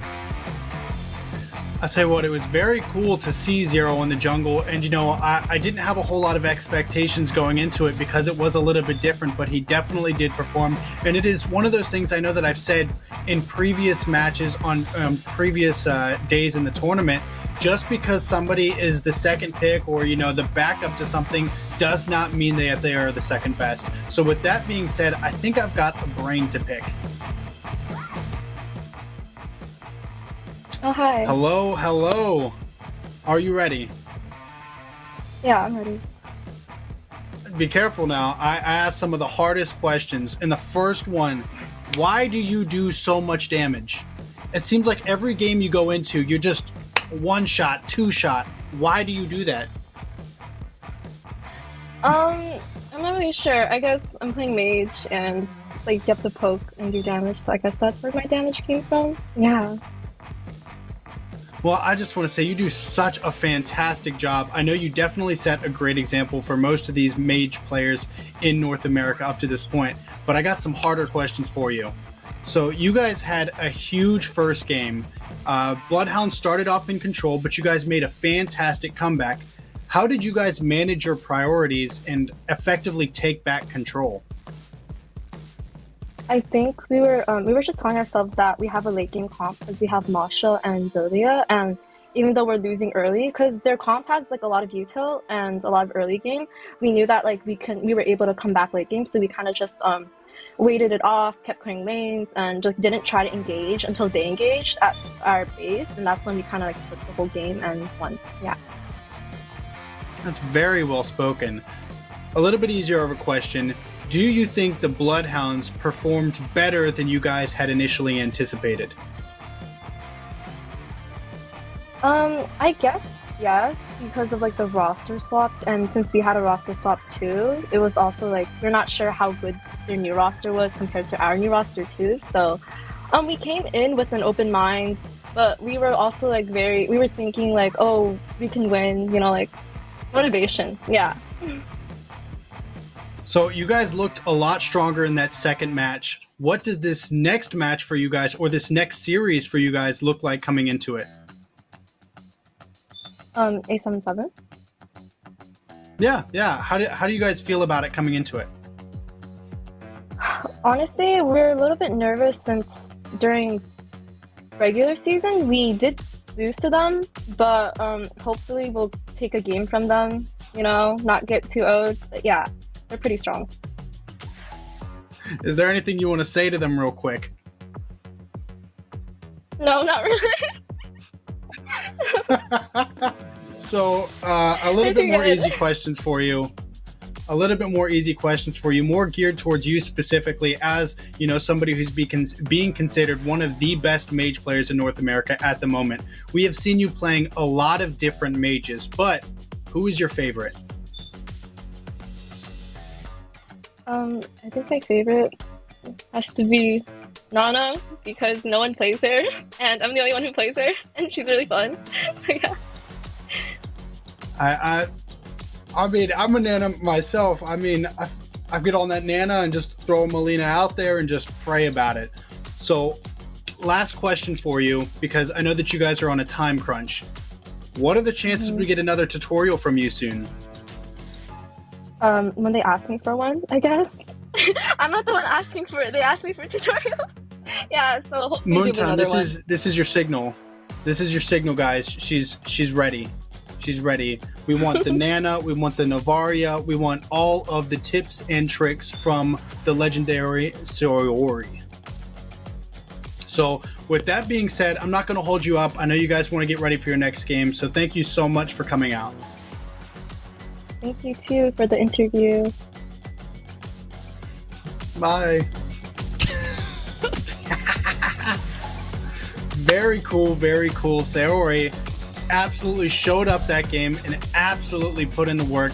You know, some might even say carrying NightHorde through that second match with that damage from the Navaria. Steph, how did you feel about it? Honestly, I mean, gotta give credit where it's due. She showed up, she performed, she did what she was supposed to. No complaints on my side. Look forward to seeing their match against Area 77. I do think it'll be a little bit of a harder match, but I think they're ready to rise to the occasion. And it's going to be our next series. So, I mean, there is no break for them. So, like you said, on that time crunch, and we have to see how it plays out for them. Yeah, definitely. I mean, it's nice to see her.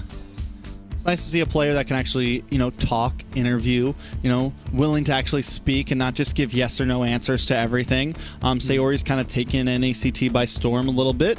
You know, another wonderful mage player in the mid lane, another player who's actually been able to compete with some of the best. And I think we see a lot of great things from Sayori in the future of NACT. That was something that actually took me by surprise. I knew that she was well articulated, but she was so in depth with some of the answers that it even caught me off guard. I felt like some of the stuff was, they were tricky questions. You know, talking about how did you guys effectively take control back over that first game? And she said it so well. They recognized that they had to wait it off. They had a better late game composition, and they did exactly that. It is sometimes easier to say something than it is to do something, but in terms of NightHorde, for that match in specific, it was textbook. It was a textbook comeback. Dang, I think her being articulate's rubbing off on you, Zeke. That was well put together. Best put together sentence you've ever put together. I think at this point, it's probably better that I send us to break before anybody thinks I have a few more brain cells than I actually have. So with that being said, bye-bye.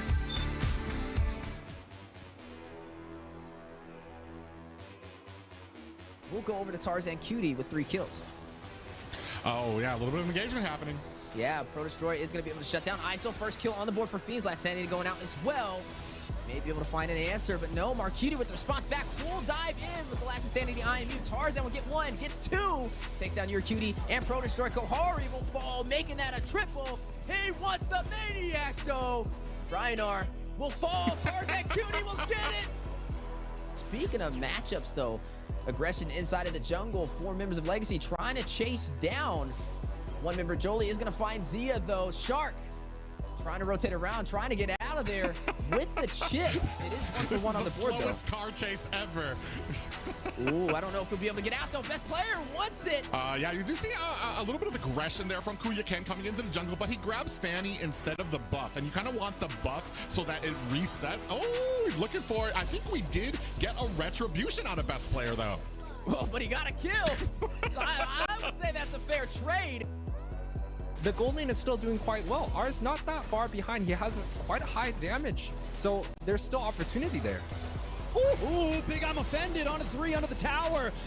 But the Minoan's Fury lands onto 3 more. More damage coming out. The Devious Passion able to lock onto Zero, but Zero goes down. T takes the shots to the face and does not fall. Yato, Melon picking up a kill. Devious Activity find 3 members without losing a single one. Now they're just playing kind of like the bully ball. It's 13-1, and they're able to just pick apart NightHorde here. Ooh, Momoy does get the ammo fended on. Followed up by the bombardment. Yato taking out 3 members off the field for DA. And Kush is out of town along with Melon. Nice wall coming from Momoy. Full barrage connects. The damage, Yato able to help him out, but Bosch might not be able to get away. No, R gets the killing spree. And now Devious Activity looking for the response. A little bit of damage on Sayori. Kush able to find the kill, but R is just unloading. Bomb.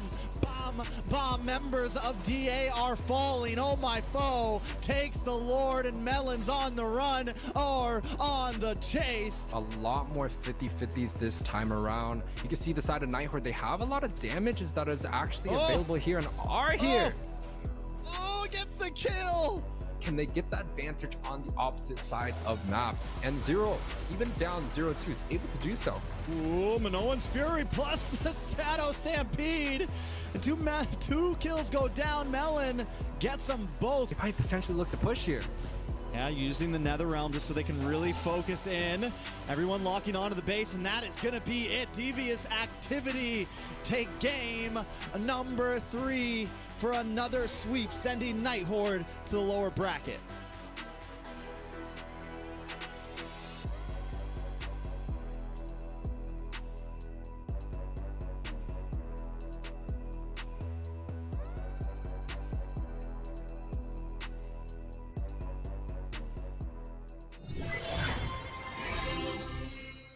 Maybe the high IQ play needed here. The final hit to Shark able to get out of there. Alright, let's do Lord. It's kind of getting a little bit iffy right now. Can we do it? I need help.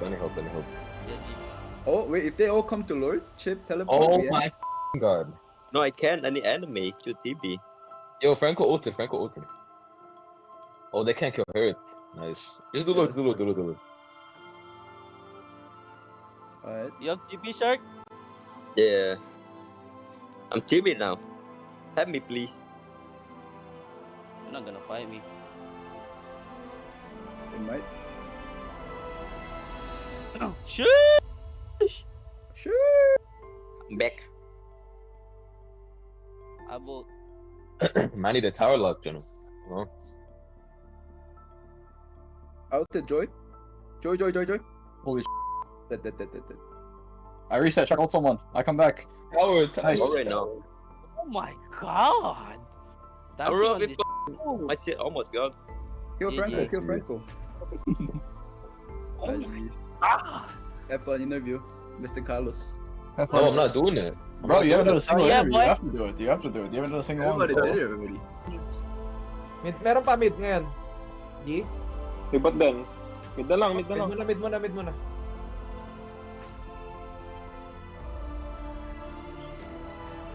Lord, tap.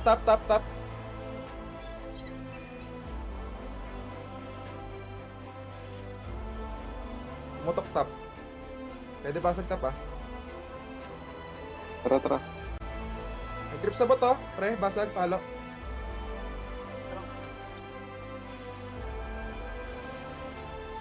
Ulti.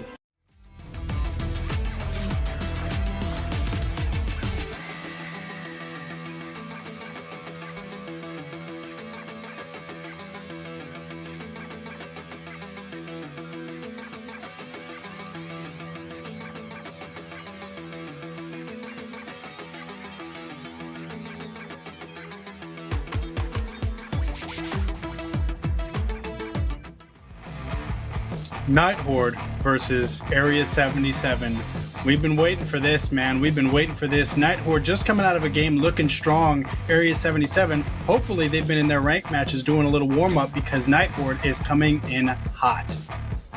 Yeah, definitely going to have to watch out for them. They're off of a sweep, which is definitely going to give them a little bit of that momentum boost. Game number 1 was a little shaky, but they found their composure, and then they didn't let their foot off the gas for game number 2. And here they are, back-to-back, warmed up, ready to go.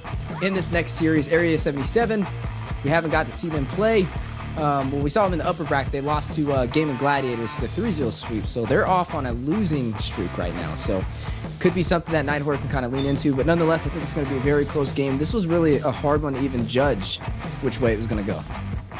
Yeah, I'm honestly, before we came into the playoffs, I had a feeling the NIGHTHORDE might be able to take this game. And then looking at it now, after seeing NIGHTHORDE play, it feels like Area 77. But then we look at that last series, NIGHTHORDE also kind of, having some momentum right now. I still honestly feel like it could go both ways, and I think a lot of people are in favor of Area 77. And I think there are plenty of reasons to give that. EXP laning being one of them, EXP lane being one of them. How is the matchups going to go? Because we know Yureshi is a top EXP laner overall. And who are they going to throw against him? But still, NIGHTHORDE, we can't count them out. This could definitely be a full series game here. Absolutely. NIGHTHORDE definitely looking a bit more like a wild card this tournament so far. We've seen them perform very well, and then we've seen a couple mistakes here and there that kind of leave us questioning. But I think a really good topic is Zero. Do we think that we might see Zero a little bit more within the jungle, or do you think that they're going to stick to what they originally built? It's going to be a tricky one. I think it's just going to be depending on how the match goes with him in either position. I mean, he switched not in game number 1, he switched in game number 2, so it kind of just depends on their synergy. I mean, they did seem a little bit stronger, at least for the early game, when Zero was inside of the jungle, so maybe they do lean in on that, especially against a team like Area 77, who's very heavily objective focused, and one of the few teams who hasn't really switched up their roster in the playoffs route compared to other teams. So like we said, they are a little bit of a higher echelon team to have to go through compared to a team like the other contenders that they have faced. So I would say, yeah, I think putting Zero in the jungle could be an answer, but I mean, he's just as good in the XP lane if needed to swap to that role as well. I think it's going to be very draft orientated. I do think NIGHTHORDE might think twice before running, a more assassin jungle composition and throwing Zero in, because you're up against JQT, right? You're up against a team, you're up against Tarzan, you're up against a team that knows, okay, if you're going to pick up the Nolan, we're going to get aggressive in the early game, right? We're not going to give you time to scale. So that is a risk, right? NIGHTHORDE, I'm not saying that Nolan's just counted out nowadays, but you're not going up against BloodHounds this time, and no offense to BloodHounds, but Area 77 is definitely a step above, and NIGHTHORDE has to think about that coming into these drafts. I don't think the old Swapperoonie is completely, out of possibility, but NIGHTHORDE has to, you have to balance this out a bit. With some of these matches coming a little bit closer than we were seeing in the regular season, we have seen the standings changing a lot. Trex, could you take a look at the playoff brackets? Taking a look at the bracket, we've now seen the first round of the loser round finish off. Fiends with the sweep, NIGHTHORDE with the sweep, and something to point out in general so far is we thought this was going to be such a close playoffs, and all we've seen is sweeps so far. It's been depressing to me, honestly. It's been sad to me, honestly. There's been some good games, don't get me wrong. There's been some excitement, but I need some nail biters, guys. I need some back and forth play, and hopefully now that we have combed through some of the teams a bit, hopefully finally it's time to see that. So, with that being said, Steph, do you want to take us through the NIGHTHORDE roster? Yeah, as we do take a look at the NIGHTHORDE, I mean, we just seen them in the last series. Not much has changed. The only difference that we'll possibly see is Zero maybe rotate into that jungle position if needed. But nonetheless, overall, a very strong team. Fresh off the 2-0 sweep against BloodHounds. But was it a fluke? Is this where they end their journey? Or will we see them take down Area 77 and officially move on to one of the possible top 4 teams in North America? Area 77, definitely not going to be an easy win, though. Trex, can you take us through theirs? Yeah, Area 77 have been a force to be reckoned with. ISO in the gold lane, JQT in the roaming position, MarQT in the mid, Tarzan in the jungle, and Yureshi in the EXP lane now. This is a team that has kind of taken NACT by storm. Area 77 back in action with a new defined roster, a new look, a new logo, a new paint job, and there's been some high hopes. Is this a team that can be contenders? They've had some really good moments where they've beaten some big teams. They've had some rough moments where they've lost to some, mid teams. And I think this is going to be a point where this is make it or break it, right? This is, can we take out NightHorde, move forward, and maybe even take another win or two after that? So I want to know, for you guys, specifically regarding the rosters of both teams, what do you feel like the win conditions are based off of the people playing tonight? Well, okay, I'll start with the NightHorde. Definitely focusing on getting Sayori comfortable. I mean, Sayori definitely has been one of the main points on keeping the team in the match. So as long as she profits, majority of the team is going to profit there. The rotations from Oh My Foe in the XP lane, we've seen him kind of dominate, rotate around, get the setups necessary to get those neutral objectives. It can definitely be something they lean on. The flexibility of keeping the opposing team, Area 77, on their toes in terms of drafting can definitely come into favor when you have a player like Zero who can go at a moment's notice from a sub XP to a main jungler. So I think with that, that's something that they can focus on. The early game pressure is something that they're going to have to really lean in on against a team like Area 77, though. It's not going to be the same outcome where you're playing against a team like BloodHounds and they dominate for 17 minutes, but you still pull off that victory. If you give Area 77 17 minutes of domination, they're going to close it out. So I do think the early game focus is really what they're going to have to lean in on. I think some of the major points that we have to look at coming into this match is, what do they give Yureshi? I don't think we want to see Yureshi on the R lot. You don't want to see Yureshi on any of these very proactive EXP laners. NightHorde already kind of having trouble with identity overall when it comes to that EXP lane, and you're up against, what some could consider to be top 2, top 3 EXP laners in all of NA. And then you have the mid side that we have to worry about. I think gold lane isn't going to be the most game-changing lane when it comes. I think it's going to be mid and EXP. You have JQT and Marcuty. Marcuty, Yato said it the other day, he's one of the few mid laners that he really fears, him and Hoon. And then you have Jay, who has showed up in the NA scene and has also kind of made shockwaves. So it's going to be, Sayori up against Mar, Yureshi up against who knows? And it's definitely, that's going to be the major thing that NightHorde has to look if they want to take down Area 77 here. I think, speaking of shockwaves, it's time to make some ripples in the chat. Who do you guys think is going to win? Oh man, I'm kind of torn between both teams, but I'm going to go ahead and go with Area 77. And the reason being is just because they're a little bit more stagnant for my liking. But nonetheless, this is a very hard one. Like I said, it can go either way. I don't think this is going to be a clean sweep for either side. It's a possibility, but I don't think it'll kind of play out. I think if any series can go to a game 3 between all the matches today, or all the series today, this would definitely be the one. Now, you're the odd man out, Zeke. Yeah, Zeke. Why did you go NightHorde? I'll go after Trex. Area 77. They look good, bro. No, honestly, I think NightHorde has the opportunity to take this. Before playoffs came in, I thought NightHorde would take this game. My predictions so far on my, on my before playoffs predictions have been right so far. This is where the fork happens right here, right? Area 77, though, we'll see, man. I think, like I said, NightHorde has possibilities, but Area 77, they just look cleaner. I think the Zero, the whole roster change for NightHorde is just too much of a switch up. So for me personally, I've gotten a lot of guesses wrong so far in this playoff series, but this isn't going to be one of them. NightHorde's looking strong. Dragons are cool. Area 77 playing like they're out of this world, but guess what? The mythic creature that is NightHorde. Every game that we've seen them come in, at least for these last couple of games, they don't always take the W, sure, but they always put up a tough fight. So with that being said, I do think that if Area 77 is making any mistakes, and we have seen a lot, I think that they very well might take it to them. Dragons may get high. They fly and stuff, but who's even higher? Aliens, baby. And Area 77 coming down from space, gonna take the dragons out. Yep, I'm right there with you. I think it's going to be a good match. It's very hard to decide, but I'm going for my prediction. Hopefully we get it right. If not, I guess we don't really have much to lose, right, Trex? We'll still be ahead of Zeke. Still be way ahead of Zeke. Way. like No way, several where's one games, several games If ahead you of Zeke. You'll be one game ahead. Several I'm games. trailing in third, but not by a whole lot.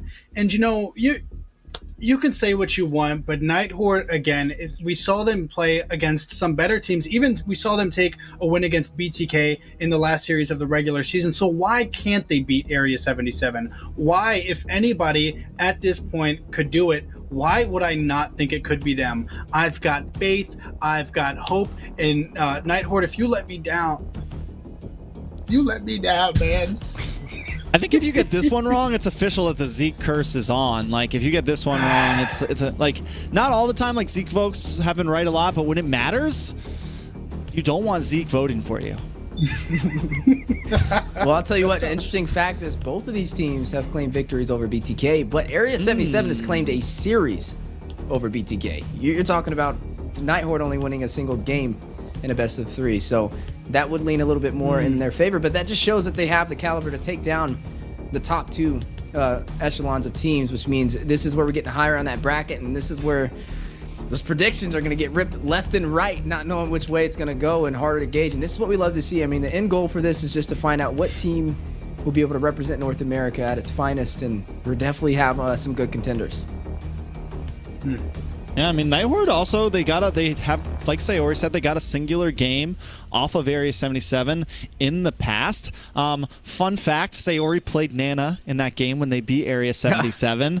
They also had something like a Clint. They played Rafaela. They definitely played for kind of an end-game composition. So I think NightHorde needs to be ready to think outside of the box a bit. They did not play any Assassins up against Area 77 whenever they won, whenever they played before. It was always a bit more utility-based, a bit different. So I think, let's see if they can pull something off here. On my going away port, Steph, I know you brought up the first game Area 77 took it to BTK. That might be true, but it was the first game in the playoffs. NightHorde coming out top, and I'm ready for them to prove it in the draft. Let's see what happens. That's right, and away we go into the draft for our third series of the day. Officially done with round 1 of the lower brackets. Moving our way up, teams getting knocked out left and right. I mean, it's make it or break it now, right? Everything on the line. Officially in the lower bracket quarterfinals, NightHorde and Area 77. Me and you both voting for Area 77, but agreed with you right there. It's a fork in the road. You don't know which way it's going to go, and this just shows both these teams have a lot of cards to show today. I'm not gonna lie, my heart kind of wants NightHorde to maybe pull off a win here, man. Like, just because we've seen so much from NightHorde this season. You know, I said it in the last game when they faced up against BloodHounds. It was NightHorde and BloodHounds are the 2 teams that a lot of us, like, are these, you know, newer rookie teams gonna finally, you know, these newer names to NACT gonna finally be able to, you know, go past their limits, and this is the opportunity to do that. NightHorde, with everything on the line here, has to take down Area 77. I think if they can do that, they really cement themselves, you know, as a staple name in NACT. Yeah, and that's what it's going to be today. Who can rise up to that occasion, up in that bracket? I believe whoever wins here will be in that 4th place position currently for the NACT. So this will be a good one to kind of watch between both of these amazing competitors. Now, looking at the side of Area 77, they're going to go in for some CC, right? They have the R lot stacked up with that Minotaur. Both of them synchronize very well when it comes to these engagements. You have the Minotaur with the Minoan Fury, and then you have the Demon Gauge over there from the R lot. You mentioned, it's funny enough you said it, right? Allowing Yoreshi to run this R lot could be a possible problem. It's dangerous. And he got it. Checkmate for the side of Area 77, but a response back from the NightHorde.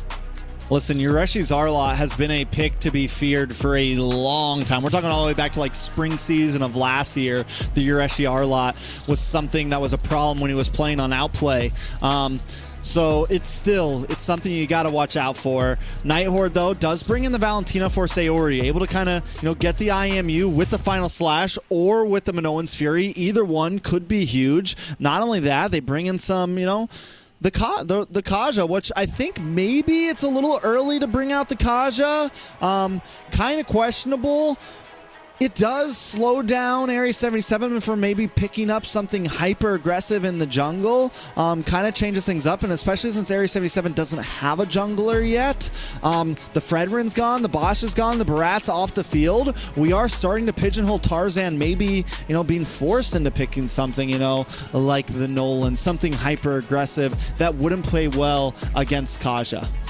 Yeah, this is definitely a treat to see. I think it's going to be one of the spiciest series that we've had today. I'm okay with the Kaja. The reason being is because they already have the Valentina, which is a checkmate. If they do want to go in for the Group CC for the Minotaur, they can definitely profit there. Or they can even wait and see what else is picked up. The Final Slash could definitely work out. But we'll have to see how this kind of plays out. The Kaja is great for the carry, though. If you can catch them out of position, get that Divine Judgment, they will be able to take carry down, and that will be delaying the late game presence that the carry will have, especially soaking into that Barats. But there goes the staple pickup. Haven't got to see it too often today, but the Vexana now in play for Area 77.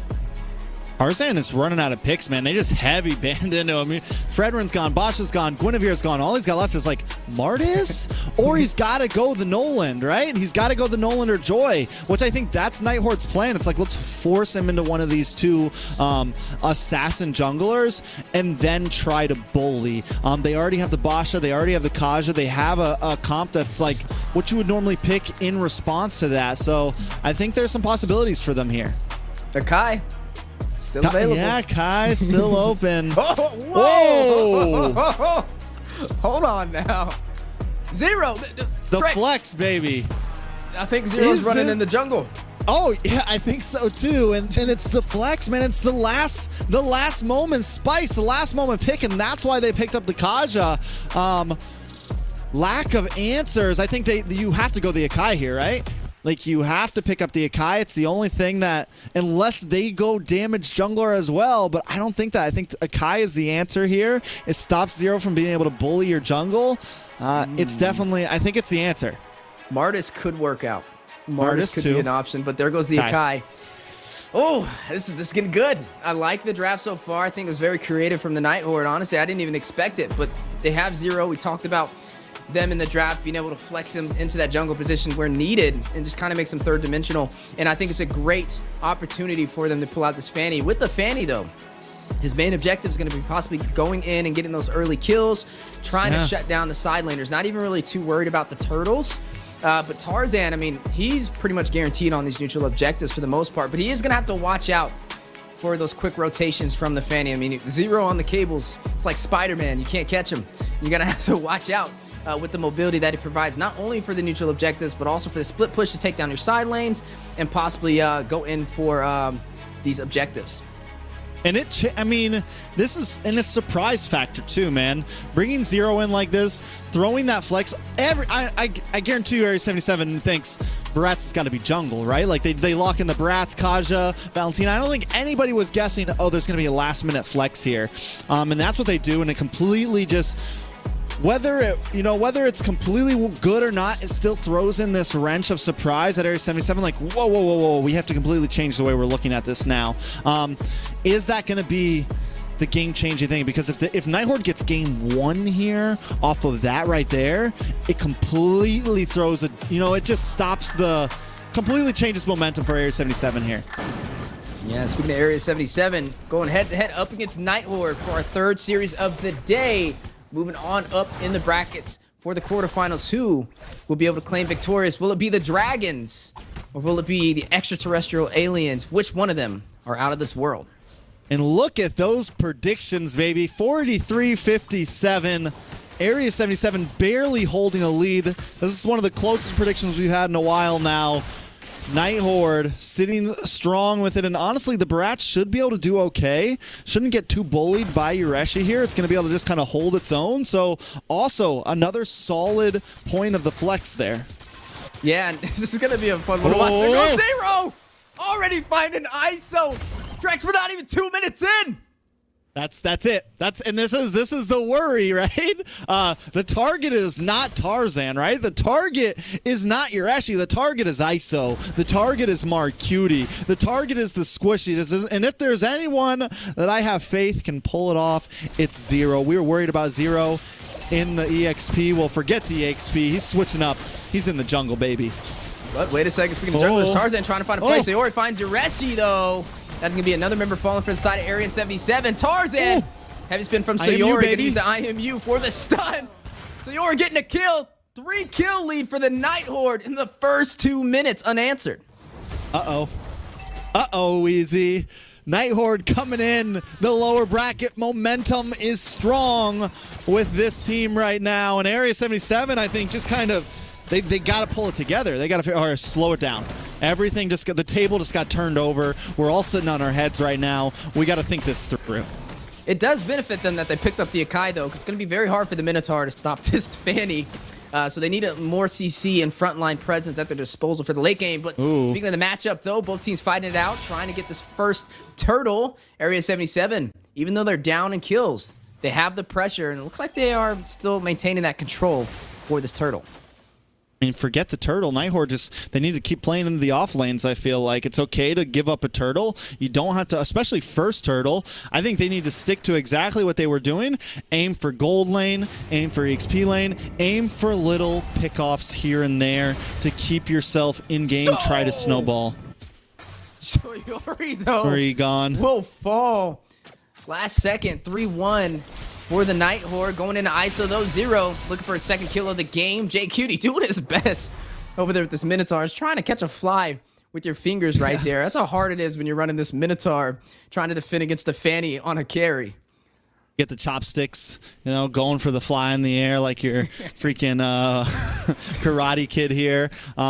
Still, it's going to be tough. They do have answers, though. I think as we creep into mid-game, like you said, the Akai, once Area 77 is able to start grouping up, it's going to be tough for Zero to look for these pickoffs. It's why NightHorde, I think, really needs to push the envelope and try to get as many kills early game as possible. Try to put R as ahead as possible in this early phase. And Area 77 just needs to force them, you know, to slow it down, and that's exactly what they're doing in here. Yeah, no inferior for the knockup. Getting JQT, getting Tarzan, forcing out the heavy spin. Yureshi going in for the play as well, but it looks like Omofil on the top side, able to kind of maintain himself. Right now, though, Area 77 need to be careful on the aggressive play over there by Zero on this Fanny. I am right there with you, but look at Zero, almost able to catch ISO. Very close call, just showcasing his potential. ISO, he's gonna have to play full defense in that gold lane. Speaking of defense, Momoe 2v1 on the chase. Needs to get out of there. Do they go in for the kill? No, they decide to disengage. One of the problems is recently there was a buff on, because some of the gold laners got some nerfs here and there, there was a buff on the towers, right? That you get more defensive bonus. So it becomes even harder for, you know, some of these aggressive junglers, some of these assassin junglers to get pickoffs in the laning phase. Because as long as ISO like hugs under the tower, it's going to be tough for him. You know, normally, Zero picks up a kill onto Yureshi there, but still it's going to be tough for him to get kills onto ISO in this laning phase. Yureshi, a little bit of an overextension, kind of scratching my head right there. Not where you want to be, caught by 4 members of the NightHorde, and now shifting focus over to this turtle. Area 77 was able to claim the first one with little to no problem. Now Tarzan will be able to claim the second one as well. 2 turtles for the side of Area 77, and no trade back from the NightHorde. I mean, so gold sitting at a standstill, right? Area 77 has been able to hang on, maybe not in kills, but in neutral objectives. Big pick on a Momoe here, though. Big stun, Eternal Guard going down. The Terrify, Tarzan finding Momoe. 1 member falling for the side of the NightHorde. Demon Hunter Sword picked up by R, getting those core items. Zero, very low. This is where the Akai comes into play. The frontline bully, but speaking of frontline bully, Dennis Welcome, oh my foe. Going in for the kill, finds JQT, final slash goes out. Yureshi joining the party. Yureshi taking down Sayori. Zero, he wants blood. Still cables in, the cutthroat. Not enough, but he is able to find it. Another member falling, 6-3 lead for the NightHorde. All right, we got us a game, boys, ladies and gentlemen. We're 6 minutes in. 6-3, NightHorde leading in kills, but Area 77 holding an ever so slight lead in gold. But the pressure is there, and I got a feeling we're going the long haul here, Wheezy. So let's break it down a bit more. We haven't really seen Momoe get to be detrimental yet on this Kaja. I think You know, we talked about how Tarzan's going to start being more important as we creep into the mid to late game. Well, I think it's the same thing for Momoy on this Kaja. I think as we creep farther and farther into the game, those divine judgments are going to become a little bit more glaring, a little bit more of a problem for Area 77. Speaking of problems, both marksmen kind of at a stalemate in terms of the economy and not too far ahead of each other. I mean, he hasn't picked up too many kills. He has the assist, though. It is going to be a little bit of a struggle for him. I mean, technically, you see the strong front lines and you think he can soak them down, especially running on this Claude, but there's a lot of CC he has to jump into. He has to watch out for not only Minnow and Fury, but also a big heavy spin coming out from Tarzan on top of that, which may be a possible issue. But speaking of Tarzan, an invasion play onto the purple buff, but the numbers are there for the side of NightHorde to defend, and it looks like they're going to shift their focus over to this Lord. Yeah, one good thing about the Claude, though, is if you're going to have a marksman dealing with this much CC, Claude is one of your picks. He capitalizes so well off the Purify. He has the BMI. He has a lot of answers. So if you can be mechanically gifted and make it work, it can definitely be the win here. Momoy, though, with conceal play. Sayori? Yeah, he's going to use that heavy spin. A little bit of a push back. Marcuti very low, though. 0. Gets him. Able to skate away. Tarzan finds Sayori. No ISO. But Speedy Light takes down 0R. Finds Tarzan. Cutie. 2 members falling for both sides. The stun, though. Final slash. Yureshi finds one ISO. Taking down Oh My Foe. Momoe R very low. Yureshi alongside him. Able to get out of there. ISO with the triple kill. Takes down R. Momoe all by himself. And the tier 1 turret for the mid lane will be bursted down by Area 77. ISO online, baby. Yeah, you took me out once, but I'm online. ISO getting the triple kill, 3-1-0. Just shows up, catches 0 at a mid-cable. Like, nope, there's no escape here. Pops the Speedy Light and just starts melting people down. We're going to take a look at the replay real quick, and I want to see the way ISO did this. Look at him. He comes in a little bit late to this party, still in the bot lane here. This is more of when Sayori gets caught off, and this is kind of the beginning of it. Momoy does get to pull in on Tarzan, but literally brings Tarzan in. But there's ISO popping off, able to get the kill on a 0, and his position is so clean from there on. NightHorde unable to really defend it. Nice pull, though. JQT going to go down, so NightHorde continues to answer back. Yeah, able to find some answers despite Area 77 overall winning that first engagement. They took the turtle. They took the tier 1 turret in the mid lane as well. Tarzan, though, on the Sakai, trying to go in for the invasion on the purple buff, falling a little bit short, but able to get out of there. Momoe, though, Ring of Order is going to go in for the slow. Marcuti in the mid lane, found by 0, bursting down with Cutthroat. ISO finds 0 to response back, though. Or we'll be able to take down ISO. A lot of trades on the board. 1 for 2, though. NightHorde able to kind of push through with the numbers, still leading 11-9. That's big, though. So NightHorde finally gets a kill onto ISO. R gets the shutdown, giving himself a little bit more gold. And just like ISO wasn't out of it, R is also still not out of this. The man has only taken 1 death. You mentioned earlier when we saw the items, their gold is pretty close right now. R, I think, just takes a little bit more time. Maybe 1 more item than ISO is going to need. Maybe a few more minutes than what ISO is going to need to really come online. But once R comes online, he's going to be shredding down multiple members. Tarzan, though, takes the Lord. Able to claim it for Area 77. The NightHorde trying to respond back. Marcuti finds 0. Wait a second. BMI goes out. Possible another kill on the way. Area 77 forcing the NightHorde out of the Lord Pit. Down in kills, but up in the objectives. Oh, wait a second. R on Tarzan Cutie. JQT forced for the knockup, trying to stop them. Eternal Guard going down. Suppressing Divine Judgment for the grab onto Marcuti, but nobody to follow through. And overall, Area 77 able to win that objective. I think as long as NightHorde cannot lose an inhibitor here, they're doing okay. They still have been unable to take a single tower away from Area 77. So though they had some flashy plays in the beginning, though they got some early game kills, though they've been leading, Area 77 has always been controlling the game. You know, it's funny. Look at R's damage. He has almost double what ISO has right now, but ISO has almost double the amount of kills. Definitely making them count with the damage. But so far, like you said, Area 77, they're in the lead, but NightHorde still holding on to their inhibitors. The later this game goes, though, the more of a threat it's going to be from the side laners, the marksmen, right? That's when they're going to start to shine. ISO able to take the tier 2 on the top side. Heavy spin in the lane as well. Big knockup from the Eternal Guard, connecting onto Oh My Foe, forcing R back to safety. And now the NightHorde stripped down to their inhibitor turrets. Yeah, man, NightHorde is unable to get some of those kills. And those are the one kills. If R could have just taken out Tarzan, if Tarzan would have just gone down there, those are the things that start to tip the game back into your favor. But NightHorde just unable to completely follow through here. You know, what's the strategy from here, right? I think Zero maybe needs to start split pushing a little bit. Needs to maybe stop going exactly for the kills. Start putting some pressure in the off lanes. And the rest of the team just needs to kind of keep up the defense. R sitting now, we talked about the gold not escaping him, but now it is starting to. ISO holds a 1,500 gold lead over him. He hasn't gotten his he hasn't gotten his fourth item locked in yet. He's got the DHS, he's got the corrosion scythe, he's got the gold.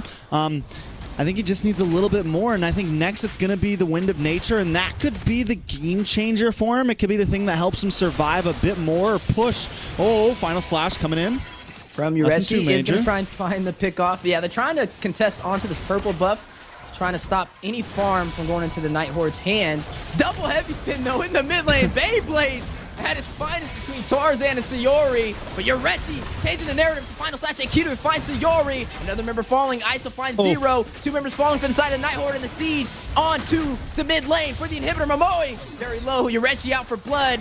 There goes the inhibitor, 50% HP, and the focus. Oh my foe, trying to defend, trying to hold him off. Minion in play. Go ahead and soak some damage on to the base crystal. They still have minions in the mid lane for the push, and they have the numbers. It's a 3v5. Area 77, though, quickly running out of their opportunity, forced to disengage out of the base, but now another possible siege for an inhibitor. Yeah, definitely not over for NightHorde just yet, but a huge take for Area 77. They break down the mid inhibitor. They take their gold lead even farther. NightHorde now, I think they got to contest, and now they're in a position now where they have to contest this Lord, right? They can't just kind of hang it out. If they still had all three inhibitors, maybe they could, you know, play it safe, go for an even farther late game, but I think now we're at a point where it's like, maybe we have to go for this. Maybe we have to force something here. They do have Momoi on this Kaja. There still is some possibilities to maybe get a nice pick off before Lord comes in and put themselves in an advantage. I think this is also where Zero's going to have to start split pushing. I mean, if they're not going to be able to win these objectives, he needs to find some type of trade. I mean, it's with how late we are in the game, 13 minutes, and only able to take down a couple of turrets. It's not really where they want to be so far. I mean, normally the Fanny's meant to kind of bridge the gap in the early phase and create that opportunity. Zero was able to get the kills, but it just didn't translate into any objectives, right? They were not able to claim the Lords, not able to claim the Turtles, and most of the turrets went to the side of Area 77, even with how close these kills were. And so, like, I'm right there with you. Zero, instead of being so kill-oriented, start rotating to being a little bit more objective-focused. This is where the Fanny has to start to pivot toward the mid to late game, focusing on the mobility provided, but a big Final Slash, Minoan Fury for the knockup, connecting to the NightHorde. Heavy spin goes out by Tarzan, no ISO, finding Oh My Foe, Ureshi. The dash in, hit with the Divine Judgment for the stun. Are gonna fall, so you're gonna take down Ureshi Cutie. That's gonna be a 2-for-1 trade. Make that more though. So Yori trying to get out of there. Momoi alongside her. Two-man army, but oh, they're gonna split. Able to catch Sayori though. Won't fall. ISO getting the kill. Momoi needs to get out of there. I mean, he's still gonna go in for the contest. They're not even really worried about him, but look at split push. Look at Zero. Yeah, he's going to be able to take this tower. That's going to be kind of big. Might be game-changing. I don't know. My foe will be back up on the map. R will be back up on the map. But Area 77 should be able to rush this Lord. So it's more back up on the map to defend. NightHorde can't lose any more members. I will say that this Lord is... With R on the Claude, it definitely feels defendable. It feels possible to be able to get away from this. You also have Zero who can kind of disrupt some of these off lanes and make it so the waves aren't going to crash evenly. Yeah, ISO going to pick up another core item, picks up that Wind Talker. Now 8-2-1 on the carry right now. Highest kills in the game overall. You are going to see this Luminous Lord now making his way through the mid lane, and it looks like Area 77 will work on trying to push through the base for the NightHorde. Yeah, Momoi needs a big pick-off, man. And something huge. I think at this point, you might not even, like, it might not be like, oh, we just have to get ISO. Like, get anybody. Anybody works as long as you can get the kill, but hold up. Ooh, Final Slash onto Sayori. Needs to get out of there. ISO able to take the inhibitor on the top side. One more to go through on the bottom lane. Lord quickly bursted down. You kind of called it with R on this Claude. Making quick work of it, and now Area 77 deciding to kind of shift their focus back out of the base, being cool, calm, and collective. Definitely not wanting to overextend and fall into that trap of being too aggressive and being punished. But down goes the inhibitor on the bot side. Minions are in play. They can go in. They have the numbers. They have the damage. Both teams fighting it out. BMI from R to be able to clear out these minions. Area 77 still in the base for the NACT. Do they take the fight or do they push out? I'm not really sure if they can handle it. I think they need to pull their punch. Yeah, I think R plays that very well there. He does not use the Blazing Duet for the members of Area 77. He uses it for the minions, clears out the waves. Ooh, maybe a whiff. Sayori goes down. Ooh, quick kill by ISO, able to take him down. ISO find him a Moe for the double triple. 5-0. Immortality being procced on Tarzan. A maniac. ISO, the immortal, the unstoppable. He wants the savage. Does he get it? They're not even worried about the base. Oh my goodness. Wipe out. But look at the damage. The triple kill from my phone. The base crystal. What is going on right now? Area 77 taking game number 1 against the NACT. For just a moment, I thought we were about to see the biggest whiff in NACT history. But no, he's not able to clear the waves. Area 77 said, whoa, we all just went down. All right, target the tower already. Let's stop messing around. Area 77 comes out on top. A beautiful game by them.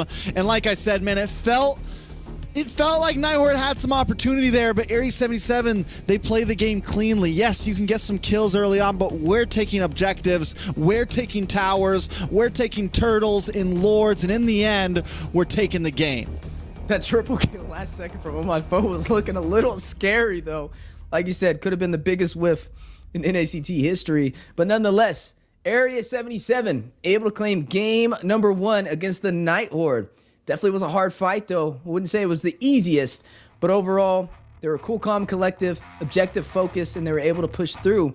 The NACT, they had the early advantage. They had Zero on his comfort pick on the Fanny. He was able to get the early kills, but they were not able to translate them into the objectives. Very well said. I mean, I still can't get over that big 3-man kill there for a second. I was like, whoa!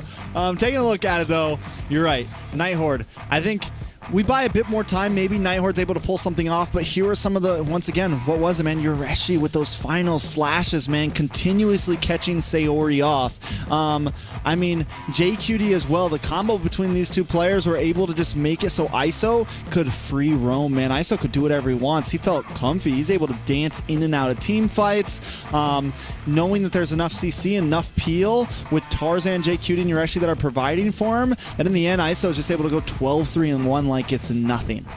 Yeah, overall, a very entertaining game. I mean, those engagements, whew, definitely showcasing their mastery on these heroes and overall synergy from both sides. But Area 77, I mean, I feel like they just showed up and played better, right? Able to take these objectives, able to, even though they weren't getting the early kills, that's where the Akai starts to kind of shine, right? He's not going in for those kills. He's just going to be that bully, invading the jungle, taking your purple, taking your orange buff, taking the lords, is where it kind of started to stack up against the NACT. Even though they had Zero on that comfort pick, just wasn't enough to be able to shut them down for the first game. You are looking at a couple of the stats on the board. The rich guy, ISO, most gold per minute R, 118k on the carry. You're going to see the sandbag being Tarzan Cutie, and then also the forgotten one stacking up the assists, racking to 15 will be J Cutie. Yeah, and you mentioned it like about halfway through the game that R had about double the damage of ISO, but only half the kills. And it just goes to show that ISO, when he did lock, maybe he wasn't firing off at everybody, but when he locked on, he was making it count. And I mean, just with every bit of damage that ISO was doing, it always led up to something. It always led up to a kill in his pocket. Now, taking a look at the head-to-head, kind of an off head-to-head here, because Zero, though he is the EXP laner, has been playing as the jungler with that final swap in. Yeah, the man's wearing multiple hats. Nonetheless, though, it was an entertaining match to be able to see his Fanny, but it wasn't enough to take down Area 77. Yureshi, you mentioned the final slashes that he had, creating those opportunities, those setups on the initiation for the side of Area 77 to follow through with, and they did. You saw it every single time. He's able to dash in, initiate, and also get out to safety before falling, and it was a huge play. A lot of crowd control from the side of Area 77, which created a problem for the NACT to find that window of opportunity. Damage dealt, though, across the board. There it goes, R, 118k. We mentioned it, right? He's just way more damage, but ISO making those kills count able to kind of outdo him with the better KDA with the lower damage ratio. Yeah, and what's really insane about the R-Lot is like it was number 2 or number 3 on the team in damage. So it's not that like it's not the R-Lot isn't only providing insane CC, insane engage. It's also providing a decent chunk of damage. It is melting people down, and that's why the R-Lot is. I mean, it is something that you really need to think about putting on the ban table. It is not something to be messed with, and I think some EXP laners might just not be, might not be able to hone it to its greatest skills, but it is definitely, one of the monsters of the Land of Dawn right now. Speaking of Land of Dawn, let's not waste any more time. If that first match was not entertaining, I don't know what game you're watching, because there was explosions going everywhere, fireworks in the sky for the Land of Dawn. But now on to game number 2, Area 77 up against NightHorde. Match point, a possible chance for them to get the sweep and knock down NightHorde and move up to the top 4 of North America. But NightHorde, they put up a good fight. They were just not able to find the objectives.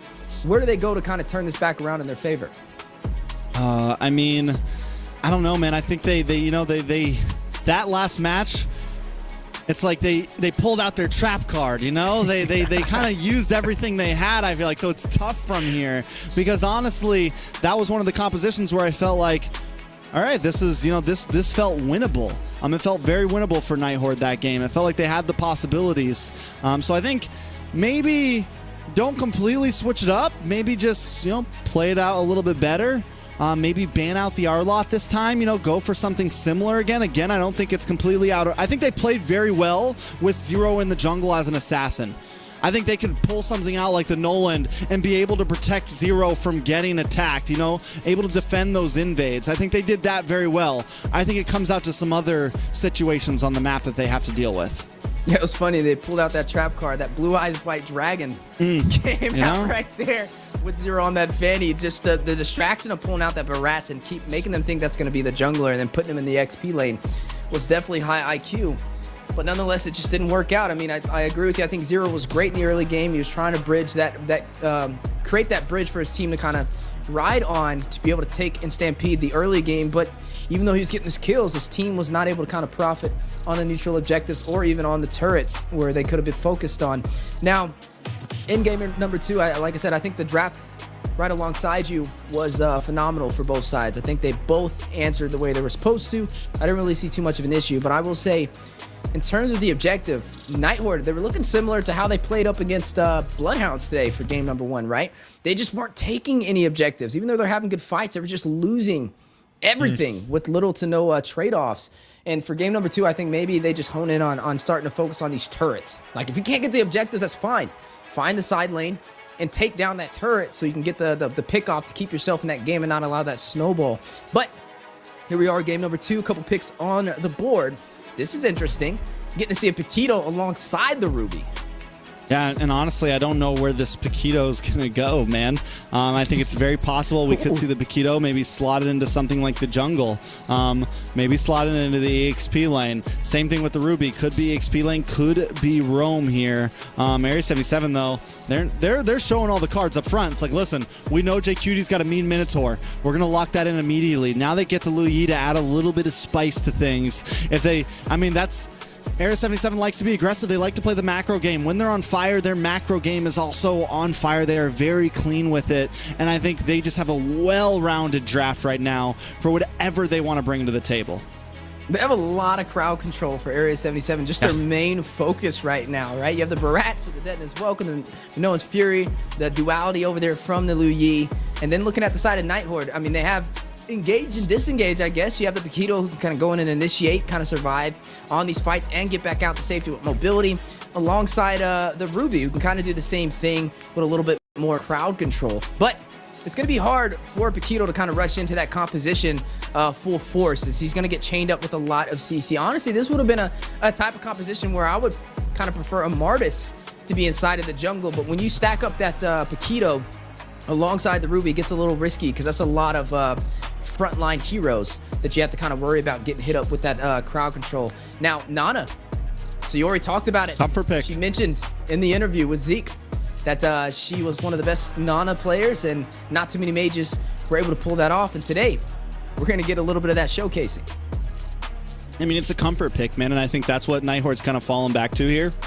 Even with the Paquito as well, I think overall it's just like, all right, we don't got to get too crazy here, man, guys. You know, it's lower bracket. We've had a good run. We're on match point. Let's just play what we want to play here, man. And I don't think it's bad, and it still works. And I think one good thing the Nana supplies is a lot of help when it comes to these early objectives. She's great when it comes to first, second turtle, right?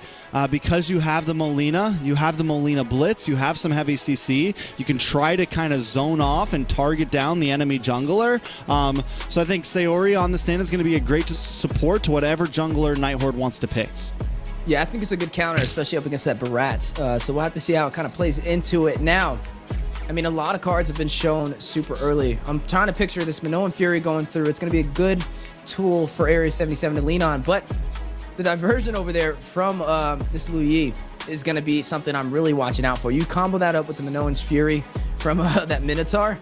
Could be deadly if they catch you out of position anywhere on the map. So you're definitely going to be on your toes. Maybe playing a marksman with survivability should be the game plan, right? You can possibly lock in a Brody. Actually, I think would be okay here just because you know they're going to go in for that invasion and you need to get back out to safety. A Claude still available on the table, could be a viable option. It's good against the Barats. Are going to have to watch out for that Minotaur, but they're going to take the Claude away from them as ISO's going to slot that in. On the opposing side, though, will be the Kai for the response. Oh, Seven. I mean, again, I don't know whether Zero is going to be in the jungle here or Oh My Foe is going to be in the jungle here. Could go either way. Area 77, pick up the Claude here. What is NightHorde again? I mean, I guess they have to go like Brody or something like that. Maybe Bruno if they really want to spice things up. But either way, NightHorde is aggressive here, man. They have a great mid-game spike. Great 7-minute spike. Whereas Area 77 just feels very well-rounded. Whether they have a lot of opportunity here on Area 77, man. Just kind of, I mean, just like when you think of what solid is right now in the meta, and I look at Area 77, it's like you have the Barats, you have the Minotaur, you have this Lu Yi, you have the Lu Yi Claude combo that we've been seeing all over the place.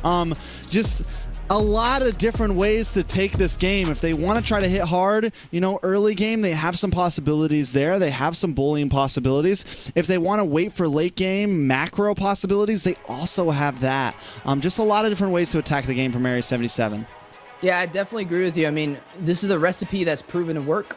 And if any team can pull it off, it's definitely going to be Area 77. And they're already at an advantage, forcing NightHorde into match point. If they take this, they're going to be knocked out of the NACT Spring Season, and they're definitely showcasing their cards, but whoa! Oh. Wait a minute! Hanabi. Haven't seen one of these in a minute. This is definitely going to be something to watch out for, but is this the right move? This late in the game, possibly your final match in the NACT. Do you risk it all with the Hanabi pickup? Is it the clutch pick, right? Is it the pick? We have seen the Hanabi come in, like Melon. Melon has been one of the players that it's like, whoa, made this Hanabi very something, but it's something that like the team has to be able to play around. I'm not counting it out. I'm not thinking that it's like a horrible pick. But the team has to be ready for it. And with NightHorde already having some synergy issues, I feel like, bringing Zero in, I'm wondering, is this the pick? You know, is this the hill they want to die on? Again, it's match point. If there's a team that I trust is to get crazy, it's NightHorde. They've had a really good season so far. So if you're a NightHorde fan, you just got to put your faith in them here, right? That's right. Put your faith in your favorite team as we are now moving into game number 2 of the lower bracket quarterfinals. Area 77 up against NightHorde. Who will be able to push victorious? Is it going to be Area 77, currently sitting at match point, getting the clean sweep, or NightHorde taking us to a game number 3? We'll see exactly how it plays out. Area 77, like I said, I think has some great rotation possibilities here. Taking a look at the audience predictions, they also have them in their favor. NightHorde, what are some win cons here, man? I think they have a great late game. They also have a great mid-game spike. They need to know when their moments are that they can force fights. I think second turtle, even maybe first turtle, they have some big advantages here, but JQT trying to put a stop to that. Yeah, Sayori does have that passive that you are going to have to watch out for.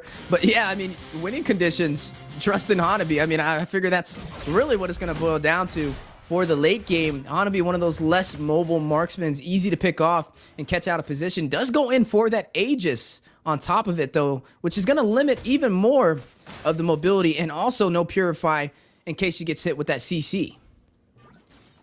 Most definitely. Now taking a look at some of these emblems. Again, nothing too crazy out of the field. Hanabi just really kind of heavy into damage, getting the quantum charge to kind of pair up with the first skill and everything like that. So again, nothing too out of the realm except for some of the picks on the side of NightHorde, but still, if the game is sitting at 0 kills, if the game is sitting at only a 5 to 1,000 gold deficit, it is in favor of NightHorde. Yes, we're just starting, and NightHorde's goal is a long way away. We're talking 12, 15 minutes or so. 3 or 4 items for R. Same thing with a couple items for a Sayori to really pack a punch. The possibilities are there. Can Area 77 cut the clock, though? Right, and we've seen Area 77 in game number 1 take all the neutral objectives and didn't really lose anything in that engagement. But speaking of engagement, Yureshi is going to find Oh My Foe, Area 77, able to get first blood. And it looks like they are going to lose that turtle to the NightHorde. Yeah, so NightHorde loses a member, they lose Oh My Foe, they get a turtle. Slightly different than what we saw in the past, but again, right now for them, it's just kind of a take things slow. Momoy in a little bit of trouble here, but Sayori able to help out and defend.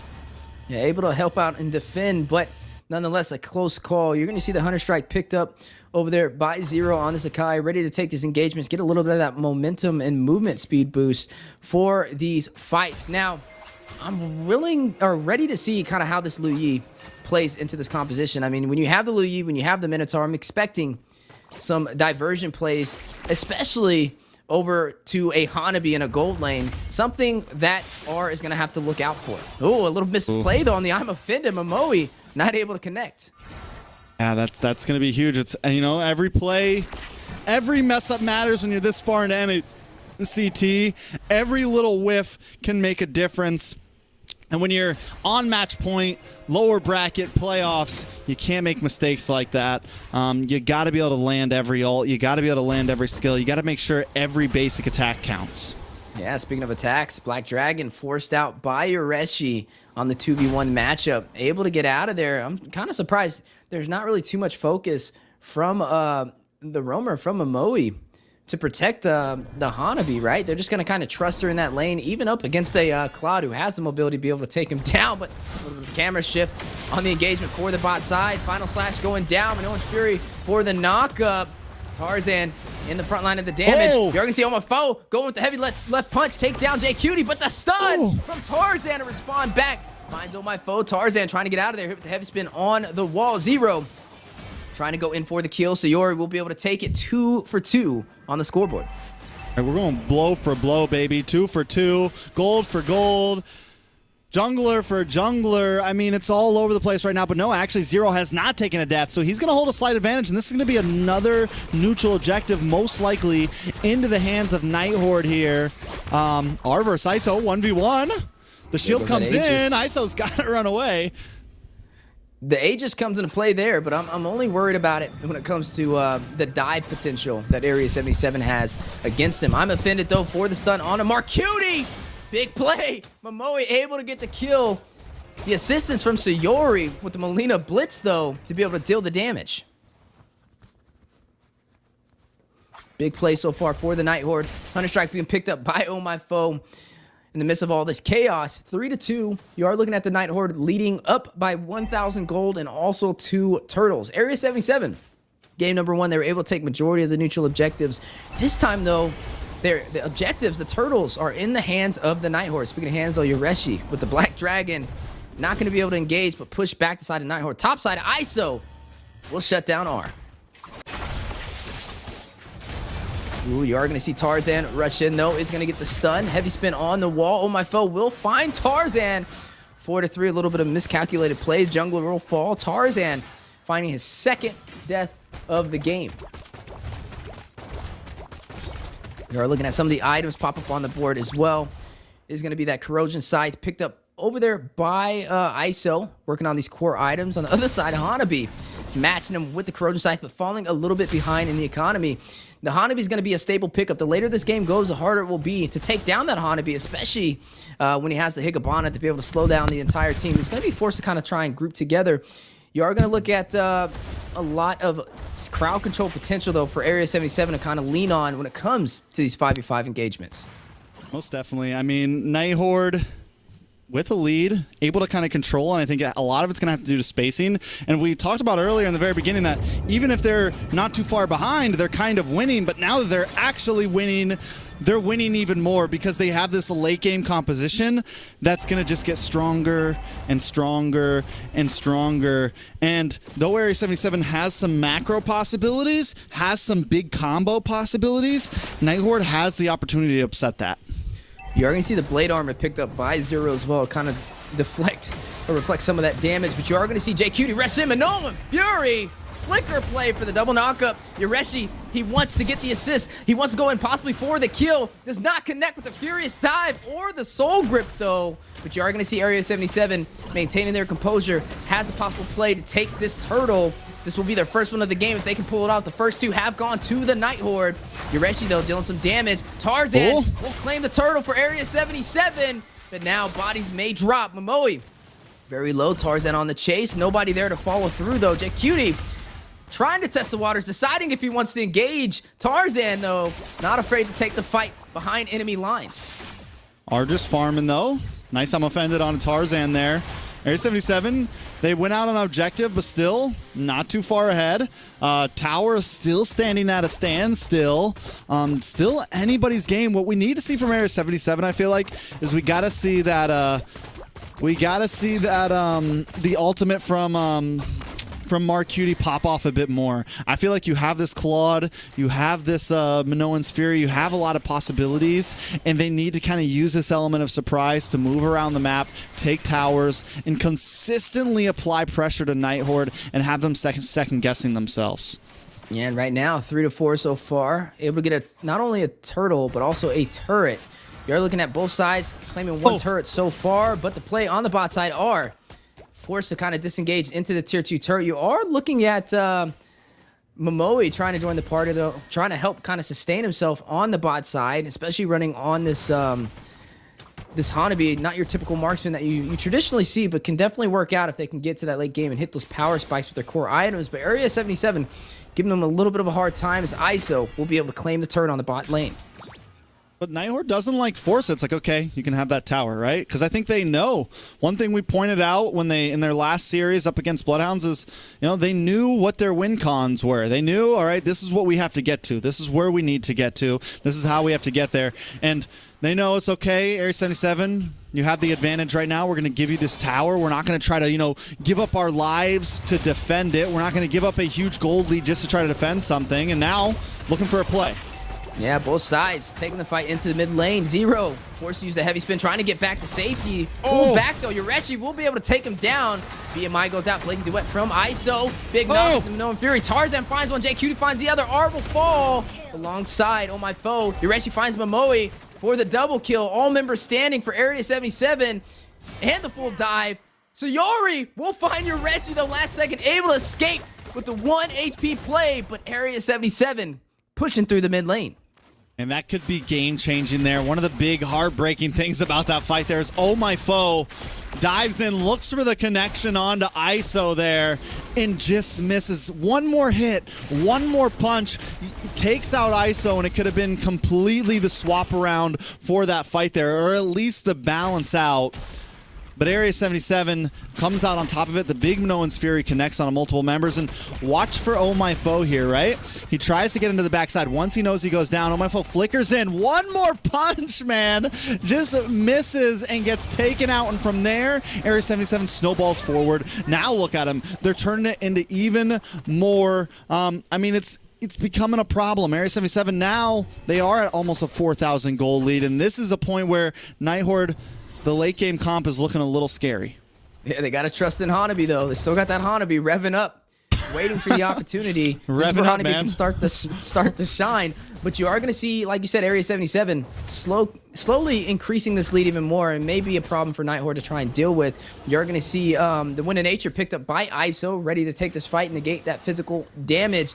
6 turrets claimed, only losing 1. Area 77 full ground control at the 11-minute mark, ready to possibly crack open the base, forcing NIGHTHorde down to their inhibitor turrets. Yeah, it's definitely a problem. Lord going to be up in about 100 seconds, a minute and a half or so. But look at Urashi into the backside.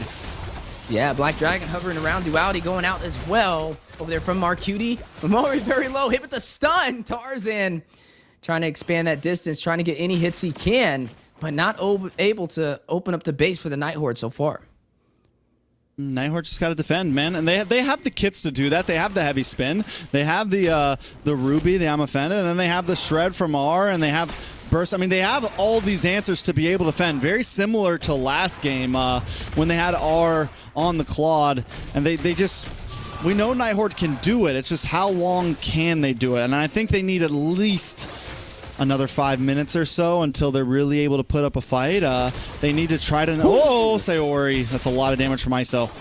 But if I'm offended by Momoi, using the BMI last second to get out to safety. Arrest with the Black Dragon hovering around, trying to find a member to drop on. JQT very low with Minoan Fury goes out for the knockup. Flicker back to safety.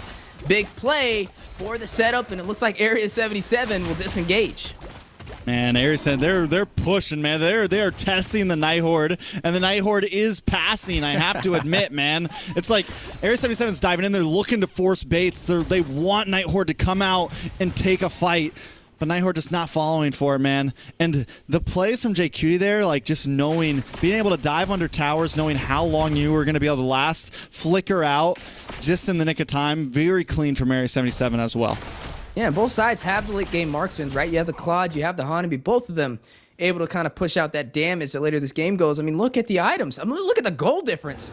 ISO up by 2K above R right now. He does have that Legion Sword he's working on top of that. He does have the Wind of Nature to be able to negate the damage when it comes to these fights, which is something that the NightHorde does have to kind of watch out for. Blade of Heptases picked up by Oh My Foe, ready to kind of engage and try and get some instant damage.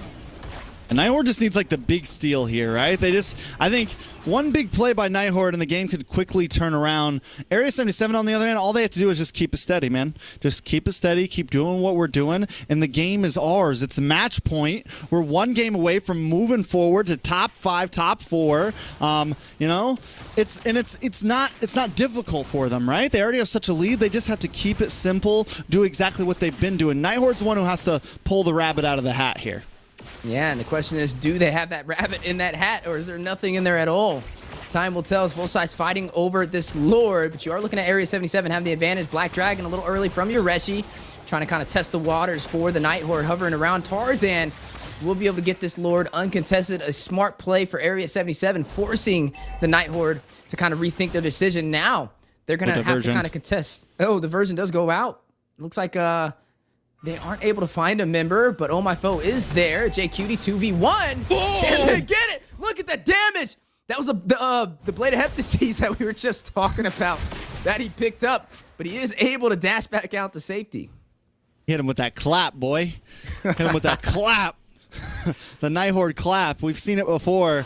All right, so able to defend. All members, full health bars. Area 77, all members, full health bar. One Lord coming down. I got a feeling NightHorde can defend this, man. It's definitely defendable here. I just seen R laying down. His team has their back against the wall, and he's just as relaxed as ever. The man is just laying down on the couch. Hey, man, play from comfort.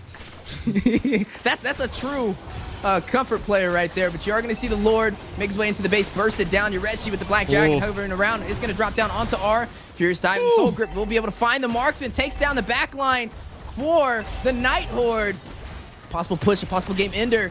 Will they send them home? Area 77, the extraterrestrials, the aliens, taking the fight into the base for the NightHorde. They do have minions slowly making their way through the mid lane. Is this their final stand?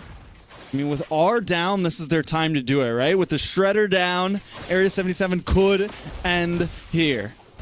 Yeah, possibly a game ender. You are going to go ahead and see JQT rush in for the initiation. Whoa! Duality, Minoan Fury, quad knockup. Here we go. They're going in for the kill, for the finish. Area 77 pushing through the minions. Oh My Foe, Zero, Momoi in position. Full 5-man team of the NightHorde to defend. Area 77 not able to find the window of opportunity, but they are not done yet. Urashi with the Black Dragon hovering around. JQT being bursted down, but back with the immortality. Able to get out to safety, but very low. This is a very close fight, but so far the NightHorde still able to stand their ground, but Mark Cutie taking down the mid lane mate. Sayori will fall. They're not done. Immortality being picked up by Momoe. You're going to see Lift Your Roar picked up by Oh My Foe as well. Now R back on the map though. Momoe looking for something there as well. Nice, I'm offended on Tarzan. Ooh, gonna get the CC. Looking for the opportunity for the kill, but the response back to petrify. Tarzan finding R yet again. Falling his 4th death of the game. Momoe Immortality being proc. The chase is on. Zero with the headbutt going in. Yureshi in position. Zero forced back to the base. Oh My Foe very low. Minions being cleared. Base Crystal 25%. Too much crowd control to handle in Area 77. The aliens send NightHorde home. That is it. The story's told. Area 77 comes in with another clean sweep, taking out the NightHorde, sending them home. It was a nice run, but in the end, A77 shows who the big dogs are, why we've been here, why our name has been known in NA for so long, and they're coming back for more this season. Yeah, definitely showcasing that they have what it takes now, making it into that top 4 position. A very great series overall, able to focus on these objectives. Lost little to nothing when it came to the turrets against the NightHorde. The NightHorde was on a good run though. I mean, they were able to get that victory over the BloodHounds, but running it back to back, it was just too much for them to be able to sustain. Great game so far. NightHorde, an excellent run. Definitely look forward to seeing them in future NACTs, as they had a really good showcasing, not only in the regular season, but just overall for this NACT. Even when they lost, they still found some victories within the matches that look promising for future games. I mean, well played by Area 77, man. And I think overall, Area 77, this is what I've kind of said about them all season round, is when they're at their peak, they play very, very well from not just a micro standpoint, but a macro standpoint. You know, they execute their win cons, you know, to perfection sometimes. It's just that when they play off, they play very, very off. So I think if they can keep up this momentum, if they can do what they just did to NightHorde down the line, get these kinds of drafts in, get this kind of gameplay in, you know, we could see some big things from them. That's 3 teams knocked out so far in today's series. Man, it's definitely been an amazing showcasing. 16-minute, 49-second match. The Hanabi R was wondering how it would kind of play out, just not able to find that opportunity he was looking for. Definitely an interesting pickup. You are going to go ahead and see a couple of the stats on the board, though. Rich Guy going over to ISO with the most gold per minute, most damage, 89k for Mark Cutie. 0 on the opposite team, though, will be the Sandbag. We saw him got the flex over from the XP into the jungle. And then the forgotten one, Mr. Mark Cutie himself, with 7 assists. Definitely, and something to point out, once again, NightHorde only able to take 1 tower in that game. Once Area 77 found their groove that game, it was over. And look at the KDA head-to-head, 4-1-1, 0-1-4. 0, you know, I think it was a well try. You come into the playoffs to a team that, you know, you haven't been playing with it all season.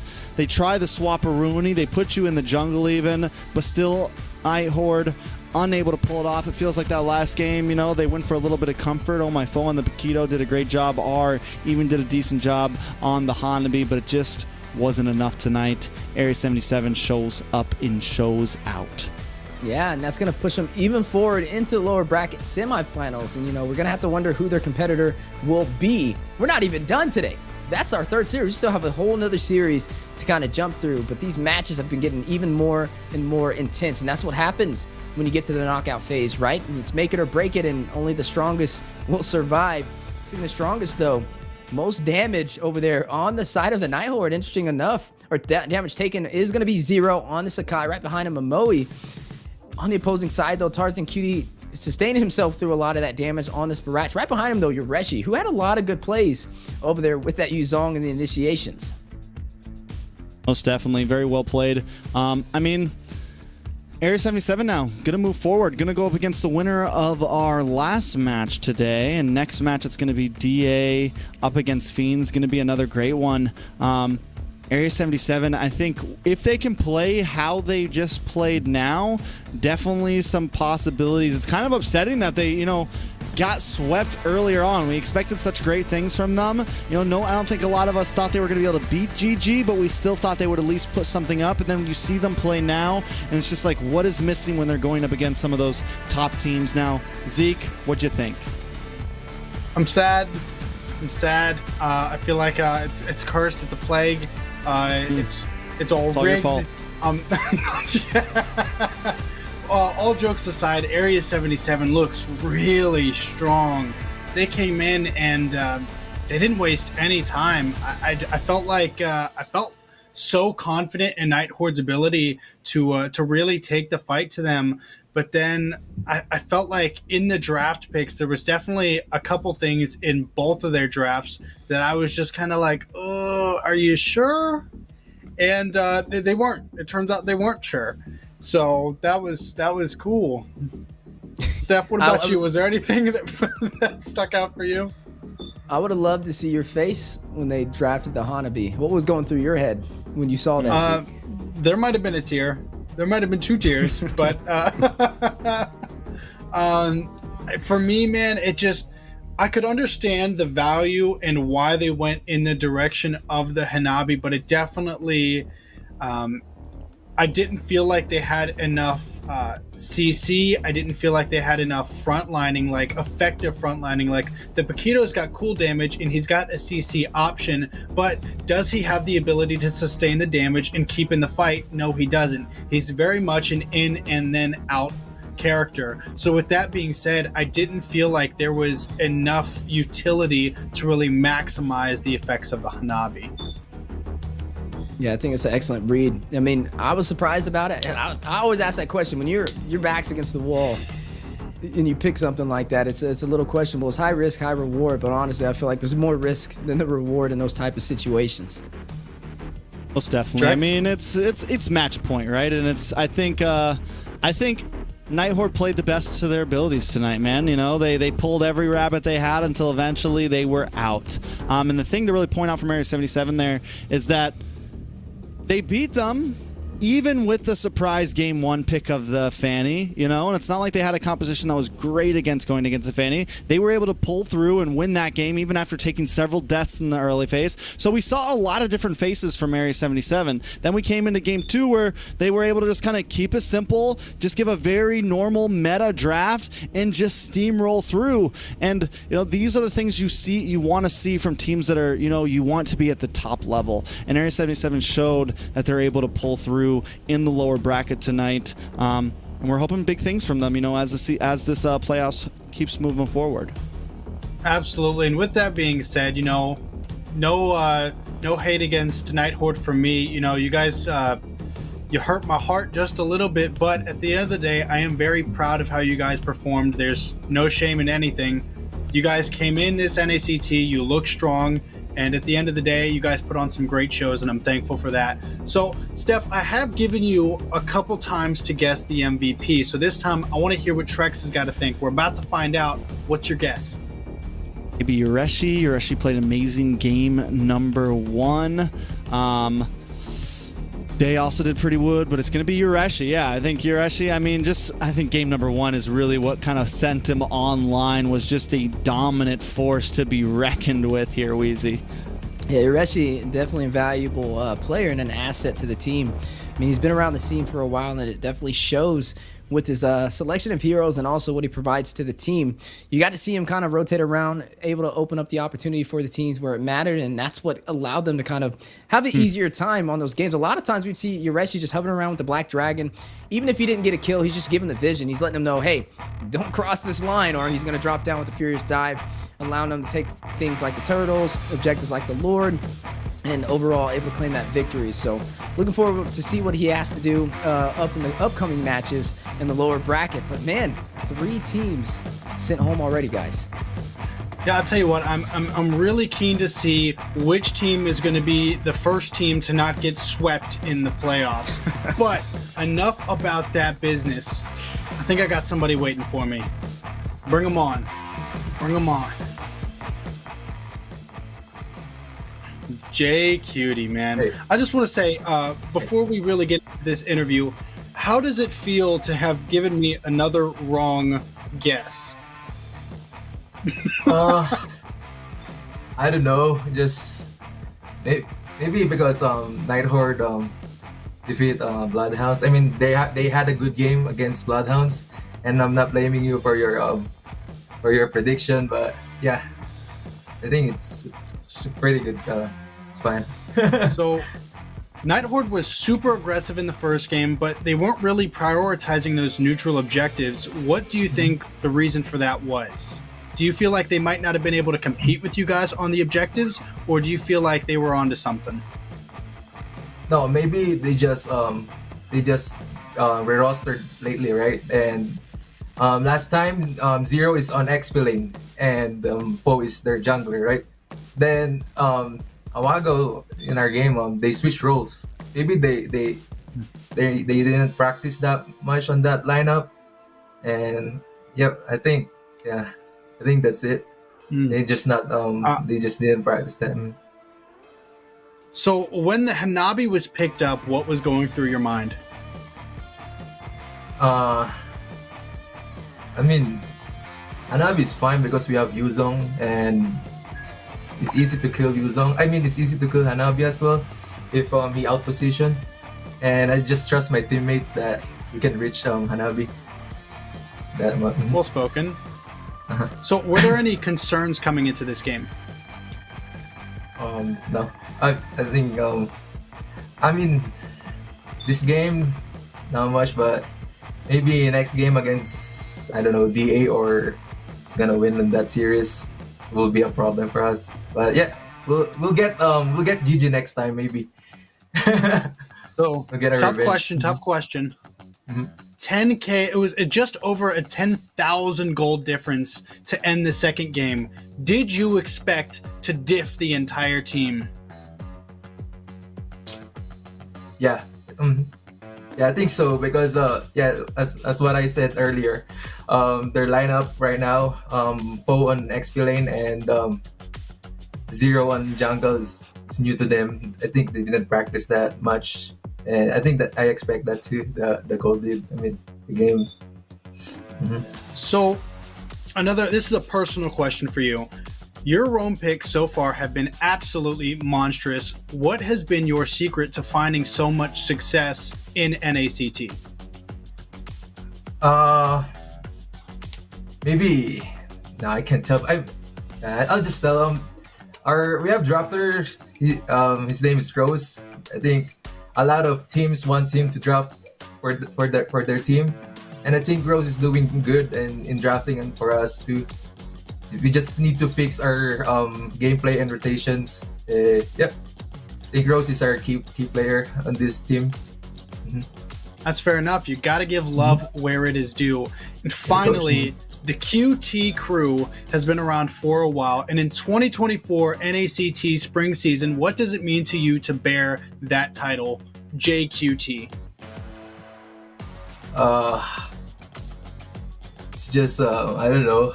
We just did it. The cutie just did it because I don't know. I don't know what to tell. Yeah, maybe. Sorry, I can't. And what's the question? Sorry. Does it mean something to you to still hold that title of QT? Because I feel like if you guys keep playing the way that you are, I might have to change to like Zeke QT and then like be like anointed, you know? I think it's just the Area 77's buff, the cutie, you know. We just and also our manager wants to put that on us on our IGN. So yeah. I wonder if it's like a blessing, but I'm not gonna hold you up too long. I think you guys played fantastic, and it's been so great to have you out. Get some rest. You guys are gonna need it coming into this next week, and we hope to see more from you guys. Yep, thank you. Have a good one, buddy. Fantastic interview with JQT. You know, again, as far as roamers are concerned, he's extremely well versed, you know, not only in his ability to speak, but also in his ability to play. And when it comes to bringing the heat to the enemy team, he absolutely does it. Yeah, I mean, ZQT, I feel like it had a ring to it. You may need to make that change, but overall, yeah. I mean, he's standing on business. He's definitely performing well. Their team's doing great, and can't wait to see how they play going forward. I mean, they have Devious activity. They have Fiends to go through. I think that's going to be another good match. Honestly, though, to be able to take down NIGHTHorde how they did, this was a good way for us to kind of see where they're standing at, and I think they're looking pretty strong. I think definitely it's going to be a toss-up. Whoever wins this next series and goes up against Area 77, it definitely feels like it's going to be a toss-up. Even this next series could be a little bit of a toss-up. But Jay Cutie, man, dude's been around for a very long time in MLBB, all the way back to MPLPH. The guy's been playing, so I think he also just brings a little bit of solidarity to Area 77, you know, and all of this. So it's nice to see him playing in NACT. It's nice to see the team growing. Excited to see what they bring later on in playoffs. Now, if you guys listen closely, you can hear the ching-a-ling-a-ling-a-ling. You can hear the money pouch rattling. Steph, you want to take us into this next giveaway? That's right. Another giveaway on the screen for a tournament chest. Hero skin.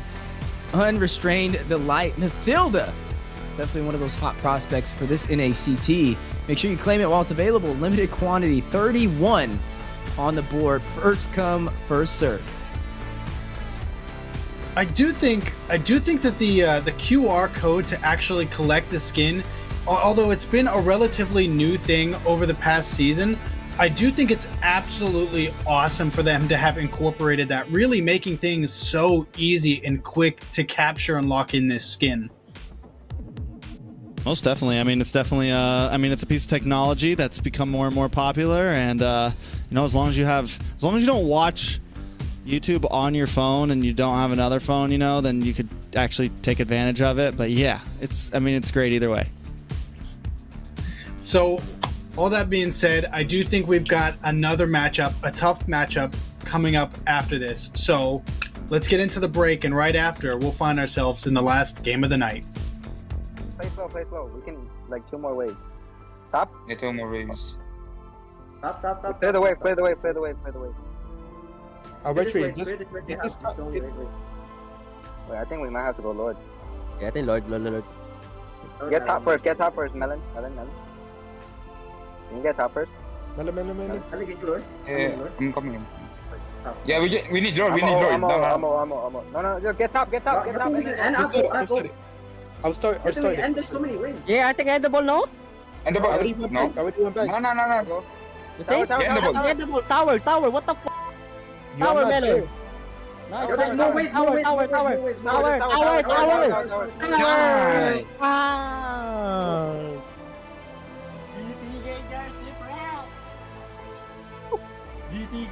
BTK.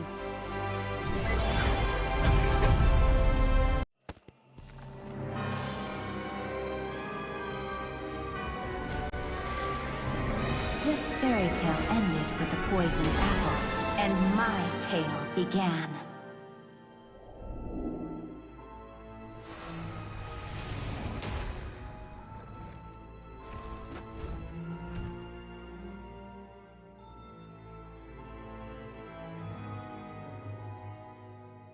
A princess in a tower is just a bird in a cage.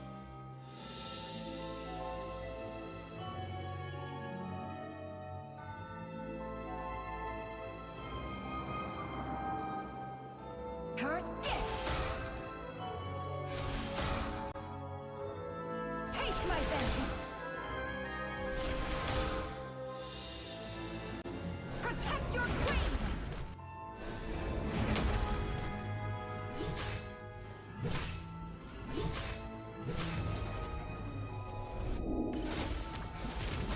Kneel before your queen. It won't take long, I promise.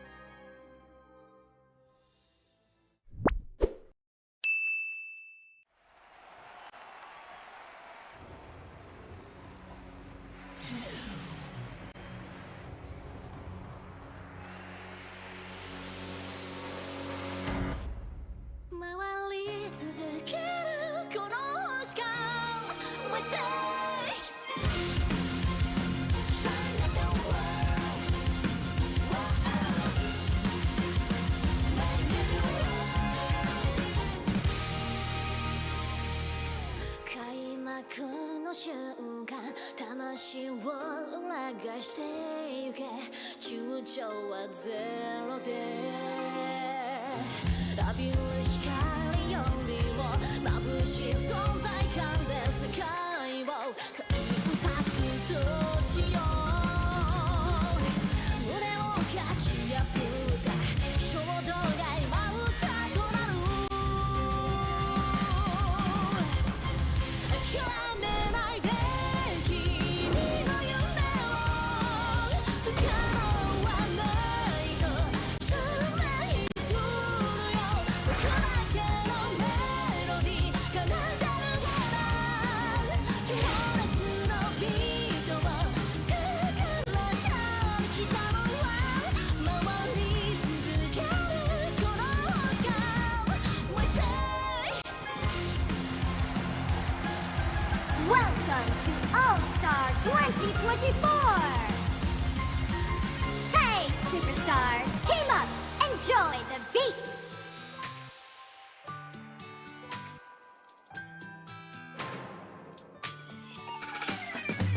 無数の人がすれ違いぶつかって去っていく人生のそんなスクランブル交差点の中で偶然のバンプだって見逃したりしないでちゃんと互いを見つけられたありがとう絶え間ない信頼のビートがあるから僕は歌っていけるよ涙も笑顔も四季折々彩っていく奏でるカラフルな音符 Devious Activity versus the Fiends, the last game of the night. How do you guys think this is gonna pan out? It's gonna be. Go ahead. Go ahead, Zeke. Go ahead. No, I was gonna say, sure? Do you think this is gonna be the same story that we've seen all night? It's a hard one to gauge, and the reason why is because Fiends, they rotate their roster around a lot. I think we got to see Kohari back in the gold lane, which is going to be something that they're stronger on playing with. But up against Devious Activity, their new addition to their roster, the man's a monster, right? They put Joybaj in that roam position, which is kind of essentially that old BTK that we seen without Moba Zane on it. That was able to kind of get that victory up against, who was it? It was Outplay back then in that grand finals. Essentially, that's the same exact roster that we're seeing without Moba Zane. And they're a pretty strong team. They have a lot of synergy, and honestly, they have more synergy than I would say Fiends does, and a couple more achievements under their belts. But it's a little bit of a new roster. Both sides have some new additions, which brings not only some good things, but also some bad things. And I think it's going to have to boil out to who has more synergy. But if I have to go synergy focused, just from seeing them in previous NACTs play as a team together, I'd have to go Devious Activity on it. I think Devious Activity definitely feels good. Fiends, don't get me wrong, we saw them kind of snap back to the way they were moving in season and in their previous game of today, and they looked pretty good. Is it going to be enough to take down DA? I don't know. But again, maybe we finally get the big upset match. Maybe we finally don't get the sweep. But if we're going to, just base it off numbers, high chances we're going to see a sweep this match.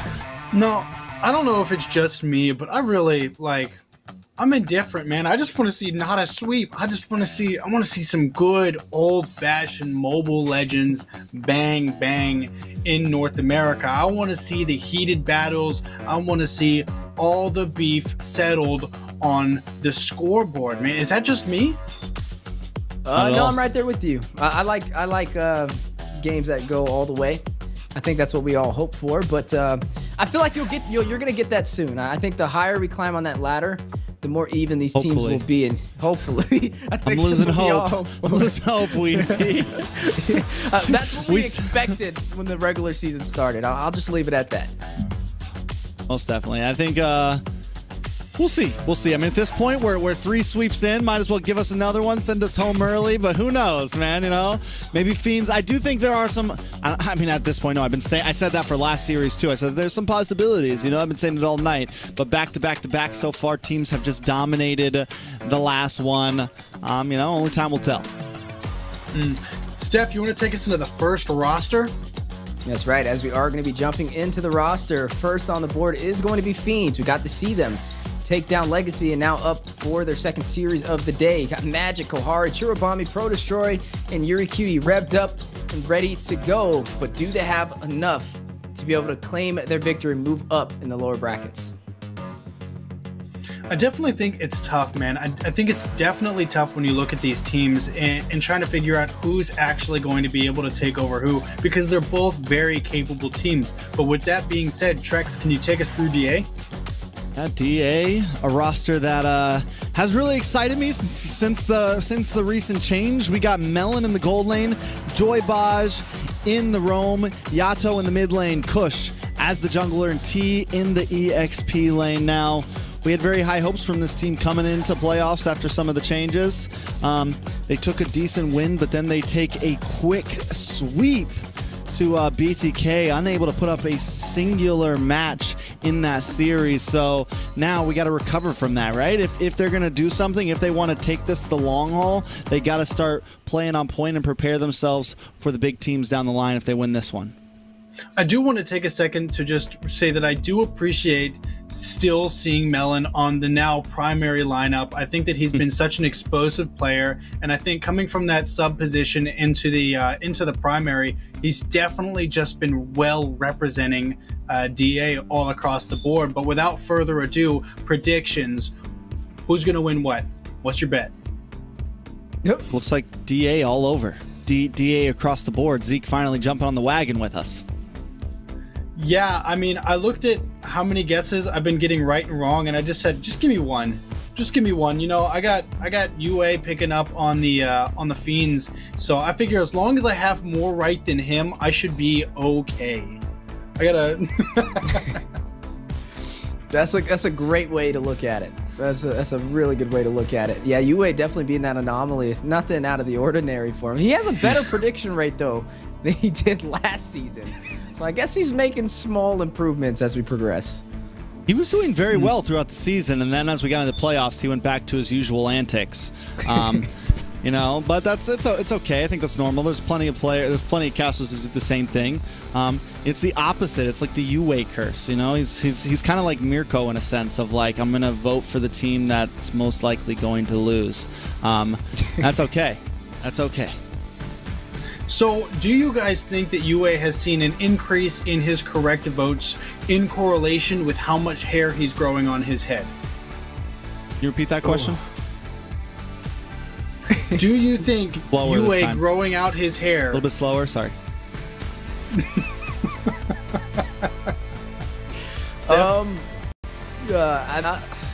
Man, that might have been the hardest question I've ever been. You know what? We'll save that. We'll have Liz asking that question himself directly tomorrow. Next week. For next week. There you go. That's way better. Regardless of how much hair he's got on his head, that doesn't change the fact that the draft is ready. Go. That's right. Go, baby. Production, Zeke's gotta go. Had to pull him out. But hey, here we are. Final series of the day. Devious activity up against Fiends. It's been a hard-fought series compilation today, but here we are at the finish line. Trex, it's been a pleasure casting these amazing games, and I think we've had a lot of fun. But now into the bread and butter, the final two teams fighting it out for today in a best of three for the lower bracket quarterfinals to earn their spot in the semifinals up against Area 77. And it's a carry ban to start things off from DA. Not something you see on the ban list immediately all the time, but a ban nonetheless, and I think it's directly aimed at Kohari. DA showing respect, and we see that from some teams sometimes. It's like, yeah, listen, especially with them being on blue side, first pick here, they have space they have some leeway to make to kind of do more target bans here. And as we mentioned before, I think Kohari Magic, as long as you can keep him uncomfortable, it definitely puts a dent into Fiends. Yeah, we got to watch what kind of walks through in the draft so far. I mean, you see the R-Lot being a possible option. The Mathilda's definitely nothing out of the ordinary. I think the R-Lot's definitely been something super strong. I mean, we've seen Ureshi on it. We've seen just exactly what it can kind of play into with any of these compositions, and it should be something that could be possibly banned out. They are going to take out the X-Borg, though. A little interesting. I'm not really too much on the X-Borg train where I feel like it's that much of a threat. I feel like there's a lot of answers to it. But possibly trying to limit some of the comfort picks for the side of Fiends. But they didn't pick an X-Borg not even in their first series today. So I'm kind of scratching my head on that. Maybe they're worried about the true damage that he provides. Maybe they're going in for a beefier composition, something like the Barats still on the table for the side of Devious Activity. Maybe why they went in for that. There are still supports on the table as well, though. You've got the Angela. You've also got the Faramis to be able to slot up the Rafaela. So I think Barats still would be a safe option for either side. Yeah, I mean, I think what you said is perfect. Barats up front, DA kind of banning out. So far, we got 2 Shredder. We got the Burner taken out. We got the Shredder taken out. Definitely a lot of possibilities, just showing kind of what DA maybe wants to go for here. Fiends, on the other hand, is kind of keeping things simple.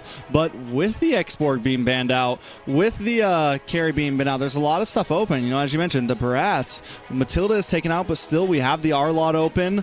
We have plenty of options. Honestly, I want to say, like, this is probably one of the first times in a while that nothing feels super game-breaking. I think the only hero that has felt kind of game-breaking is the Matilda. Other than that, the draft has been very open, Wheezy, like in all games, and there hasn't been any hero where it's like, this has to be banned no matter what. This has to be that, except really for the Matilda. And I feel like it's one of the things that's been kind of nice about this about some of the most recent patches is just the availability and the possibility to change things up all over the map. Yeah, I'm loving it. I mean, I don't like seeing only clear-cut answers, but like multiple different avenues that you can go within the draft. And I'm right there with you. I think there's so much available on the table to where you can still pretty much get a good draft, even if you don't get the first pick that you're looking for. There's just so many options on the table that you can't ban out within the first phase. But speaking of bans, Masha taking off the table alongside the CC. The Barats, do they go in for it? I'm thinking they might. They pick up the Angela, but keep in mind, Valentina is still on the table. Angela picked up. At this point, Fiends, like, R-Lot open, Barats open. Do they just lock that in immediately? DA kind of takes a risk, I feel like, picking up the Angela up front. I mean, it's solid, but again, you don't want to give Angela to Fiends, right? Like, that's the pick.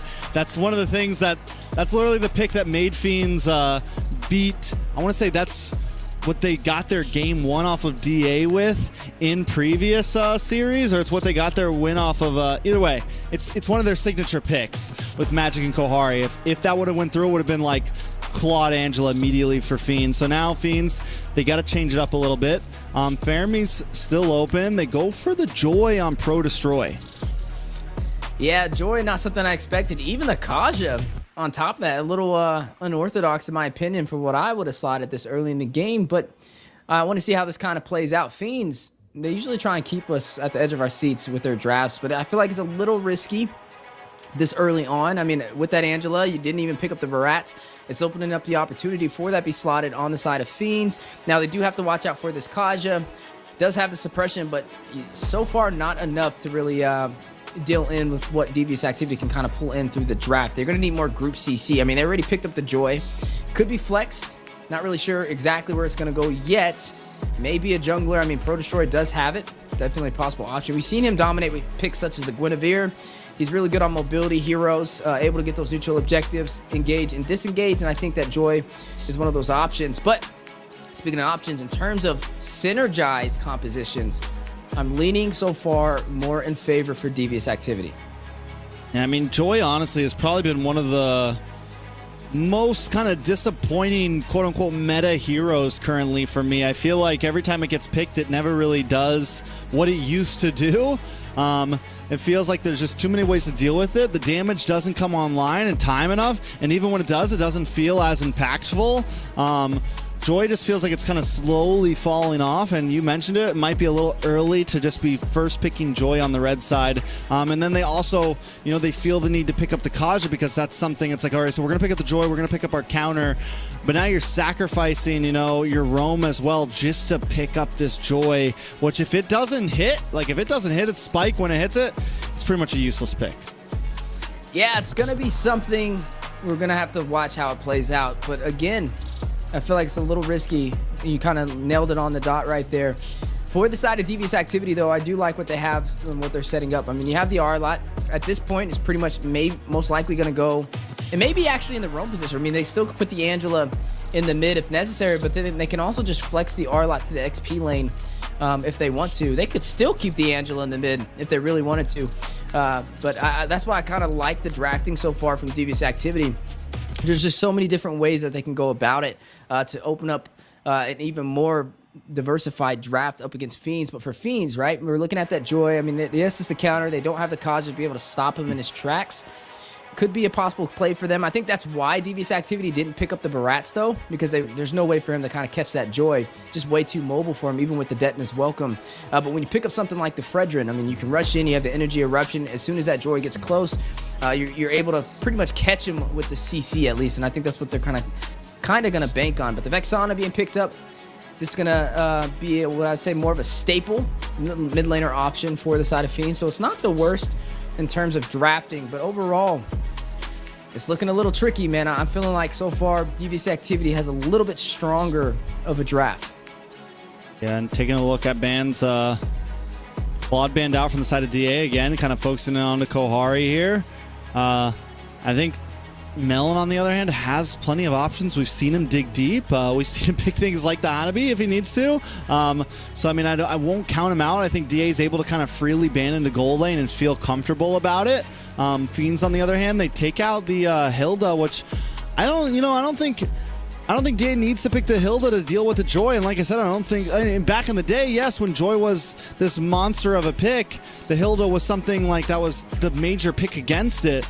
But nowadays, like I said, I think there's plenty of answers to the Joy. You know, a good Ruby can stop Joy in its tracks. So Fiends now on the pick, on the gun, needing to make a pick here. They need an EXP laner still, and they still need a gold laner.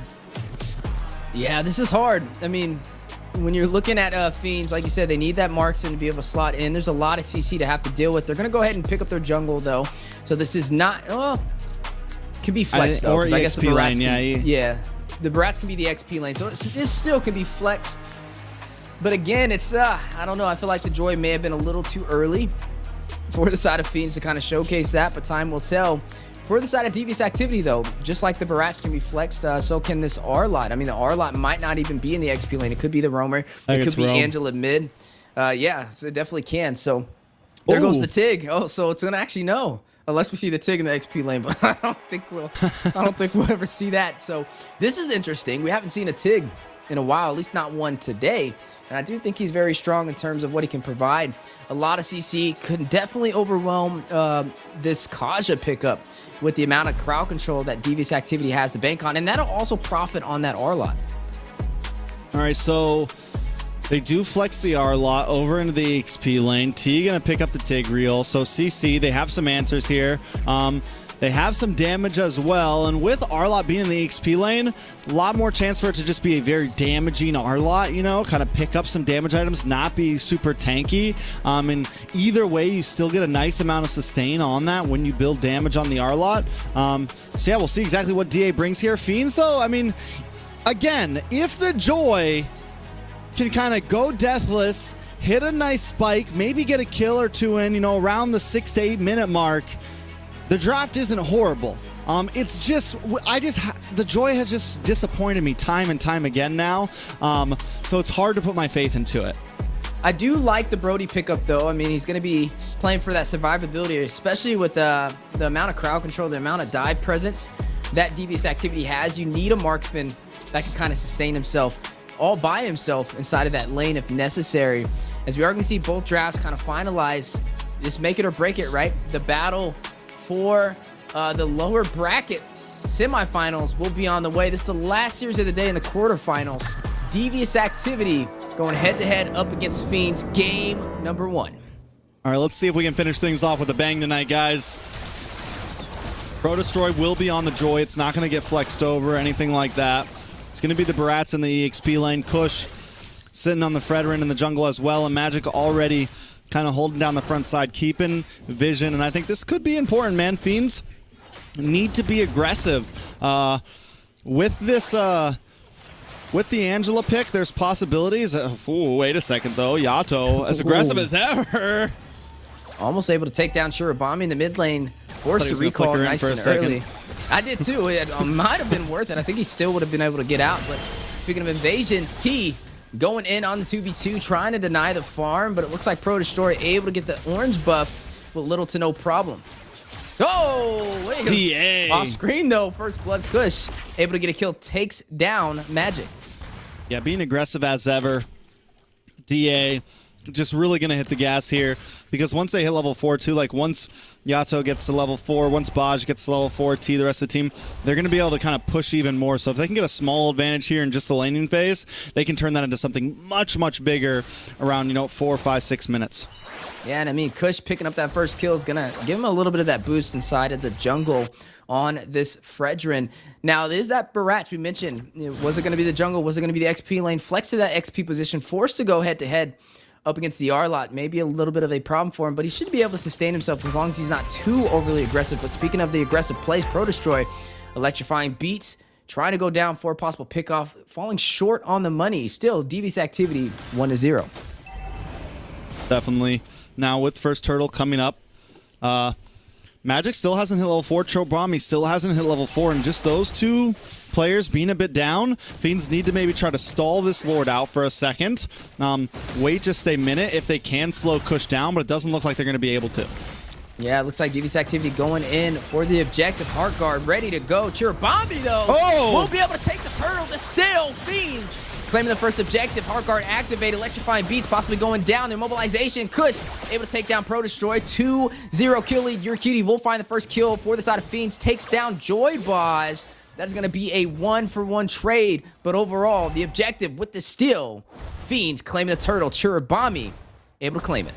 Yeah, so Chirabami makes the pit stop up top in the top lane, gets just enough EXP to get to level 4 there, and gets involved in that fight, able to drop the Eternal Guardian, able to really help out with the team and everything. And it's those small moments that could put Fiends at the advantage here. Now, they have the gold lead. It's nothing major, but it's still huge to be able to kind of slow down DA in this initial push, and it still gives them the opportunity to hit their big power spike. The only problem I see right now is Pro Destroy taking that death early on.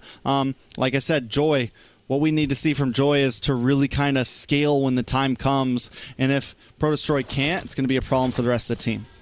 Yeah, it's interesting seeing this Irithel on the bot side, too. You don't really see the Irithel too often nowadays, especially in the NACT. But speaking of these players, Heart Guard activated on the Kush, electrifying beats does go out from Pro Destroy, not able to find a kill off of it. Pro Destroy already finding an early death so far. Chirabami forced to use the flicker. Melon on the chase. Joy Bosch alongside him. Ringo order Magic to kite the damage and force Devious activity off the chase. And while this is happening, though, Kohari just stacking up some gold. Melon takes the risk, leaves lane, trying to get a pick off, unable to get it, and because of that, Kohari now able to kind of get an advantage in the gold lane, put a little bit of extra gold in the pocket, chip that tower down some more, and in the boss side, Pro Destroy looking for something as well. Yeah, looking for another kill, possibly. Not able to find one. Found a death super early. On the opposite side, though, the jungler for Devious activity, Kush, off to a great start. 2-0-0 on this Fredrin, and getting some good plays in the early phase, but this may change. Kush finding an early grave. Kohari being the one to take him down, and now opening up the opportunity with no retribution for Fiends to take the second turtle of the game. Joy Bosch going in. Implosion! Oh! Set final slash from T to join the party. And now the Detna's welcome connecting for the triple stun onto Devious activity, but not enough to stop them. It looks like they now may be able to gain control in the turtle pit. Magic with the Ring to Order rushes in. Pro Destroy trying to get that electrifying beats off, possibly. Now able to claim control back in the turtle pit. It's he putting work in right now, but Turtle still not gone.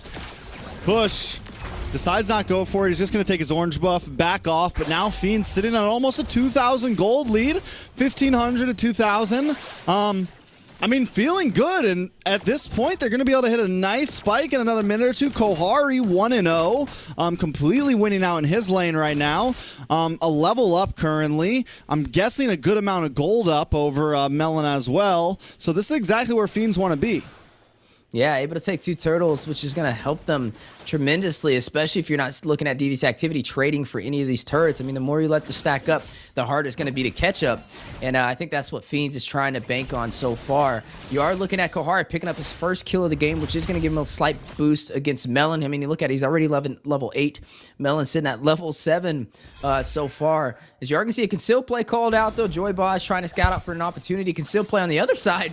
Both teams looking for that opportunity, but only one may be able to get it. There goes the electrifying beats. You are going to see the turn on the bot side, though. Fall Kohari will be able to burst it down. Yeah, that's huge. And with that, Kohari's going to be able to rotate around a bit more. Maybe they throw the lane swap in here. Yuricutie goes down to the bot side. Either way, we see members of Fiends going to be able to group up a bit more for these fights a little bit sooner, and that's going to be huge coming into this third and final turtle. Yeah, and speaking of so far things that we are seeing, both sides trying to find that window of opportunity. Devious Activity falling short on the objectives, but able to lead in terms of the kills, as we are looking at a little bit of that replay for that turtle play. Kohari finding his first kill of the game, takes down Kush. This is huge, right? Limiting their retribution capability. They didn't claim the first turtle, were able to get the second one, but speaking of claiming things, both sides fighting it out in the jungle. Magic finding Joy Bozzer. Rome taking down a Rome. Limited the crowd control capability for the side of Devious Activity, forcing them back into the mid lane. Beans are looking good right now. What did I say, man? They're back to, you know, the original roster, the original play. They just lost uneven, brought in Yuricutie in the EXP. They got Kohari sitting in gold, and Fiends looked great this game, man. They looked great in the last match up against their previous opponents, and now they're coming in against DA with a 3,000 gold lead 7.5 minutes in. Yeah, that's right. I mean, they are fresh off of a sweep against LEGACi. This is the first series that we've seen Devious Activity play since their upper bracket match against BTK, where they lost 3-0 with a sweep. And now looking at Fiends having the advantage, tied in kills, but up in the objectives. And it looks like they're trying to get some more. But Melon will be able to find Kohari, shuts him down, gets a double, finds Magic, which will give him 2 kills, 1 above Kohari to possibly even out this game and may slowly get them the advantage they're looking for. Yeah, that is huge for Melon. Melon needed that tremendously. Getting those 2 kills and now possibly getting this tower as well is going to put a nice chunk of gold in and just put Melon. I mean, Melon was falling a bit behind there. And now, oh, is this good? Oh, T gets the kill. Melon with the assist. Now things are turning around in the DA's favor. Yeah, they're now in lead in terms of the gold. Not by much, but they're able to kind of even out this economy. And not only that, but like you said, Melon, he needed that. He needed the kills. He got 2 assists as well. And now he's kind of leading in terms of who's ahead in the gold lane. Speaking of things being ahead, though, big stun from Kush on the Magic, trying to get around back to that tier 1 turret. But Melon rushing around for the follow-through. Kush will be able to take him down.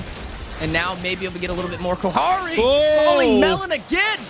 Finding yet another kill. Heart Guard activated on him. T finding Chirobami. Eternal Guard not even going to phase the 5-man rotation from Devious Activity. Ay. That's one thing you don't want to see, man. Melon sitting on the Aerithal with the Heart Guard on him, just riding through on the Ducati, causing mayhem, taking out Kohari, taking out Chirobami, taking down towers. Devious Activity, we talked about an 8-minute power spike. Well, now Devious Activity steal that power spike away from Fiends, and they're shoving it down their throat right now. Yeah, I'd love to see, just in terms of golden items, how far ahead Melon is above Kohari with a couple of plays so far. I mean, he's definitely got to be hitting these core items ahead of the power curve compared to him. But speaking of the power curve, there goes that Heart Guard again, this time hooked on to T. Joyboss with the setup. Chirobami will fall. We are looking at Yuricutie trying to get out of there. Praises Wrath for the conal damage. Heart Guard activated on the T. Still ready to take that fight, forcing Fiends back into the mid lane. But the conceal play. The opportunity to ring a order onto Joyboss. Forced out. Immortality has been procced. They want to take him down. Yuricutie with the stun, with the massive damage output, will be able to take him down. Kush finding Kohari. May be able to get this Lord. Melon, Heart Guard possibly procced on him. Need to watch out for that. 4 Fiends not able to find the opportunity in the Lord Pit, and Devious Activity will claim the objective. Yeah, T does a great job at zoning Fiends away there. And look at Melon now with the Heart Guard. Gonna get pulled in. Divine Judgment, that doesn't grab 1, that grabs 2. Because he does have the Heart Guard, but it keeps him alive. Yato able to find Magic. Maybe able to get Yuricutie. Gets a double kill. Yuricutie is going to be the one to fall. Devious Activity now a 13-4 lead and climbing the taunt on a Pro Destroy. Kush trying to deal the final damage. Not able to find it, but Devious Activity finding their footing and controlling this game.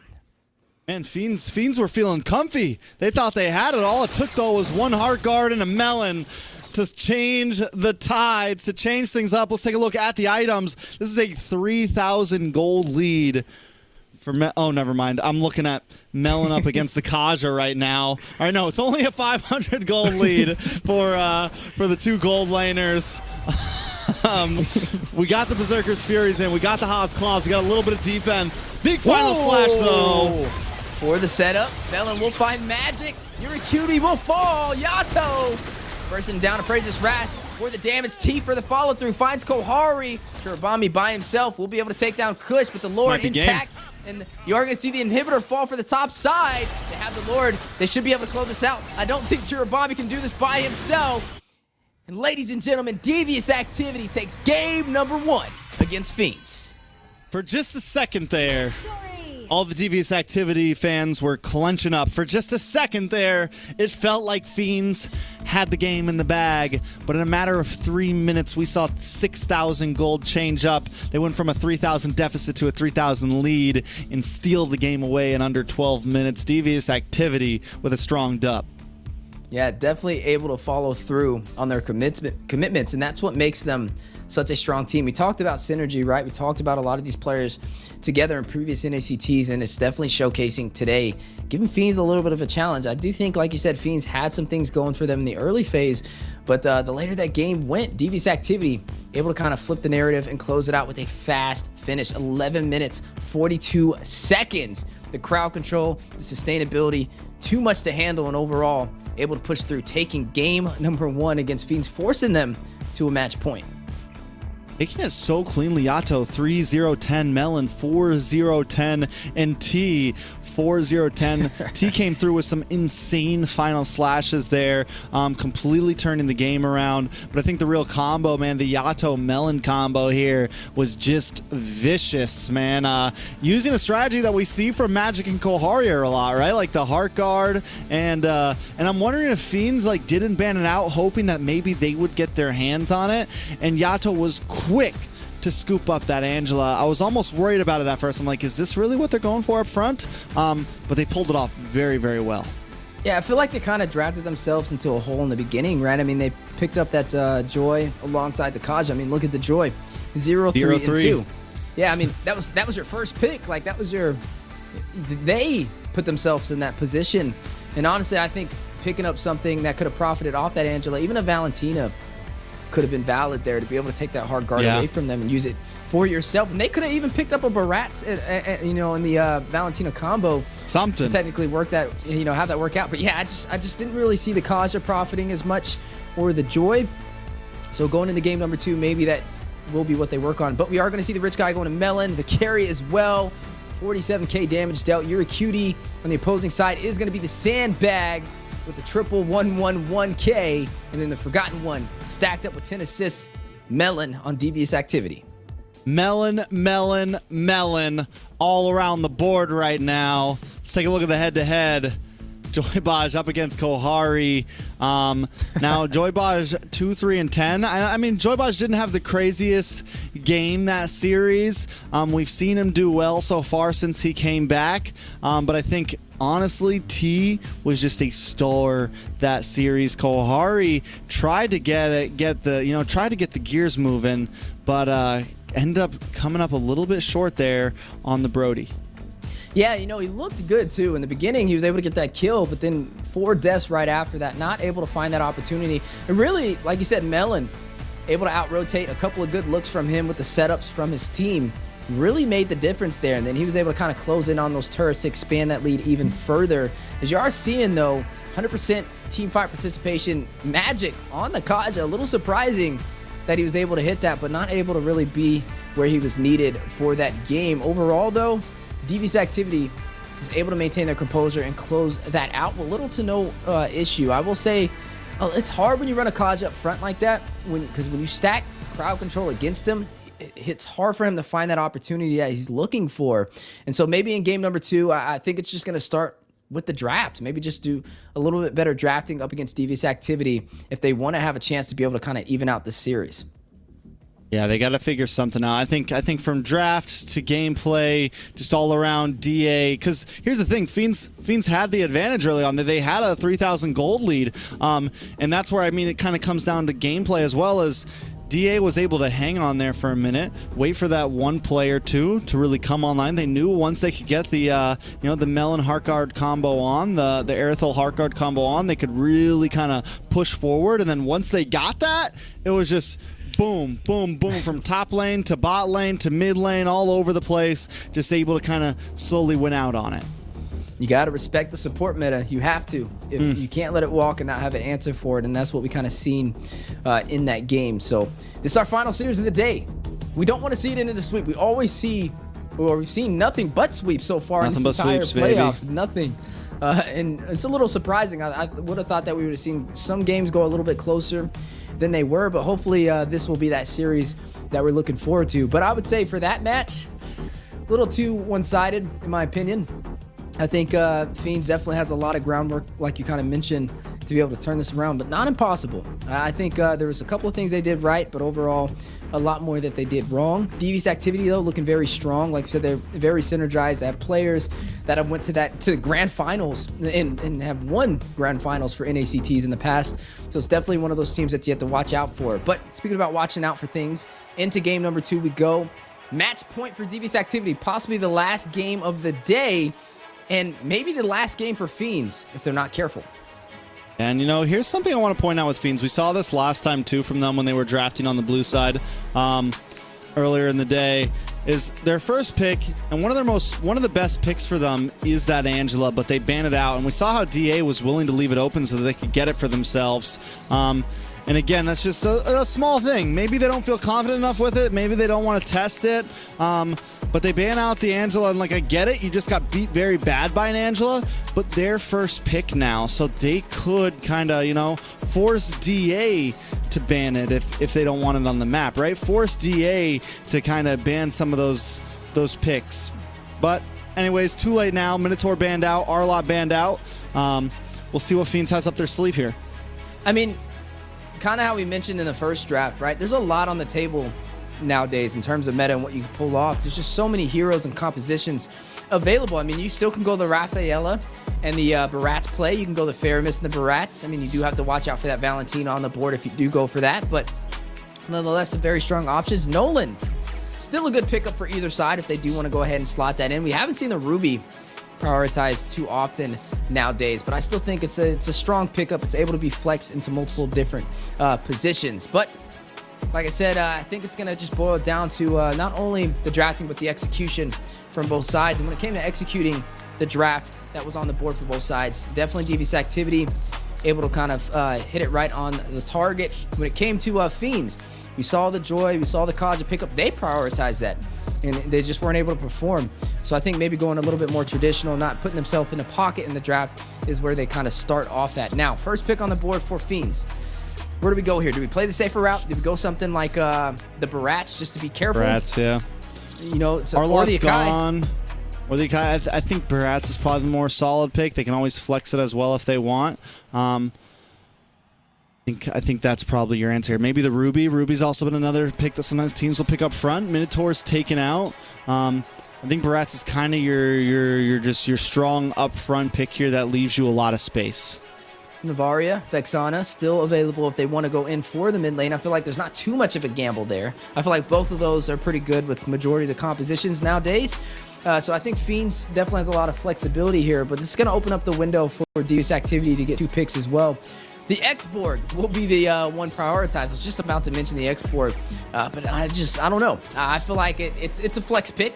Could be in the jungle, could be in the XP lane.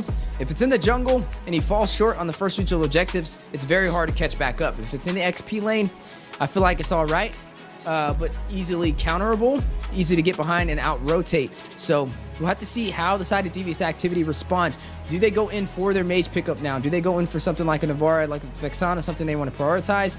Maybe the Valentina.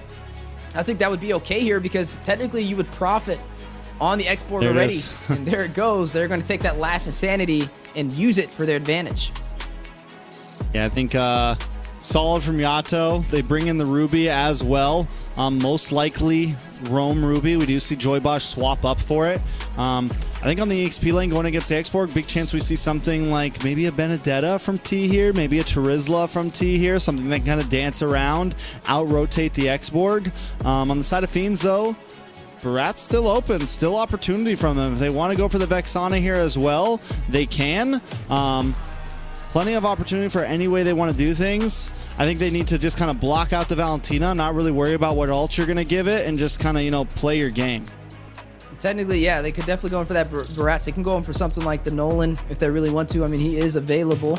They could lock in, I mean, I don't even know mage-wise. There's still options on the table. You do have to watch out for that Valentina, though. Speaking of pickups, though, Pro Destroy, wasting no time, is going to go in for this Guinevere, but there goes the Florian again.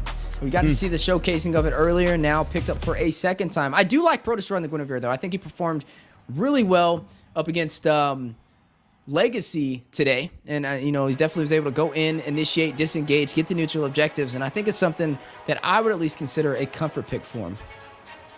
Yeah, I mean, it's, we saw the Florin earlier today. It was when they also picked up the Natan on Kohari. Definitely a slightly different pick, but we've seen them use this pick at least. The Guinevere, I think it's decent. I think not knowing what kind of jungler you're going to go up against, it can be okay, because most likely Guinevere can at least do well in early objectives. I think once the game moves a bit towards into mid to late game, the Guinevere starts to fall off. But early on, if you want to go for, I mean, Fiends should definitely have some advantages when they come into like first, second, third turtle, maybe even first Lord. You know, I'm wondering what they're going to pick in for their marksman, though, for the side of Fiends. I mean, Brody, I think, would be okay. I mean, this is a very dive-centric composition from the side of Devious Activity, especially when you have that Ruby able to not only sustain himself, but able to get into your turret and grab you at a moment's notice. I think that's where the Brody will kind of shine, especially since the Claude was already taken off the table for Fiends to pick up as an option. I think it's going to kind of put them in a little bit of a bind. But speaking of bans, you're going to see the carry taken off the table alongside the Lu Yi, who we've been seeing kind of rise up to the occasion in the NACT. Going to be taken off the table. Fanny, final ban of this match, taken off the board for the side of Fiends.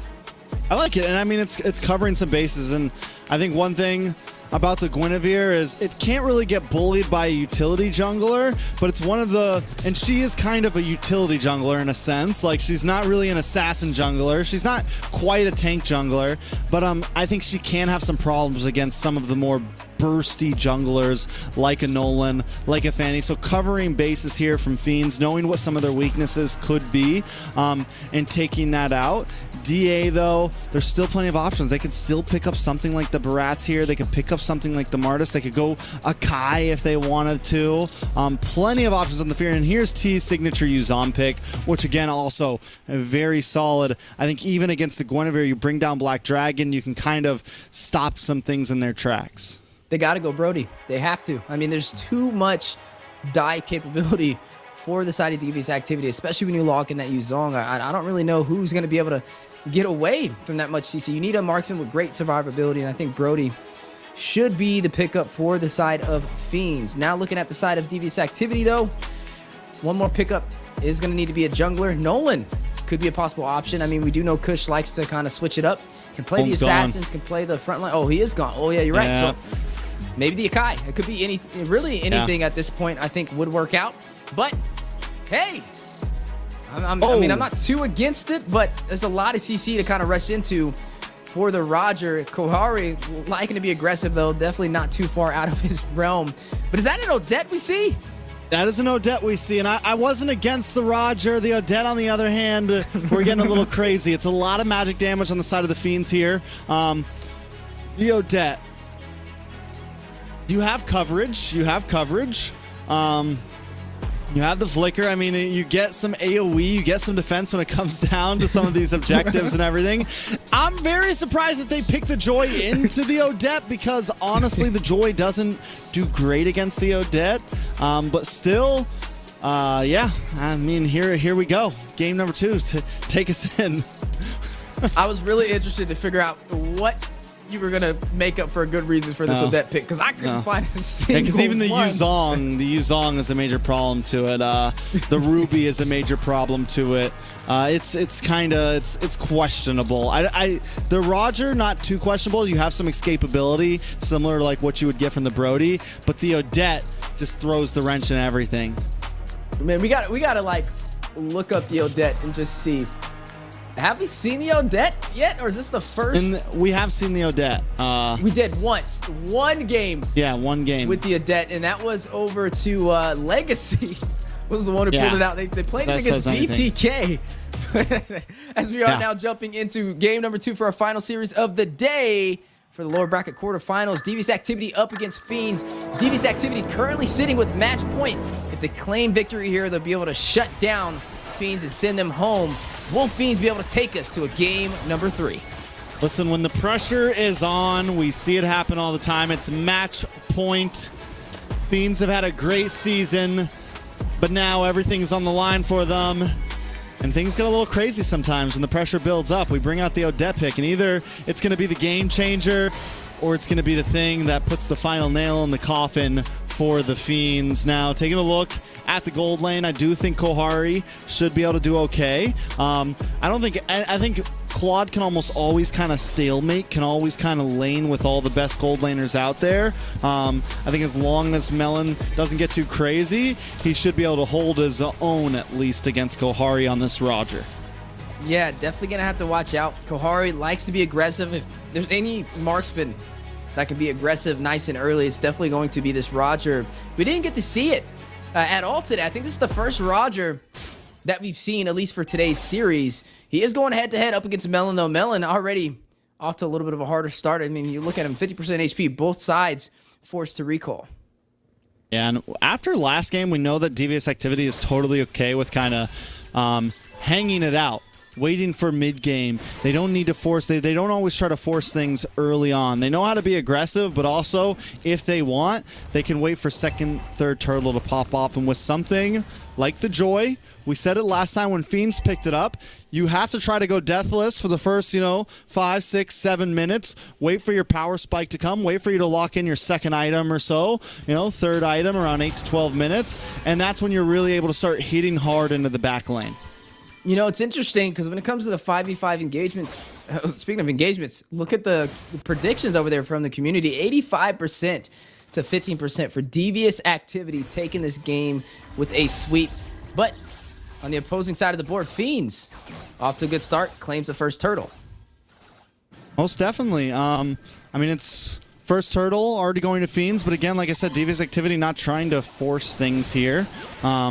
Able to kind of take it slow, and as long as they don't die, as long as nobody goes down and Fiends doesn't just skyrocket ahead, it's okay. But the funny thing is Fiends also not trying to force things, knowing that with the Odette they need some time to scale, knowing that with the Florin they need some time to scale, and then the Roger as well. So both teams kind of in this weird place where it's like, whose power spike is going to hit a little bit harder than the other one? You are looking at 3 quantum charges picked up for the side of Devious Activity. They are going to be very mobile when it comes to these engagements, and they have a lot of crowd control to kind of work in their favor. That's, like I said, a very dive-eccentric composition for Devious Activity. When you look at the side of Fiends, though, it's a little interesting on how these heroes kind of play together on the 5v5 engagements, right? You have Pro Destroyer who can initiate with the Spatial Migration on the Guinevere, possibly get the knock-up with the Violent Requiem. You have Kohari who can kind of sniff out the low HP with the Lycan Pounce for some possible pickoffs, initiation from the Last Sanity from Yuri Cutie, but not a lot of crowd control to really bank on compared to Devious Activity.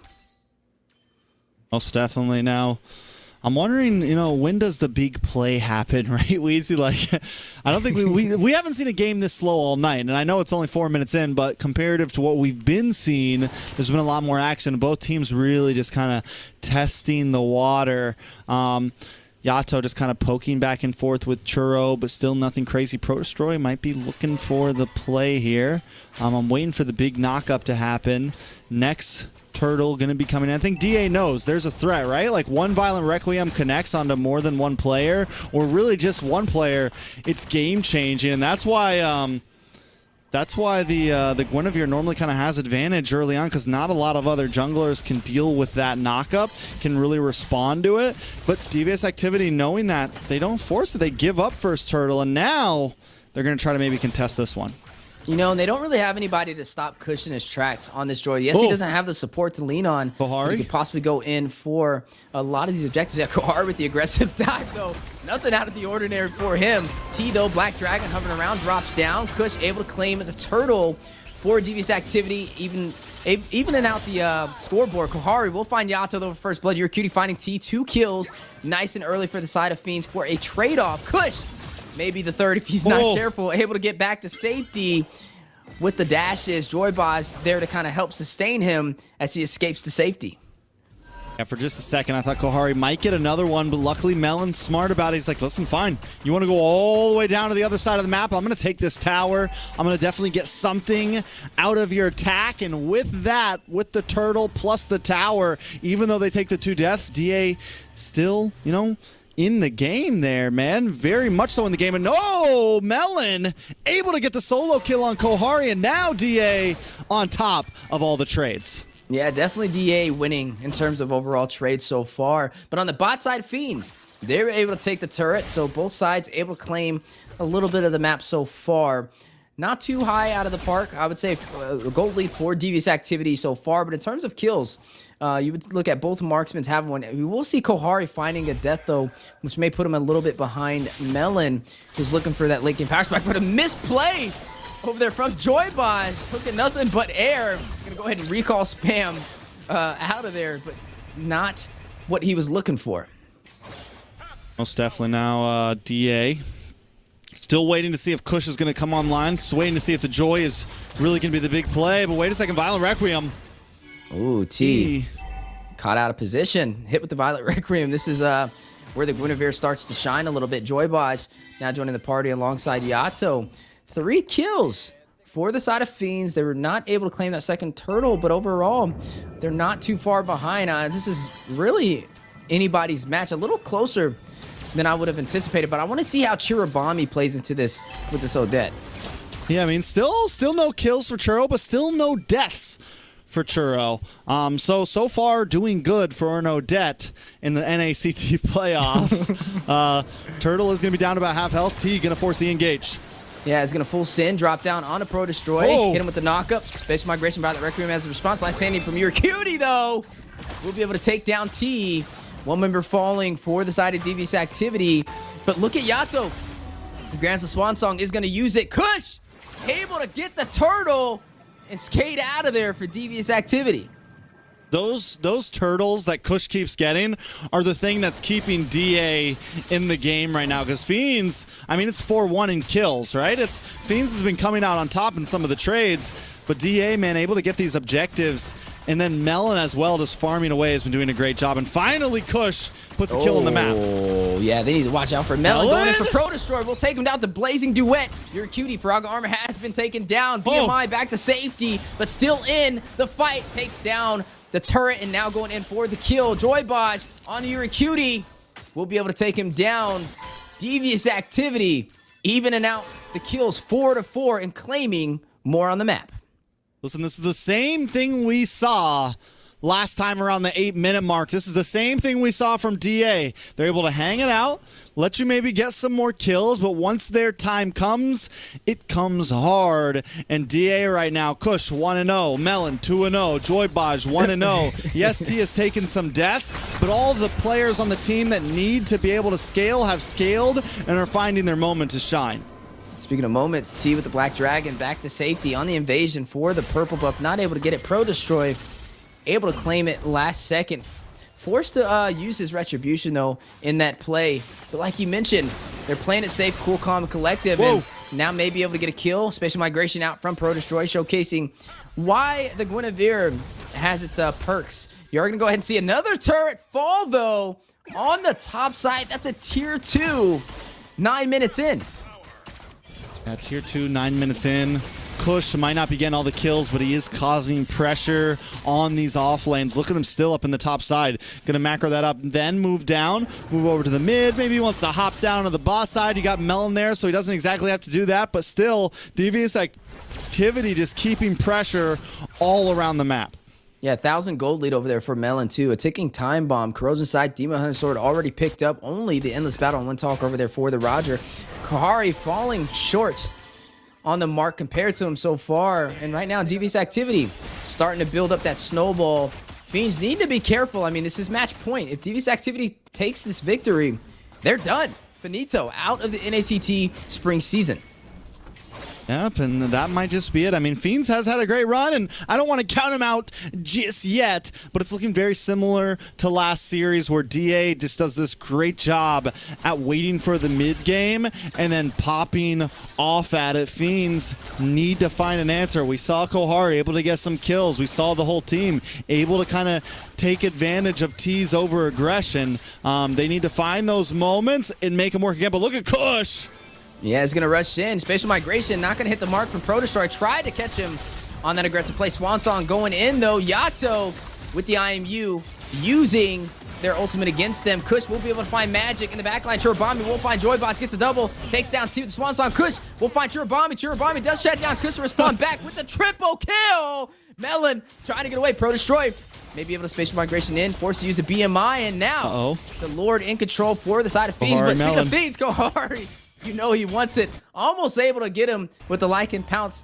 Melon trying to get back to safety. Kohari looking like he's gonna let him go.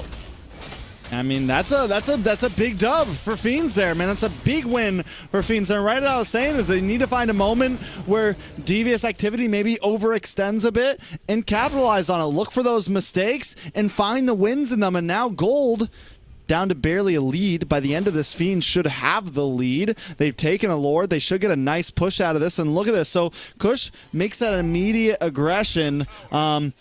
Not able to find anything out of it. Yuri Cutie gets the response, and now Kush, yes, they find Magic, but Churro just starts cleaning things up here, and it's a bit of a bloodbath back and forth, but in the end, Churro with the triple. The power of the Swan Song coming alive. Just the AoE range that it has is very hard to get out of. But speaking of things hard to get out of, set up with Violent Requiem. Magic will go ahead and shut down Melon. There goes the Swan Song. Yuri Cutie able to claim the turret top side uncontested. Most definitely. And Devious Activity now on the back foot.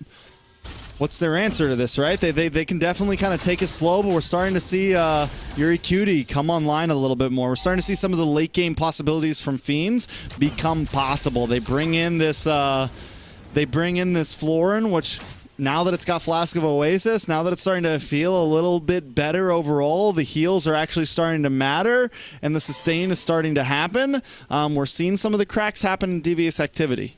Yeah, it's a little surprising. Churubami 3-1-4 on this Odette, but T off to a hard start. He's 0-4-0, 4 deaths.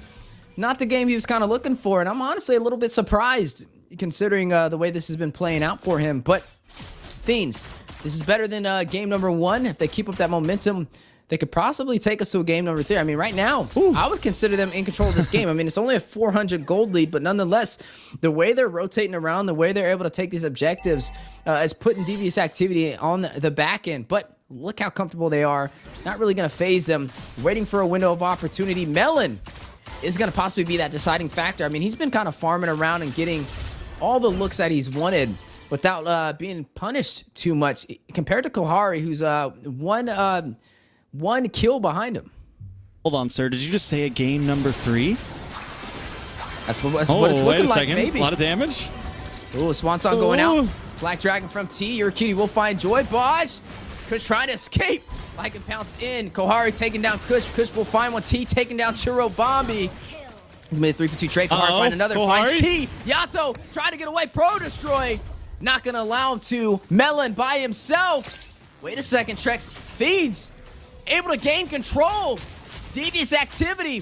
Not the match they were looking for.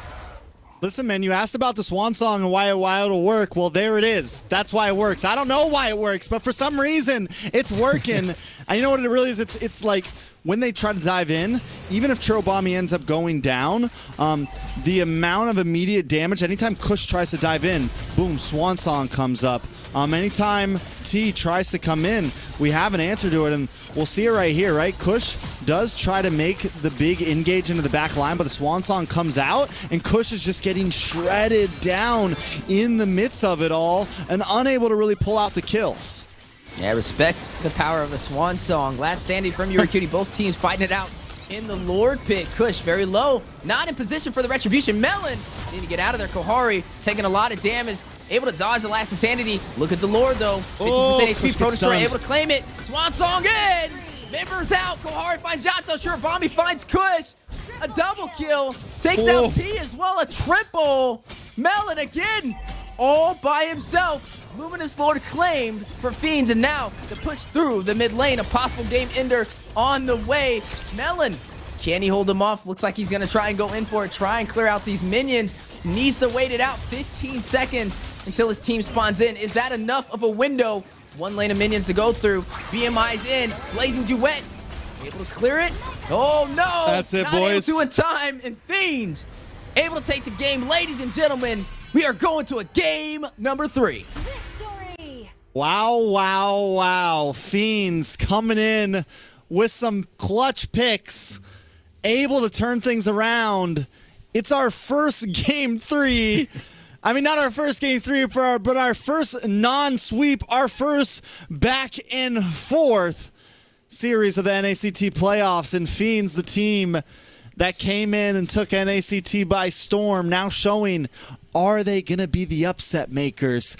Are they going to be the ones that knock some of the OG players out of the playoffs? Hey, Odette now at that 50% win rate. LEGACi couldn't do it, but Fiends was able to push through. And major victory. I mean, their backs were against the wall, right? If they lost that, they would have been knocked out of this NACT. Devious activity. Not the game they were expecting, and now both sides one step away from moving forward, or one step away from being knocked out of the spring season. 15-minute game, a fast finish for the side of Fiends to turn this around 17-8. I mean, highest kills on the scoreboard is going to go over to Kohari on this Roger 5-1-5. I mean, Kohari was clean, but also Chiribami, man, even in that very last Lord fight, Chiribami just kind of hung out in that little bush, right? The little Lord bush, the solo bush, and let a lot of the fight happen for a while there. Just did not show, held on to the ult, waited for the right time, and timing was key so much for Chiribami. Ended up being the carry, ended up doing the most damage on out of everybody, 83,000, which in a game like that that really didn't go too late, is a lot of damage. And Chiribami's positioning and just timing with those Swan Songs was key to victory throughout this series. Yeah, definitely not something I would have expected to be drafted or expected to work. There was a lot of counters to the Odette jumping into that game, but the execution, the positioning over there from Chiribami definitely standing out. Kohari making the most out of the low HP from the Swan Song, able to follow through to get the most kills of the game. The head-to-head right there on the board, 5-1-5 compared to Joy Bosch on the 1-3-1. A little interesting to see the marksman compared to the roamer, but I wouldn't say that's too out of the ordinary. That'd be kind of interesting to see a roamer get more kills than the marksman. But damage dealt, you're going to go ahead and see the highest on the board. Beat Chiribami. We were just talking about him, right? With the Swan Song, with the Odette last second pick, 88% teamfight participation and 83k damage dealt. Bro, can we talk about, I mean, I know it's normal, Magic is a healer or a roam or whatever, but damage dealt was only 6,000 damage. Magic literally must have never landed a single hit on anybody and just really hung out and waited it out. 6,000 damage total from a hero is insane. Must have missed all those skill shots. But anyways, I mean, that's whatever. I'm just picking and fighting here. But so now, Wheezy, game 3, baby. Rubber band match. Yeah, rubber band match. Are you excited? I am. Yue, the mad scientist, he may have actually got something right today if this does kind of pull through, because he did vote over there. He's going to be so mad that he didn't. He did say that too. He did say that. If Fiends win this series, Zeke is going to be so mad. He just can't. Mr. Can't get it right over there. But let's see what can happen here. DA now. Yato, T, Baj, Kush, veterans of NACT. Tied up with the new kids on the block, Fiends. Can they pull it off here? Yeah, this is crazy. I mean, Fiends off to a good run for their money. A little bit of a surprise on the way that kind of played out, giving them a second chance to be able to stay inside of the playoffs. Devious activity, like you said, a lot of vets on their side for the NACT, falling short for game number 2. And I wouldn't even say it was a draft difference, right? I think it was just execution there. I really think that's what it boiled down to. I think the draft was solid. I actually liked and preferred the draft over there from Devious activity against Fiends, but I feel like Fiends, they were able to kind of look into the mistakes that Devious activity was making during the actual game, and they profited. So jumping into the final game of the day officially, one team will be sent home. Now we got to kind of break down these kind of keys to victory on what will make one the victor and one the loser. When it comes to Devious activity, they definitely got to play a little bit tighter inside of the game. They're letting too much go into the hands of Fiends, too many neutral objectives, too many plays and pickoffs, and no trades to respond back. Even being overly aggressive sometimes is costly. For the side of Fiends, well, that's a hard one to kind of break down. I feel like they just overall did well. I don't know if the Odette will work again. I don't know if it was just a fluke. If it was something that just kind of worked that one time. I don't know if I would do it twice. I got the answer. I got the answer for you. Don't pick Joy. So far, if we look at the real, if we look at the, or get Matilda, but also a number one thing is don't pick Joy, because Fiends pick Joy, they lose. DA picks Joy, they lose. Maybe that's the real reason, but also, what's been the number one rule of NACT, Mr. Wheezy? I was about to say it. Ban Joy, drink water. Drink water. If you didn't learn that, you're about to learn it today. As Matilda's one of those strong supports, the strongest support I would say so far, paired up with the Barats and the CC. Oh my goodness. Well, yeah, we're off to a good start, but on the opposing side for Fiends, they do have some answers. They have the Valentina. I feel like Fred Wren. Okay, but hey, baby. Hey, they pulled off the Odette, bro, so I'm speechless. I'm speechless right now. They get the RAF. They get the RAF, which is solid for Fiends. I think it's smart to, all right, listen, we need to get comfortable quick, and we need to make sure they're not going to ban us out. Pick up the RAF immediately. I think from here, it's like we can play around this, but at least they get something that they know works well with them. We've seen them do wonders with the RAF. We've seen them do wonders with this type of composition. Now it just is kind of balancing things out. They have a big hurdle to climb here going up against the Matilda and the rest of this comp. So fall back to comfort for Fiends. Man, this is going to be a fun one to watch. I mean, essentially, if you look at the Barats, you look at the Fredrin, both of them frontline jungles, and then they're backed up by some amazing supports, right? You have the Rafaela, can give you the speed boost, can keep you alive, has the stun with the Holy Baptism, something that you can kind of lean on. But the Matilda, Circling Eagle, the Guiding Wind to be able to get you back to safety, I feel like it works out a little bit better, in my opinion. I think the question is going to be the CC, though, right? CC is one of those high mobile heroes, very hard to keep up with. Not really much to stop her in her tracks, at least so far from what we're seeing from Fiends. I mean, they can't even go in for a Kaja at this point because they locked in this Rafaela. So maybe they match the mobility over there from the CC. Maybe they go in for something like a Benedetta. I think that'd be good, especially up against the Barats. Can definitely get away from his Detna's welcome, can dash in, hit him with the Electro Final Blow. I think it's a strong option. Something that can kind of match the rotations. If not, you're going to be seeing some good overall objectives from the CC being put inside of the mix so far. But I think, I'm not going to say it's one-sided with the draft. I think the Matilda is a very strong point, but still a possible way for Fiends to be able to take this game. Yeah, I'm wondering if we see like the Ixia over here from the side of DA. The Ixia Matilda combo is definitely a possibility on the side of Fiends. I'm wondering maybe they pick up something like the Ruby for EXP lane. I know it's not like it's normally the roam slot, but could do well in kind of locking up Matilda on these big engages, locking up CC. They go for the Paquito instead, which also damage a burst answer, something that's highly mobile, like you said, similar to the Benedetta, kind of supplies that proactiveness. But DA just keeping things meta, keeping things normal, getting their hands on, you know, some of the most, like, all of these picks were extremely prio throughout the whole season, and they got the bow, they got the whole package. If Fiends beats this composition right here, then they deserve it, man. You know, Thanos with his gauntlet. It's like they got every Infinity Stone they could have got it all right now. And they just need to snap their fingers with the spinal pick for devious activity. But okay, there we go. I don't know if I would consider that an Infinity Stone. I feel like that's a little okay. We'll take that. That's something that Fiends can kind of lean in on. Now, this is gonna be good. I think both sides have answers. I feel like devious activity has a little bit of a stronger composition, but Fiends has something that could definitely work through this. What do they go here? I mean, there is dive capability. They could go in for something like a Brody to keep them alive, especially when you have that circling eagle, when you have that Barras that's going to rush into you, that CC is going to rush in on you as well. Oh, no. Never mind. Oh, Melissa, that would have been pretty cool to see. The Claude, though, how we feel about that? Like I said, man, I mean, it's a comfort pick for Kohari, man. It's since the very beginning we've seen him win games with it. You pair it up with a support. It is comfort for Kohari. Is it going to be able to do it here?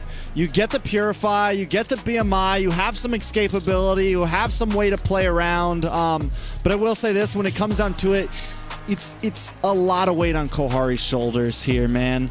You are one of the major damage dealers here. Yes, your Cutie can pull something off, but once again, can Kohari the Brave take his team to victory here? We'll see. It's gonna take some time. I'm just happy for Game 3, man. I'm just happy for Game 3. He may earn a new title if he's able to pull this one off. I mean, like you said, the new kids on the block up against the vets.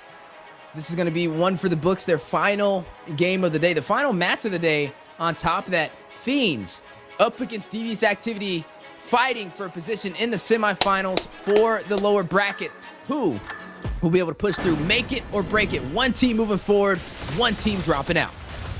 Listen, as people know, I'm a DA fan, man. I've known Yato, Kush, Baj, T. I've known these guys for a long time. But if there's a team that I would be excited to see them lose to, it would be Fiends. Because Fiends, like I've been saying back to back to back, they've taken us by storm. The new kids on the block are here. And if there's anyone I want to see beat DA tonight, Fiends would definitely be a story to tell. But look at everything they've given over to DA. This is a mountain to climb tonight. That's right. Old school versus new school right now.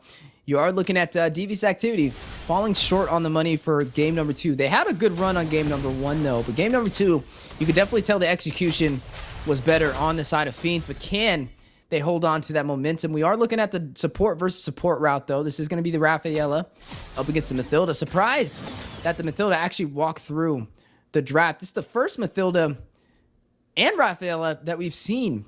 Oh, no, maybe not Raph. I think it's the first Mathilda that we've seen today out of all of our series.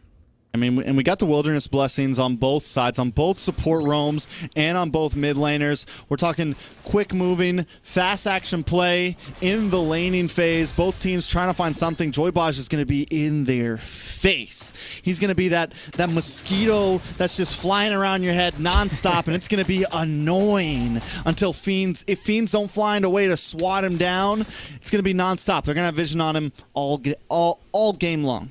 Yeah, it's a lot easier to kill a Rafaela than it is to kill a Mathilda. But you are going to go ahead and see Fiends trying to rotate on it, trying to find game plan. Detna's welcome. Kush!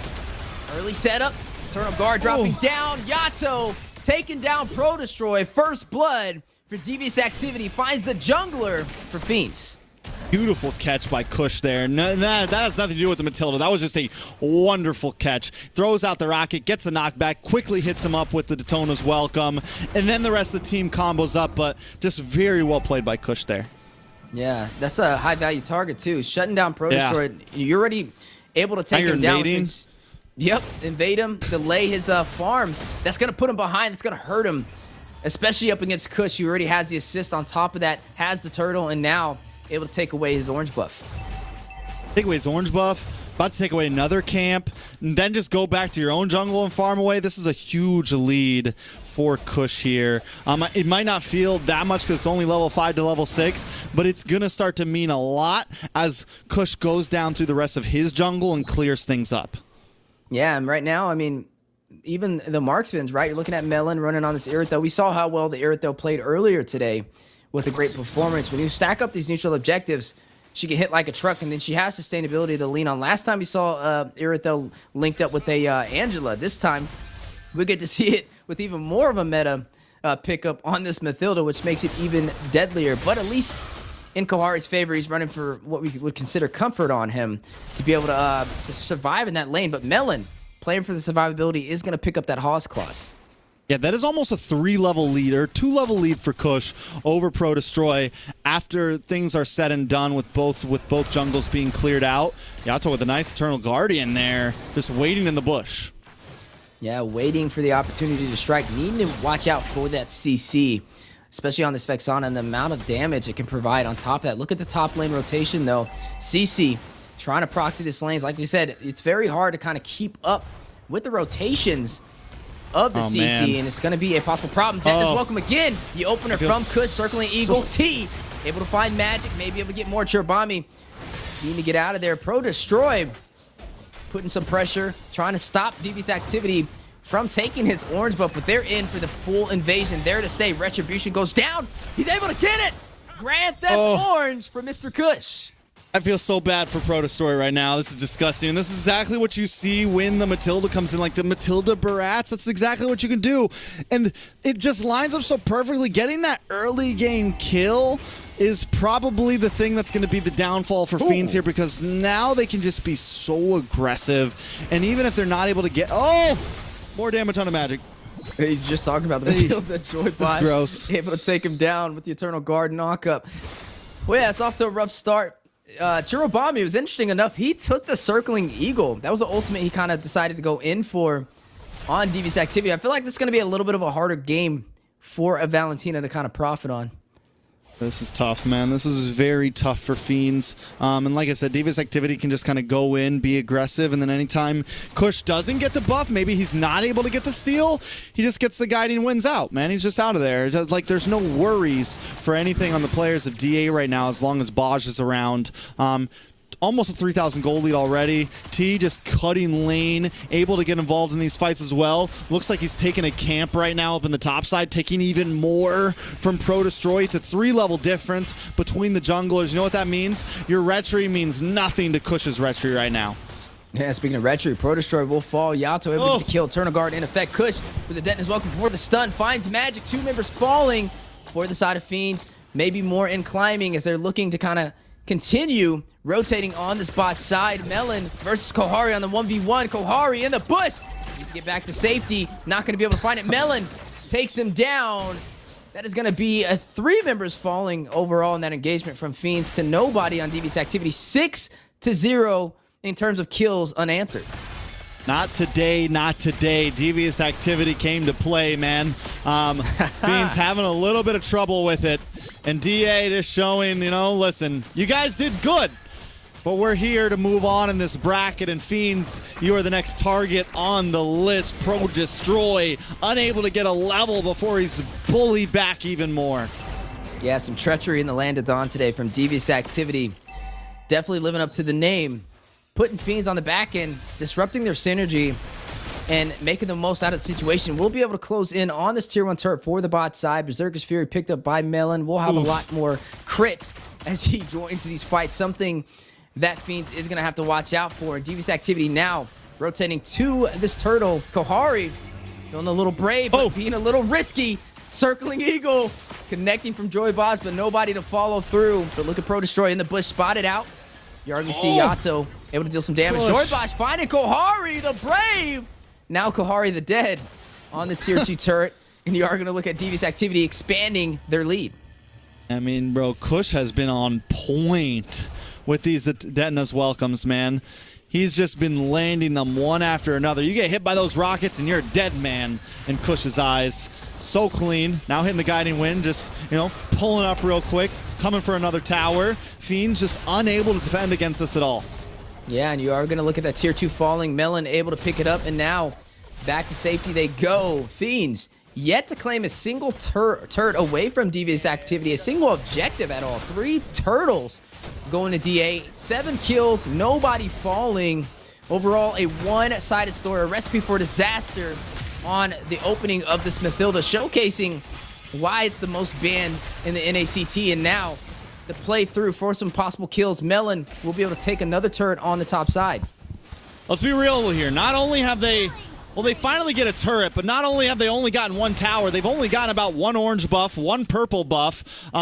This has been rough. DA has been taking full advantage of their composition, and this is, ladies and gentlemen, this is why you drink water and ban Matilda, all right? Yeah, but Kohari bot side with the split push, at least able to find something for the team. Now able to get back to safety. With the Claude, you are looking at the pressure from Devious Activity. Not really too worried about it. Just needs to take the tier 2 on the bot side. But the engagement in the mid lane, Mathilda able to pull back Kush to safety. All right. It's 9 minutes in, 7,000 gold lead. Definitely still some possibilities for Fiends, right? And I think Kohari's kind of always got his mind on the map. He's always trying to make plays elsewhere. With the Claude, we know the shred possibilities. We know there's the possibilities to not let a Lord end the game. And I think if Fiends just kind of buckled down for a bit, they do have the Rafaela, they do have late game possibilities. That is their option here. They can't take any big fights. They don't want to take any big 5v5s right now. They're going to lose out. It's going to be another, 5-6 minutes till they really come online. Let Devious Activity make mistakes and just turtle up, baby. That's right. Let them turtle up. That's definitely their game plan. If you're going to give them those objectives, they're not going to complain about it. Dennis, welcome. You talked about Kush opening up these initiations. Really good so far. Chiribami will possibly fall. Melon able to pick up the kill. Pro Destroy falling. Kush able to pick up that kill. 2 members down for the side of Fiends. You're a cutie. Need to be careful. He's going to join that mix. Magic left over there to kind of keep him alive. But you are now seeing the siege from Devious Activity. 10 minutes in. Trying to open up the base for Fiends. Down goes the inhibitor for the mid lane. Lord still intact. Kohari with the blazing duet. A lot of utility already being wasted with the Lord still over 50% HP. And now the opportunity to close out this game. 50% on the base. Crystal 25. 3. And now down to 1. Devious Activity able to take down Fiends. And game number 3 knocks them out of the NACT Spring Season. Well, if there's any team that could have at least brought us to our first back and forth series, it was Fiends, but it's not enough today. Devious Activity with the win, gonna move forward and eventually face on Area 77 in future games. A nice clean win, pushed back against the wall after game 2 losing to Fiends, still able to come in on game 3 and just dominate with an 11-0 and 24 KDA, taking 0 deaths, just completely stomping down on the necks of Fiends. Yeah, look at the KDA, 0, 11, and 0 for the entire team of Fiends. Not able to find a single kill that entire game. This is what we call a one-sided story. A fancy finish for the side of Devious Activities to close out our final game of the day, and a way to go out for Fiends on top of that. But nonetheless, they had a good run. They definitely took the world by surprise. It started with their journey taking down Team Gosu. That's kind of when I started keeping an eye on them. And then moving all the way up to the ranks, almost taking down Devious Activity. Took 1 game away from them. Our first game or series going all the way to 3 matches is something to be proud about. But nonetheless, they will fall short. Devious Activity will move forward, which means we're going to be seeing them go up next week against Area 77. I mean, if I had to say one thing about Fiends, is no other team was able to really push some of the top teams to the limits like they did. Even NightHorde fell a little short earlier today. Even NightHorde wasn't able to bring us to a game 3. Fiends able to make sure that we get a little bit of a show here. Now, the carry Yato, the rich guy Melon, all of them just doing a great job. And Baj also. I mean, it's hard to be like, oh yeah, this player did good when literally all 5 members went deathless this round. All 5 members, just a huge part of this final game. Yeah, there's not really anything that they did wrong. Nobody fell. So even trying to gauge who the MVP is would be a very tough one after that performance. But I would have to say maybe either Yato or Joy Bosch. I mean, Yato was just on point with the Eternal Guards. But Joy Bosch, I mean, when you're running the Mathilda, it's kind of hard not to kind of outperform everybody, as you are seeing the head-to-head up against Kohari the Brave. Just a treat to see. Kohari, I mean, the man of many titles, definitely took the world by storm, and I can't wait to see them in the next NACT. Hopefully they kind of register for the next season. But Devious Activity, it's looking good. It's looking promising. I think it was a little shaky for game number 2, but after that one-sided story in game number 3, I would definitely have to watch out for them as they climb that ladder. Most definitely. And I think it's, if there was 2 teams that I really want to see go against each other in the lower, I think DA Area 77 is definitely going to be a matchup. Well, though we have been saying that about a lot of games, hopefully, it's going to be a best of 5, I'm pretty sure, right? It's going to be a best of 5. Yep.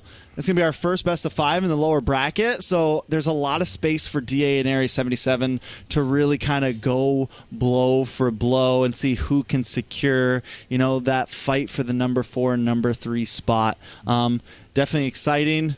DA with the big win, and now let's send it back to our wonderful host, Zeke Cutie. I got one, guys. I got one. So I'm pretty happy about that. Not ending on a bad note. But, I was kind of surprised. It was very strange for me watching some of these matches. It felt like in the 2 that DA won, they absolutely dominated the environment. But it was like that middle match definitely had me questioning some things, definitely had me sweating. I do know for a fact that I could not afford another loss tonight. Another wrong guess would have I might have signed up for next NACT on the spot to play 1v5. That's where the faith is. Well, that's a bold statement. I'm gonna have to hold you to it. But nonetheless, hey, so far good in predictions. I don't feel like we're too. I think we got every single one right today, Trex. Is that right? Yeah, per usual. Must be nice. Must be nice. I will say that the Fiends, outside of that first and third game, they did pretty well. The first non-sweep in the entire playoffs. How did you guys feel about that? You love to see it, right? It was something I didn't expect, especially with the way the draft was. I honestly thought that the draft was not in their favor, but sometimes the execution overpowers that, and that's what we got to see. It does look a little shaky, though, for Fiends when it comes to seeing them go a little bit higher in this ladder. To lose in that fashion when the draft is in your favor does have me worry a little bit when they're going up against these upper echelon teams. We'll have to kind of see how they kind of do pushing forward. Nonetheless, though, it's exciting. Like you said, we don't want to see we mentioned this entire day, right? We want to see something go to a game 3. I didn't expect it to be this series, though. I didn't expect it to be this series. But I'm glad that it was, because that's a good way for Fiends to kind of go out. I think Fiends had a great showing this season. I think we hyped them up. Sometimes we felt like maybe we overhyped them up. But they came in, and if there was any team that I wanted to see kind of like cause a little bit of chaos in the playoffs, it was definitely Fiends, and I think we got a little something from them at the end there, because comparative to at least other teams that got knocked out today, Fiends at least, put on a small show, had us at the end of the day waiting on a game 3. MVP, Steph, who you got? I'm gonna go with Joybot, just for the fact that they let the Mathilda walk through, so it's kind of hard not to kind of bank in on that. Who do you think, Trex? Are you going for Joy Bosch too? Nope, you got it. Did get it. Okay, so Joy Bosch, he's a new addition to the roster, but not a new addition to these players, right? We've seen him kind of compete with them on the previous BTK when they went up against Outplay in the NACT spring season of last year, mind you, and they were able to kind of win. They were the champions, right? And he was the roamer in that position, and it definitely makes sense on why they picked him up again. I think he's a strong addition to the team. He's able to play majority of these heroes very well, and he's able to execute where needed, and well-deserved from him, and a good addition as they climb up that ladder for the playoffs. Do you guys think that if DA's team composition maintained its original roster from the regular season, do you think this would have been a different game? I don't know. Who knows? What do you think? It would have definitely been a different game because there would have been different players, right? So for me, I feel like with the way that the teams were playing, with the Fiends being able to, again, showing off that second game, their ability to actually keep up head to head, even with the proper composition for DA, I feel like without Joybaj there, Fiends might have been able to make something bigger happen. Does Fiends have to play with uneven though? If that's the case? Nope. The Fiends get the change. It's kind of hard to gauge that though because they had Mathilda, bro. If they didn't have Mathilda, then maybe it would have been different. But I feel like Mathilda in general, when you let the Mathilda, it's just such a strong pickup. We just don't see it loose. We don't. Well, I think really what it comes down to is who drank more water. Is, you know, I think we have to take that into account as well. Trex, you look like you got something on your mind. What's up? I'm wondering if you're going to have a wonderful interview here in a second. That's all I was wondering. You know, or are we just gonna... someday my prince will come. I can't wait to hear all these right, questions. I think he's over there waiting for me now. Make sure you ask them like how they feel going up against Area 77. Does Yato want to smash his old team? You know, all that good stuff. Let Yato know. Much love, bro. Let's see what he's got to say. Hello. Welcome back, man. Welcome back. How you feeling? I mean, thank God. So quick, free, and easy. 3 words used to describe both the first and the third game. Was that the level of control and an expected result coming into the series? Going to the third game wasn't like our expectation, but after the third game, it was like we realized that our draft was like really, really bad. So we had to fix things up, and it was like on the line, you know? Do you think it was because of Mathilda? The third game, definitely. They made a mistake giving that to us. Nah, it's only safe to assume you guys have been drinking water as well too, which I think, as everybody knows, up to this point, synergizes so well with the Mathilda. I guess. So this was the first non-sweep in the entire playoffs. What happened in the second game? We didn't expect the Florine pick because it's so strong. Every time we go in, it just saves everybody. And anti-heal wouldn't work on her. So, and our drafted for Joy was bad. It was quite rushed for Joy. So, as a team overall, what do you guys attribute your success to so far? Right now it's based off of like our own mechanics and gameplay overall, because our draft, I think it's not up there yet, but we can definitely improve on that. That's fair. So, big question for you. Big question. Do you consider Area 77 a threat in the lower brackets? At this point, it's all teams shouldn't be taken lightly because it's, you know, we have one more weekend left. So we have to give it our best shot for now. That's fair. Do you have any final statements that you want to make to your upcoming opponents? A77, they were my old squad, so good luck to them. And also my old teammate, ISO, is there. So good luck to him as well.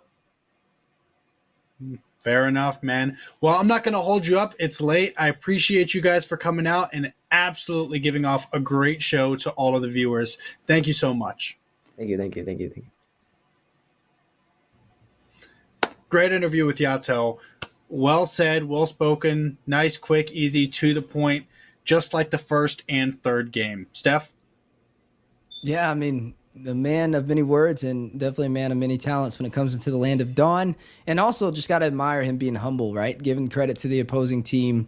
Definitely shouting out the former players that he's been with. And I think we're going to be up for a good series. When we see them fight it out in the lower bracket semifinals, it's going to be a hard one to vote again. Another fork in the road for the NACT playoffs. I think next week should definitely be some bangers. Hopefully NACT doesn't disappoint. Hopefully it's not as many sweeps as we've been seeing. But yeah, we'll see, man. Yato, always a great interviewer. has really just grown, I think, as a player in NA, has really become more and more known as a player in NA, and it's exciting to just see his journey, whether he win or loses next week. It's always nice to see him on cam. Absolutely. But let's take a look at today's brackets. Today's matchups, Fiends are going to get the 2-0 against LEGACi, NIGHTHorde with the win over BloodHounds. But then both teams that win take the loss, the bow out. Area 77 with 2-0 over NIGHTHorde, and Devious Activity with the 2-1 over Fiends. 4 teams going home today. Yeah, now moving on to the playoffs bracket. Moving on forward from here, getting closer and closer to the top of the ladder. Semifinals, you are looking at Gaming Gladiators up against Bloodthirsty Kings. We always say it's like the Mobile Legends gods. Flip a coin on who can win that match. Time will tell. Losers round 3, though. The losers semifinals. Devious Activity up against Area 77. Members who once played together, now playing against each other. This is definitely going to be a great series to watch and something that you're going to want to tune into for next weekend. But let's leave next weekend for next weekend. So for all of you guys who came out and watched these awesome games, thank you so much for joining us. Big shout out to our fantastic casters duo. And until next time, stay classy.